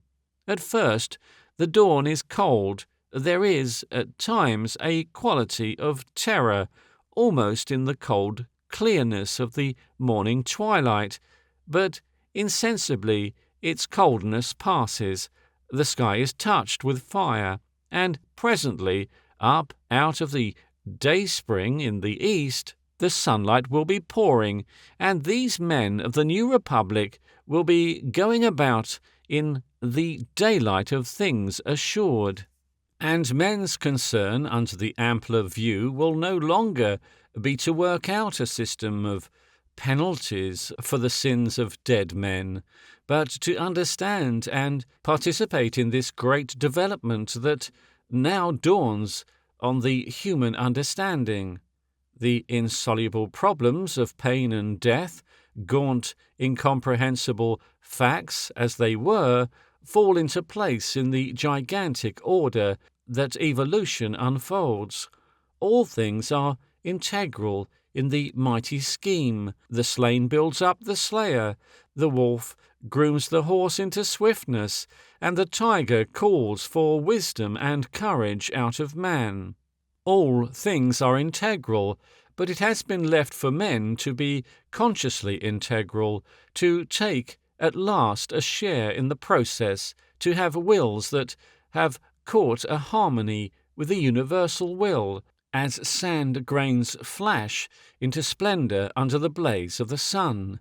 There will be many who will never be called to this religious conviction, who will lead their little lives like fools, playing foolishly with religion and all the great issues of life, or are like the beasts that perish, having sense alone, but those who, by character and intelligence, are predestinate to participate in the reality of life, will fearlessly shape all their ethical determinations and public policy anew from a fearless study of themselves and the apparent purpose that opens out before them.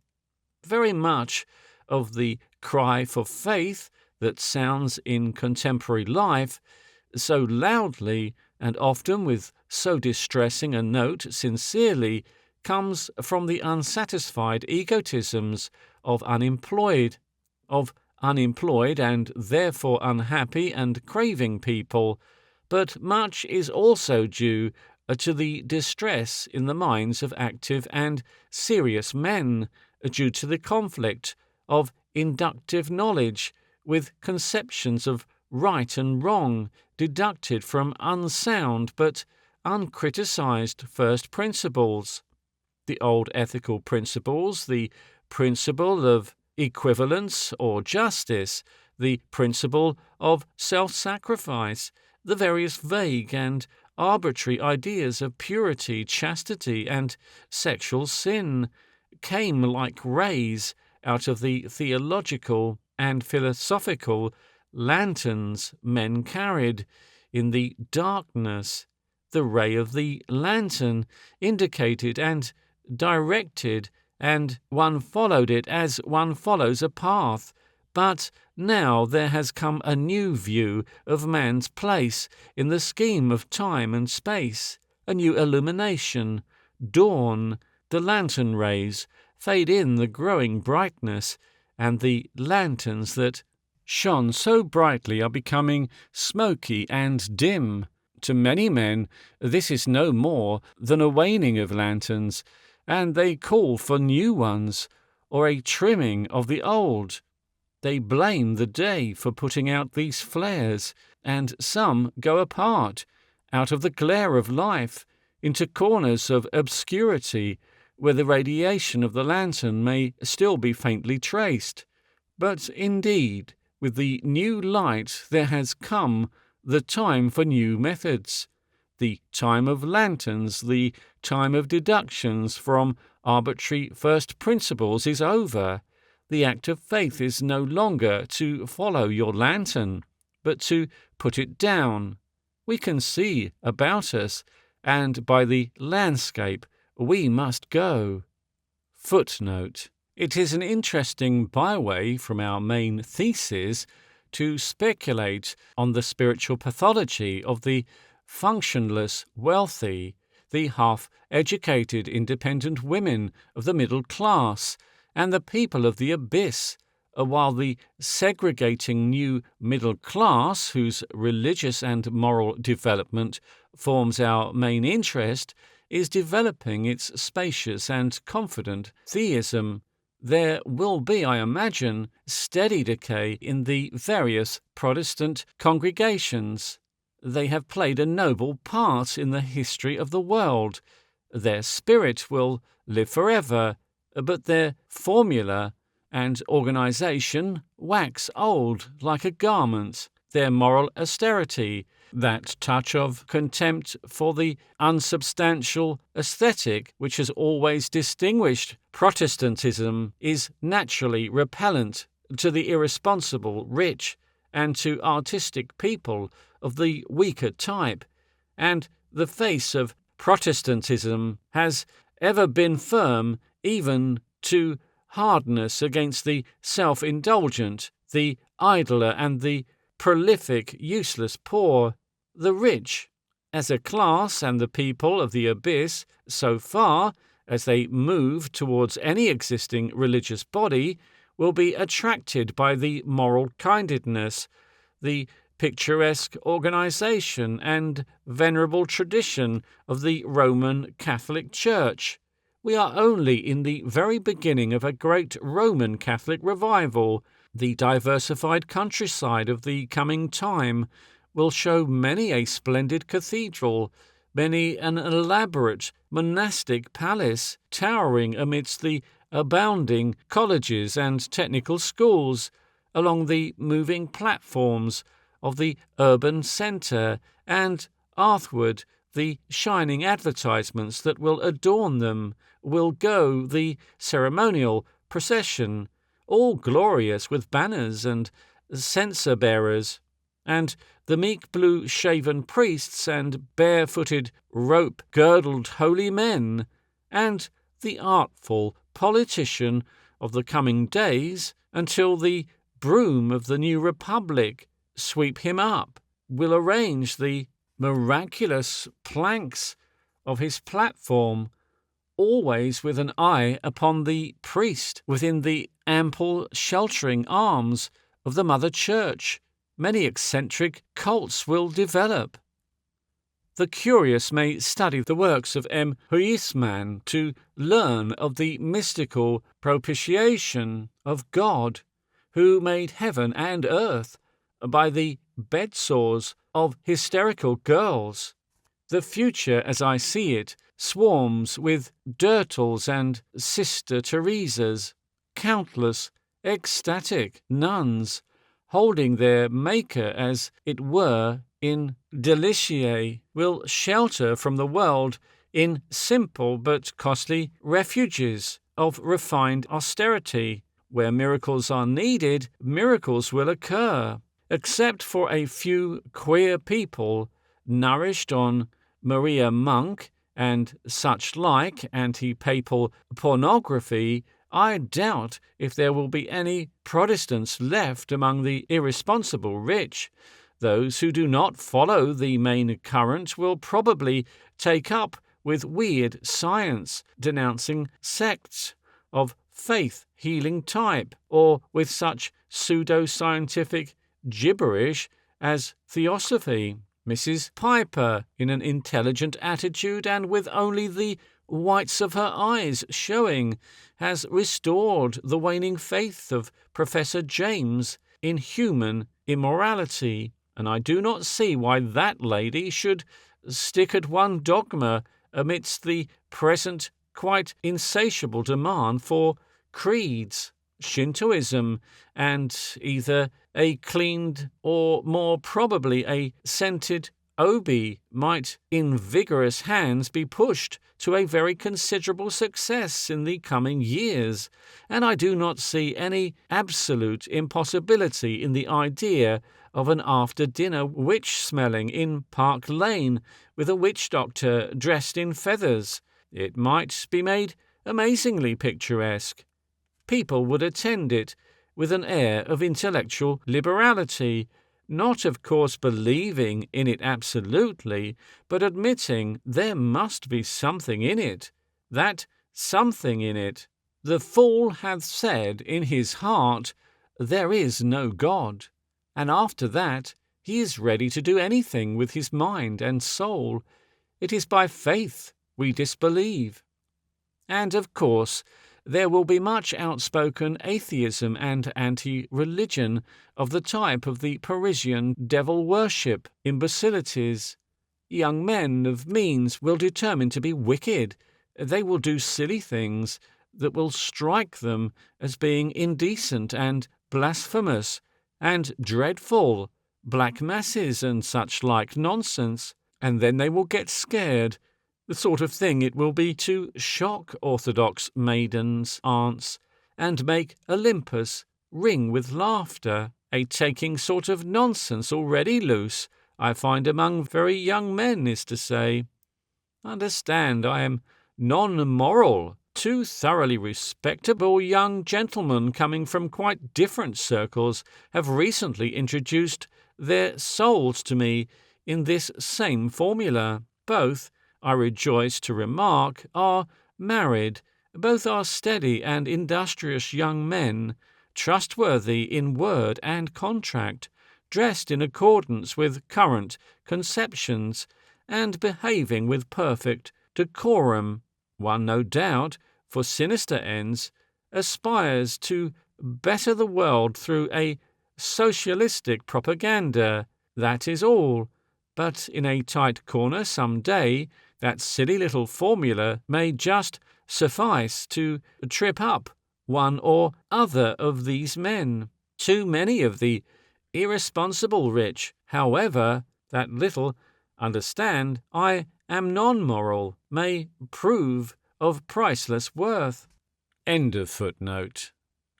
How would the landscape shape itself to the dominant men of the new time, and in relation to themselves? What is the will and purpose that these men of will and purpose will find above and comprehending their own? Into this our inquiry resolves itself. They will hold with Schopenhauer, I believe, and with those who build themselves on Malthus and Darwin, that the scheme of being in which we live is a struggle of existence to expand and develop themselves to their full completeness, and to propagate and increase themselves.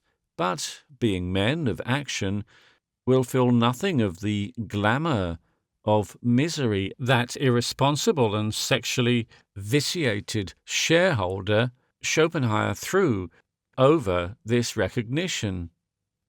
The final object of the struggle among existences they will not understand.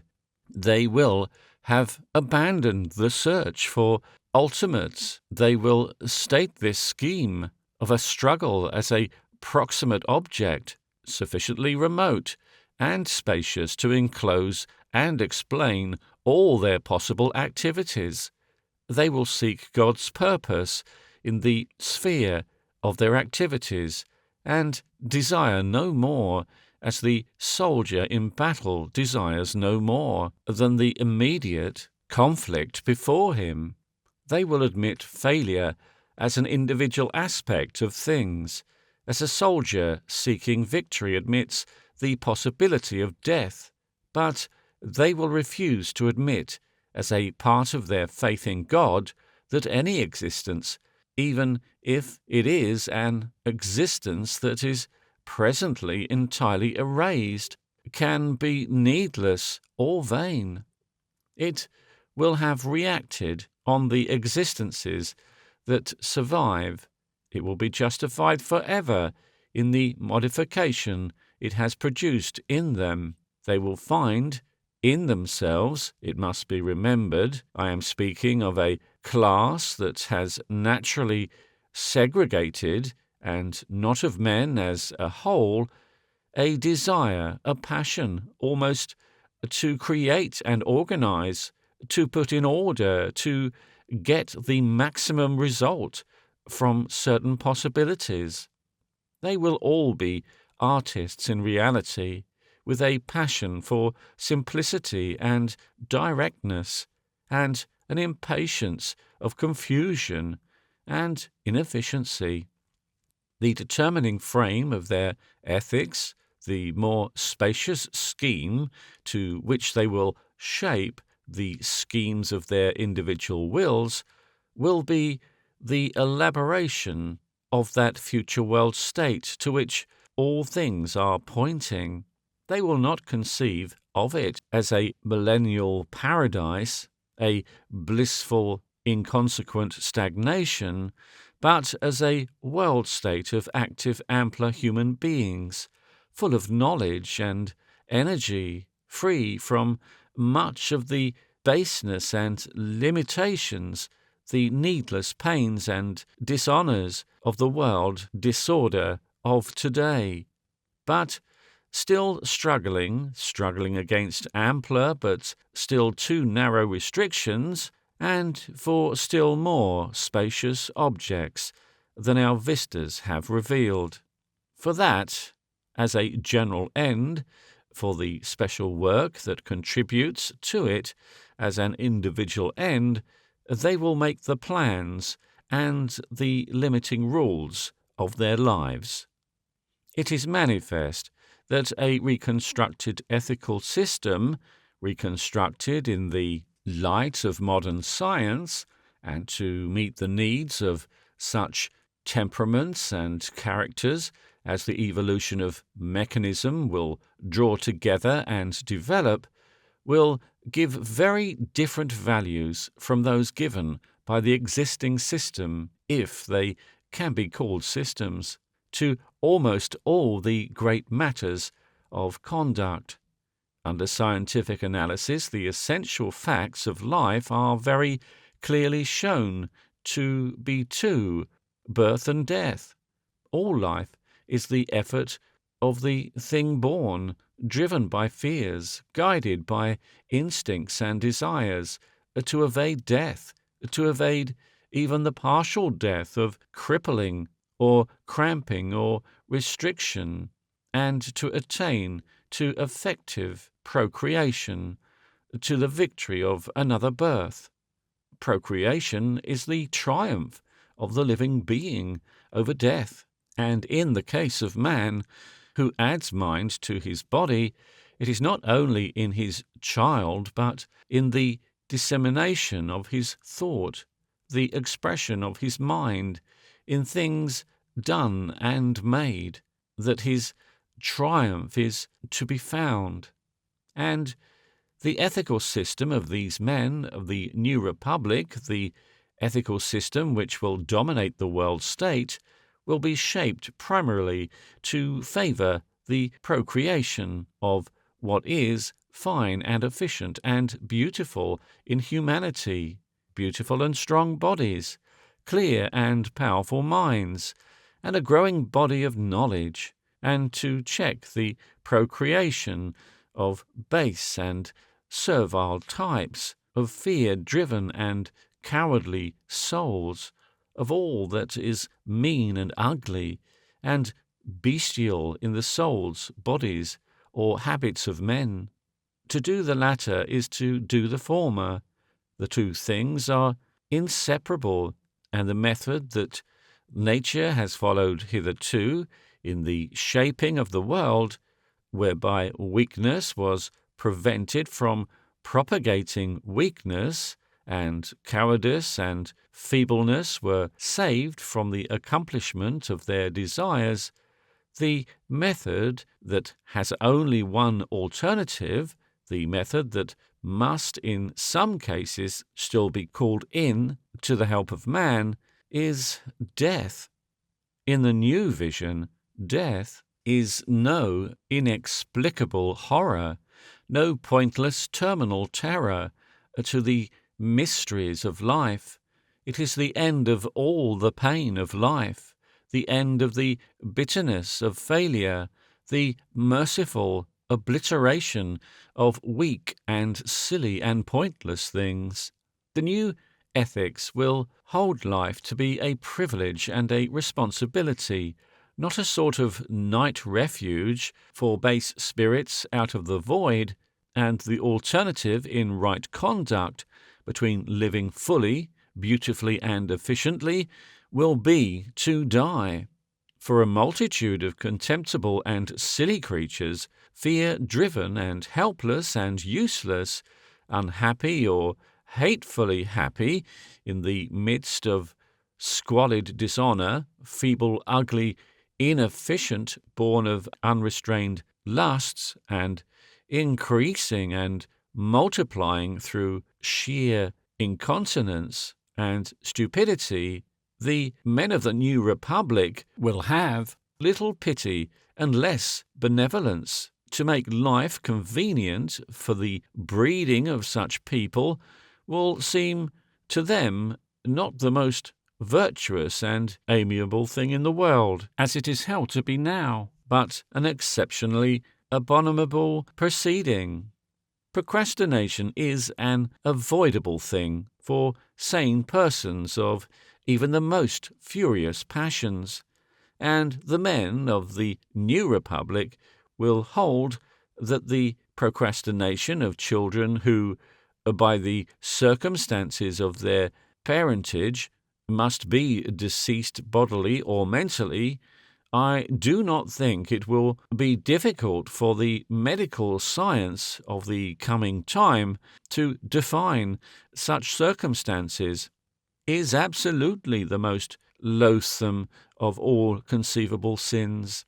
They will hold, I anticipate, that a certain portion of the population, the small minority, for example, afflicted with indisputably transmissible diseases, with transmissible mental disorders, with such hideous, incurable habits of mind as the craving for intoxication, exist only on sufferance out of pity and patience, and on the understanding that they do not propagate, and I do not foresee any reason to suppose that they will hesitate to kill when that sufferance is abused. And I imagine also the plea and proof that a grave criminal is also insane will be regarded by them not as a reason for mercy, but as an added reason for death. I do not see how they can think otherwise on the principles they will profess. The men of the new republic will not be squeamish either in facing or inflicting death, because they will have a fuller sense of the possibilities of life than we possess. They will have an ideal that will make killing worth the while. Like Abraham, they will have the faith to kill, and they will have no superstitions about death.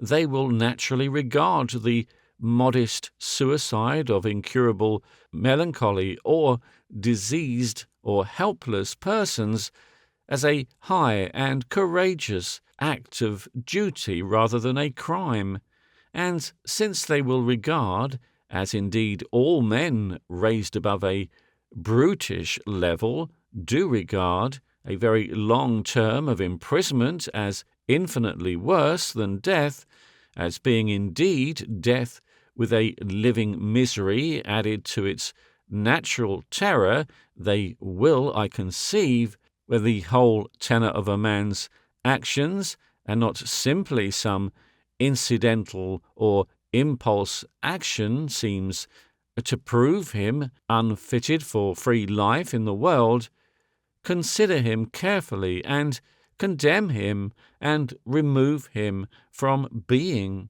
All such killing will be done with an opiate, for death is too grave a thing to be made painful or dreadful, and used as a deterrent from crime. If deterrent punishments are used at all in the code of the future, the deterrent will neither be death nor mutilation of the body, nor mutilation of the life by imprisonment, nor any horrible thing like that, but good scientifically caused pain that will leave nothing but a memory. Yet even the memory of overwhelming pain is a sort of mutilation of the soul. The idea that only those who are fit to live freely in an orderly world state should be permitted to live is entirely against the use of deterrent punishments at all. Against outrageous conduct to children or women, perhaps, or for very cowardly or brutal assaults of any sort, the men of the future may consider pain a salutary remedy, at least during the ages of transition while the brute is still at large. But since the most acts of this sort, done under conditions that neither torture nor exasperate, point to an essential villainous in the perpetrator, I am inclined to think that even in these cases the men of the coming time will be far less disposed to torture than to kill. They will have another aspect to consider, the conscious infliction of pain for the sake of pain is against the better nature of man, and it is unsafe and demoralizing for anyone to undertake this duty. To kill under the seemly conditions science will afford is a far less offensive thing. The rulers of the future will grudge making good people into jailers, wardens, punishment dealers, nurses, and attendants on the bad. People who cannot live happily and freely in the world without spoiling the lives of others are better out of it. That is the current sentiment even today. But the man of the new republic will have the courage of their opinions, and the type of men that I conceive emerging in the coming years will deal simply and logically, not only with the business of death, but with birth. At present, the sexual morality of the civilized world is the most illogical and incoherent system of wild permissions and insane prohibitions, foolish tolerance and ruthless cruelty that is possible to imagine. Our current civilization is a sexual lunatic, and it has lost its reason in this respect under the stresses of the new birth of things, largely through the difficulties that have stood in the way, and do still, to a diminishing degree, stand in the way of any sane discussion of the matter as a whole. To approach it is to approach excitement. So few people seem to be leading happy and healthy sexual lives that to mention the very word sexual is to set them stirring, to brighten the eye, lower the voice, and blanch or flush the cheek with a flavour of guilt. We are all, as it were, keeping our secrets and hiding our shames. One of the most curious revelations of this fact occurred only a few years ago, when the artless outpourings in fiction of a certain young woman who had failed to find light on problems that pressed upon them for solution, and which it was certainly their business as possible wives and mothers to solve, roused all sorts of respectable people to a quite insane vehemence of condemnation. Now, there are excellent reasons and a permanent necessity for the preservation of decency, and for a far more stringent suppression of matter that is merely intended to excite than at present obtains. And the chief of these reasons lies in the need of preserving the young from a premature awakening, and indeed, in the interests of civilization, in positively delaying the period of awakening, retarding maturity, and lengthening the period of growth and preparation as much as possible. But purity and innocence may be prolonged too late. Innocence is really no more becoming to adults than a rattle or a rubber consoler, and the bashfulness that hampers this decision, that permits it only in a furtive, silly sort of way, has its ugly consequences in shames and cruelties, in miserable households and pitiful crises, in the production of countless needless and unhappy lives. Indeed, too often we carry our decency so far as to make it suggestive and stimulating in a non-natural way. We invest the plain business of reproduction with a mystic religious quality far more unwholesome than a savage nakedness could possibly be. The essential aspect of all this wild and windy business of the sexual relations is, after all, births. Upon this plain fact, the people of the emergent New Republic will unhesitatingly go. The preeminent value of sexual questions in morality lies in the fact that the lives, which will constitute the future, are involved. If they are not involved, if we can dissociate the relationship from this issue, then sexual questions become of no more importance than the morality of one's deportment at chess, or the general morality of outdoor games. Indeed, then the question for sexual relationships would be entirely on all fours with, and probably very analogous to, the question of golf. In each case, it would be for the medical man and the psychologist to decide how far the thing was wholesome and permissible, and how far it was an aggressive bad habit and an absorbing waste of time and energy.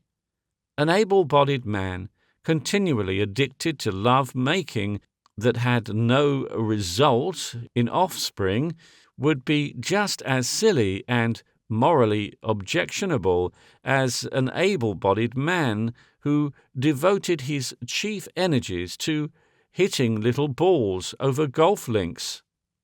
But no more. Both would probably be wasting the lives of other human beings. The golfer must employ his caddy. It is entirely the matter of births and a further consideration to be presently discussed that makes this analogy untrue. It does not, however, make it so untrue as to do away with the probability that in many cases the emergent men of the new time will consider sterile gratification a moral and legitimate thing.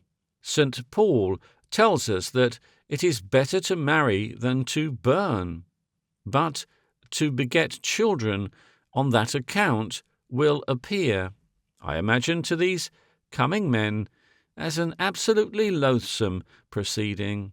They will stifle no spread of knowledge that will diminish the swarming misery of childhood in the slums.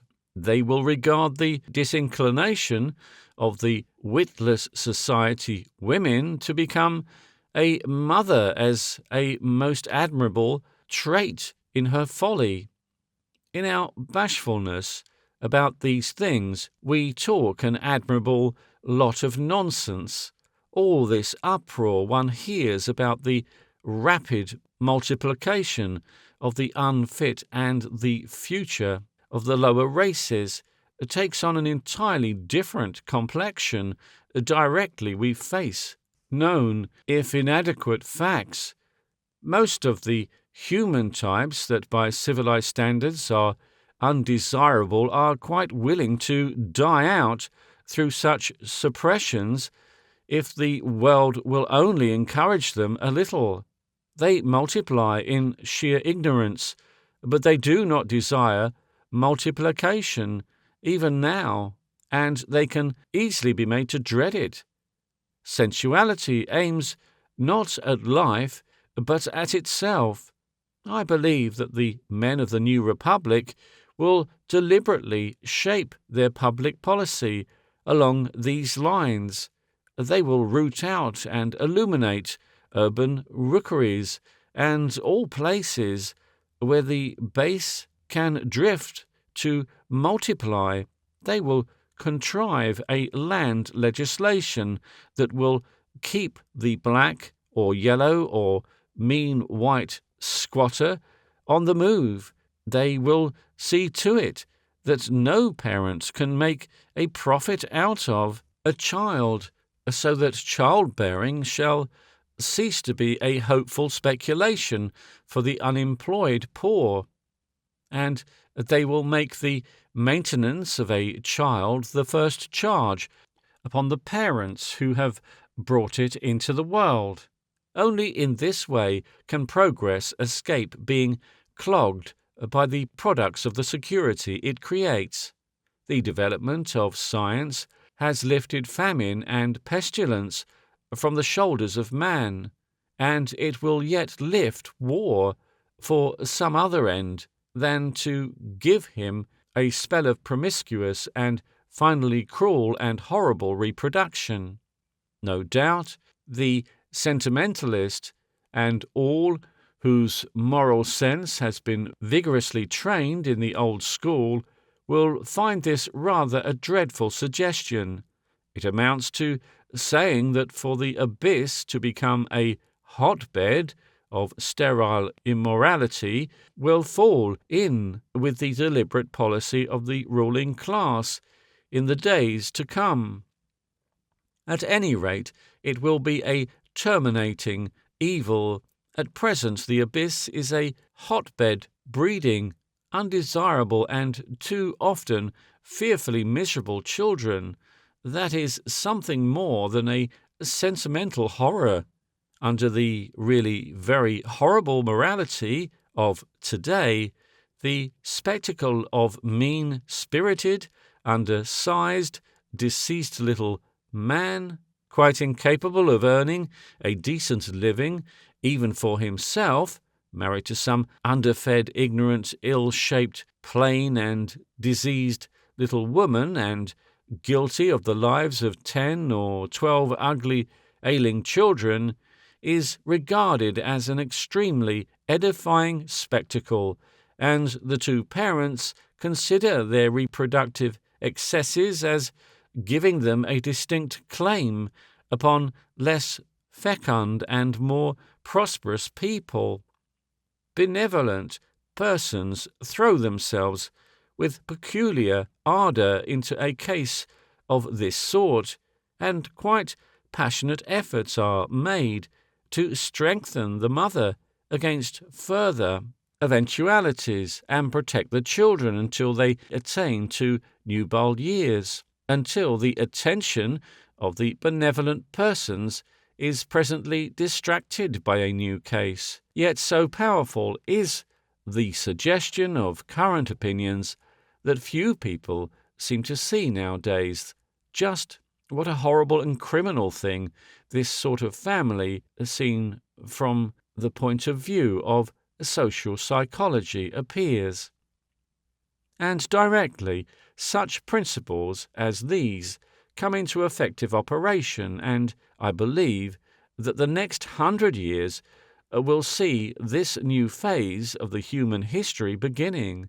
There will be recommence, a process of physical and mental improvement in mankind, a raising and elaboration of the average man that has virtually been in suspense during the greater portion of the historical period.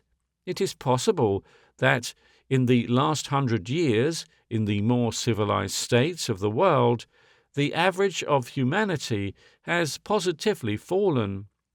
All our philanthropists, all our religious teachers seem to be in a sort of informal conspiracy to preserve an atmosphere of mystical ignorance about these matters, which, in the view of the irresistible nature of the sexual impulse, results in a swelling tide of miserable little lives.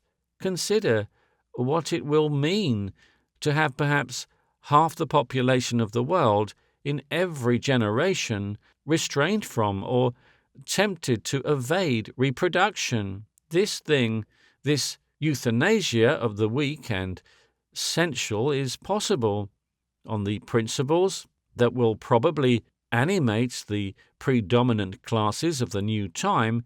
It will be permissible, and I have little or no doubt that in the future it will be planned and achieved.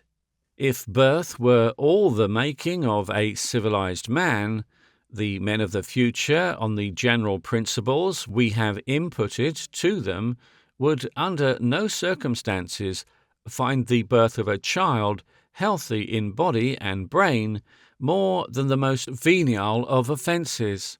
But birth gives only the beginning, the raw material of a civilized man.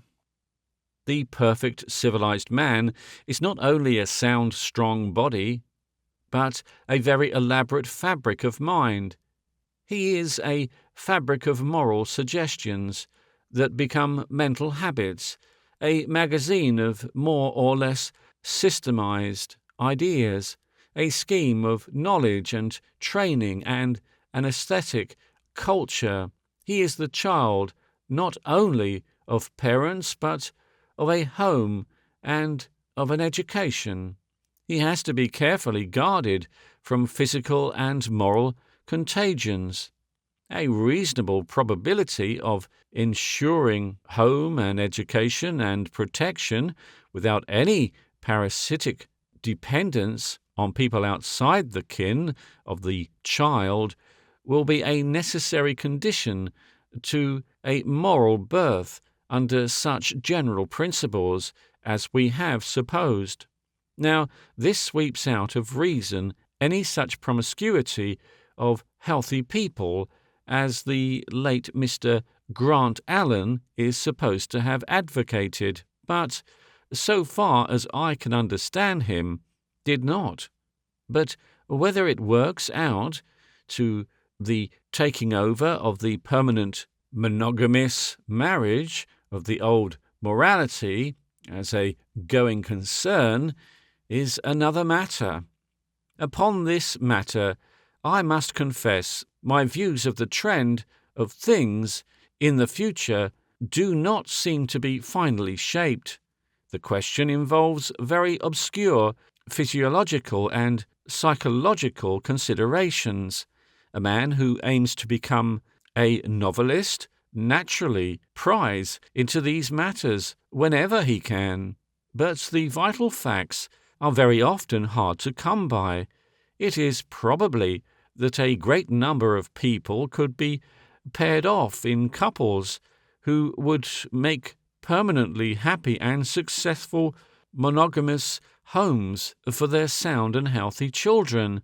At any rate, If a certain freedom of regrouping were possible within a time limit, this might be so, but I am convinced that a large proportion of married couples in the world today are not completely and happily matched, that there is much mutual limitation, mutual annulment, and mutual exasperation. Home with an atmosphere of contention is worse than none for the child, and it is the interest of the child, and that alone, that will be the test of all these things.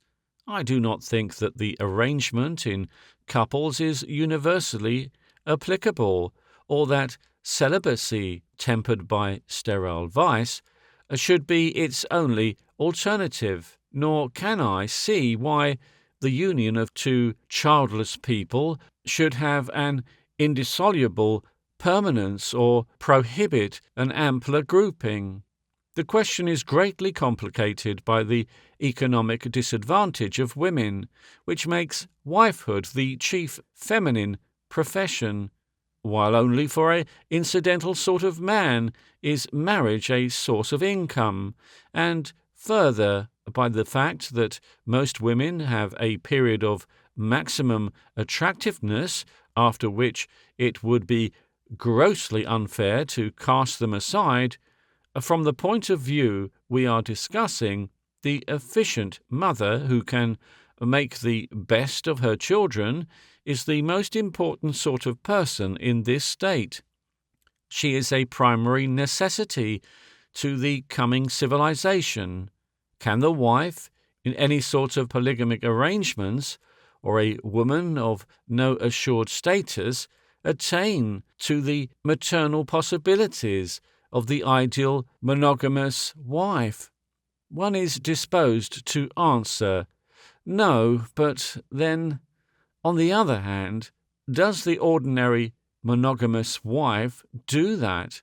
We are dealing with the finer people of the future, strongly individualized people who will be much freer from the stereotyped moral suggestions and much less inclined to be dealt with the wholesale than the people of today. I have already shown cause in these anticipations to expect a period of disorder and hypocrisy in matters of sexual morality. I am inclined to think that when the new republic emerges on the other side of this disorder, there will be a greater number of marriage contracts possible between men and women, and that the strong arm of the state will insist only upon one thing, the security and welfare of the child, the inevitable removal of births from the sphere of an uncontrollable providence to the category of deliberate acts will enormously enhance the responsibility of the parent and of the state that has failed to adequately discourage the philoprogenitiveness of the parent towards the child. Having permitted the child to come into existence, public policy and the older standard of justice alike demand, under these new conditions, that it must be fed, cherished, and educated, not merely up to a respectable minimum, but to the full height of its possibilities. The state will therefore be the reserve guardian of all children.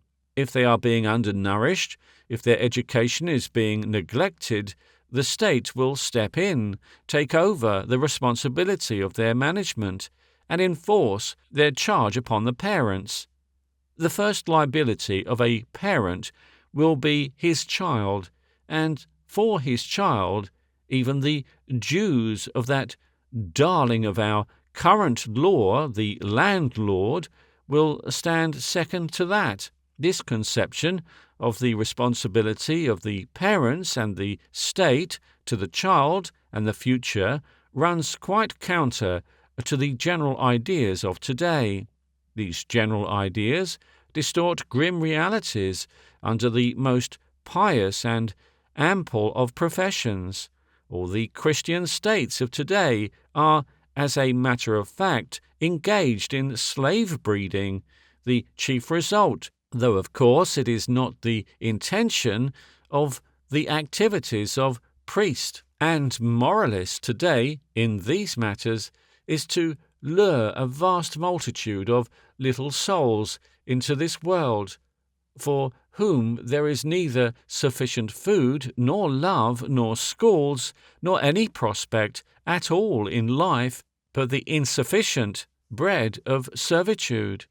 It is a result that endears religion and purity to the sweating employer, and leads unimaginative bishops who have never missed a meal in their lives, and who know nothing of the indescribable bitterness of the handicapped entry into the world, to draw a complacent contrast with irreligious France.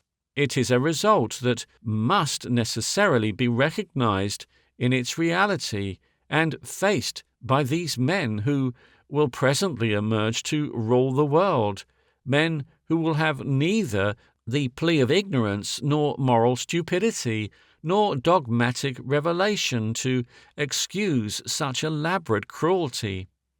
And having set themselves in these ways to raise the quality of human birth, the new republicans will see to it that the children who do at last eventually get born come into the world of spacious opportunity. The half-educated, unskilled pretenders, professing impossible creeds and propounding ridiculous curricula, to whom the unhappy parents of today must needs entrust the intelligence of their children, these heavily-handed barber surgeons of the mind, these schoolmasters with their ragtag and bobtail of sweated and unqualified assistants, will be succeeded by capable, self-respecting men and women constituting the most important profession of the world. The windy pretense of forming character, supplying moral training, and so forth, under which the educationalists of today conceals the fact that he is incapable of his proper task of training, developing and equipping the mind, will no longer be made by the teacher, nor will the teacher be permitted to subordinate his duties to the entirely irrelevant business of his pupils' sports. The teacher will teach and confine his moral training beyond enforcing truth and discipline to the exhibition of a capable person, doing his duty as well as it can be done. He will know that his utmost province is only a part of the educational process, that equally important educational influences are the home and the world of thought about the pupil and himself. The whole world will be thinking and learning. The old idea of completing one's education will have vanished with the fancy of a static universe. Every school will be a preparatory school, every college.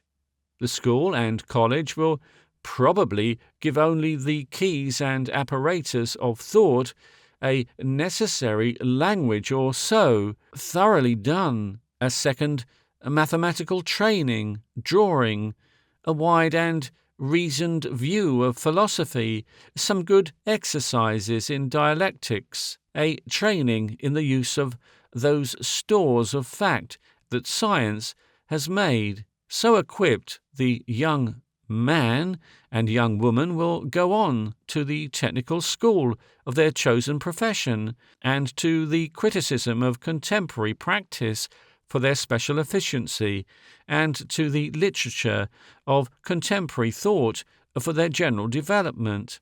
And while the emergent new republic is deciding to provide for the swarming inferiority of the abyss and developing the morality and educational system of the future, in this fashion, it will be attacking that mass of irresponsible property that is so unavoidable and so threatening under present conditions.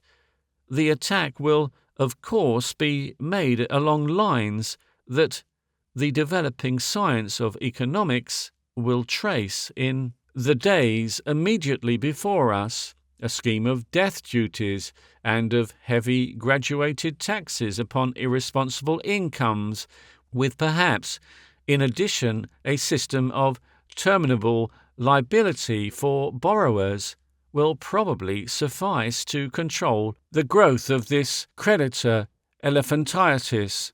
The detailed contrivances are for the specialist to make.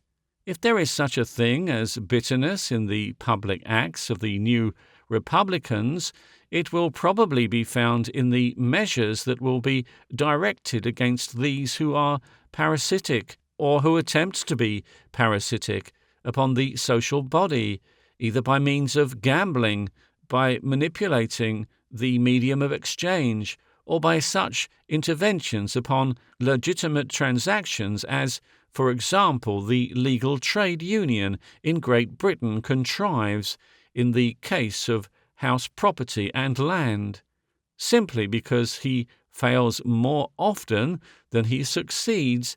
There is still a disposition among sentimental people to regard the gambler or the speculator as rather a dashing, adventurous sort of person, and to contrast his picturesque gallantry with the sober certainties of honest men.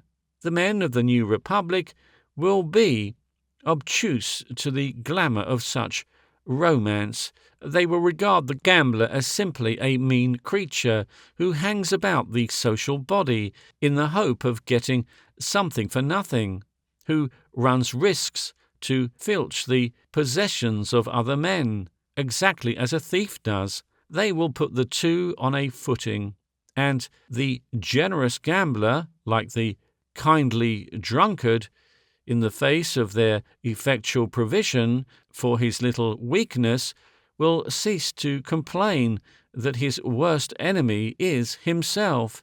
And in dealing with speculation, the new republic will have the power of an assured faith and purpose, and the resources of an economic science that is as yet only in its infancy. In such matters the new republic will entertain no superstition or laissez-faire. Money and credit are as much human contrivances as bicycles, and as liable to expansion and modification as any other sort of prevalent but imperfect machine. And how will the new republic treat the inferior races? How will it deal with the black? How will it deal with the yellow man? How will it tackle the alleged termite in the civilized woodwork, the Jew? Certainly not as races at all. It will aim to establish, and it will at last, though probably only after a second century has passed, establish a world state with a common language and a common rule. All over the world, its roads, its standards, its laws, and its apparatus of control will run. It will, I have said, make the multiplication of those who fall behind a certain standard of social efficiency unpleasant and difficult, and it will have cast aside any coddling laws to save adult men from themselves. Footnote. Vid Mr. Archdall Reed's excellent and suggestive book, The Present Evolution of Man. End of footnote. It will tolerate no dark corners where the people of the abyss may fester, no vast diffused slums of peasant proprietors, no stagnant plague preserves. Whatever men may come into its efficient citizenship, it will let come, while black, red, or brown, the efficiency will be the test, and the Jew also it will treat as any other man. It is said that the Jew is incurably a parasite on the apparatus of credit. If there are parasites on the apparatus of credit, that is a reason for the legislative cleaning of the apparatus of credit, but it is no reason for the special treatment of the Jew. If the Jew has a certain incurable tendency to social parasitism, and we make social parasitism impossible, we shall abolish the Jew, and if he has not, there is no need to abolish the Jew. We are much more likely to find we have abolished the causation solicitor. I really do not understand the exceptional attitude people take up against the Jews. There is something very ugly about many Jewish faces, but they are Gentile faces, just as coarse and gross. The Jew asserts himself in relation to his nationality with a singular tactlessness, but it is hardly for the English to blame that many Jews are intensely vulgar in dress and bearing, materialistic in thought and cunning and base in method, but no more so than many Gentiles. This Jew is mentally and physically precocious, and he ages and dies sooner than the average European. But in that, and in a certain disingenuousness, he is simply on all fours with the short, dark Welsh. He foregathers with those of his own nation and favours them against the stranger, but so do the Scottish. I see nothing in his curious, dispersed nationality to dread or dislike. He is a remnant and legacy of medievalism, a sentimentalist, perhaps, but no fugitive plotter against the present progress of things. He was the medieval liberal. His persistent existence gave the lie to Catholic pretensions all through the days of that ascendancy, and today he gives the lie to all our yapping nationalisms and sketches in his dispersed sympathies the coming of the world state. He has never been known to burke a school. Much of the Jew's usury is no more than social scavenging. The Jew will probably lose much of his particularism, intermarry with Gentiles, and cease to be a physically distinct element in human affairs in a century or so. But much of his moral tradition will, I hope, never die, and for the rest, those swarms of black and brown and dirty white and yellow people who do not come into the new needs of efficiency? Well, the world is a world, not a charitable institution, and I take it they will have to go. The whole tenor and meaning of the world, as I see it, is that they have to go, so far as they fail to develop sane, vigorous and distinctive personalities for the greater world of the future. It is their portion to die out and disappear. The world has a purpose greater than happiness. Our lives are to serve God's purpose, and that purpose aims not at a man as an end, but works through him to greater issues. This, I believe, will be the distinctive quality of the new Republican's belief, and for that reason I have not even speculated whether he will hold any belief in human immortality or no. He will certainly not believe there is any post-mortem state of rewards and punishments because of his faith in the sanity of God, and I do not see how he will trace any reaction between this world and whatever world there may be of disembodied lives. Active and capable men of all forms of religious profession today tend in practice to disregard the question of immortality. altogether. So, to a greater degree, will the kinetic men of the coming time. We may find that interesting enough when we turn over the leaf. But at present, we have not turned over the leaf. On this side, in this life, the relevancy of things points not to the slightest towards the immortality of our egotisms, but convergently and overpoweringly to the future of our race, to that spacious future of which these weak, ambitious anticipations are, as it were, the dim reflection seen in a shadow and troubled pool. For that future, these men will live and die.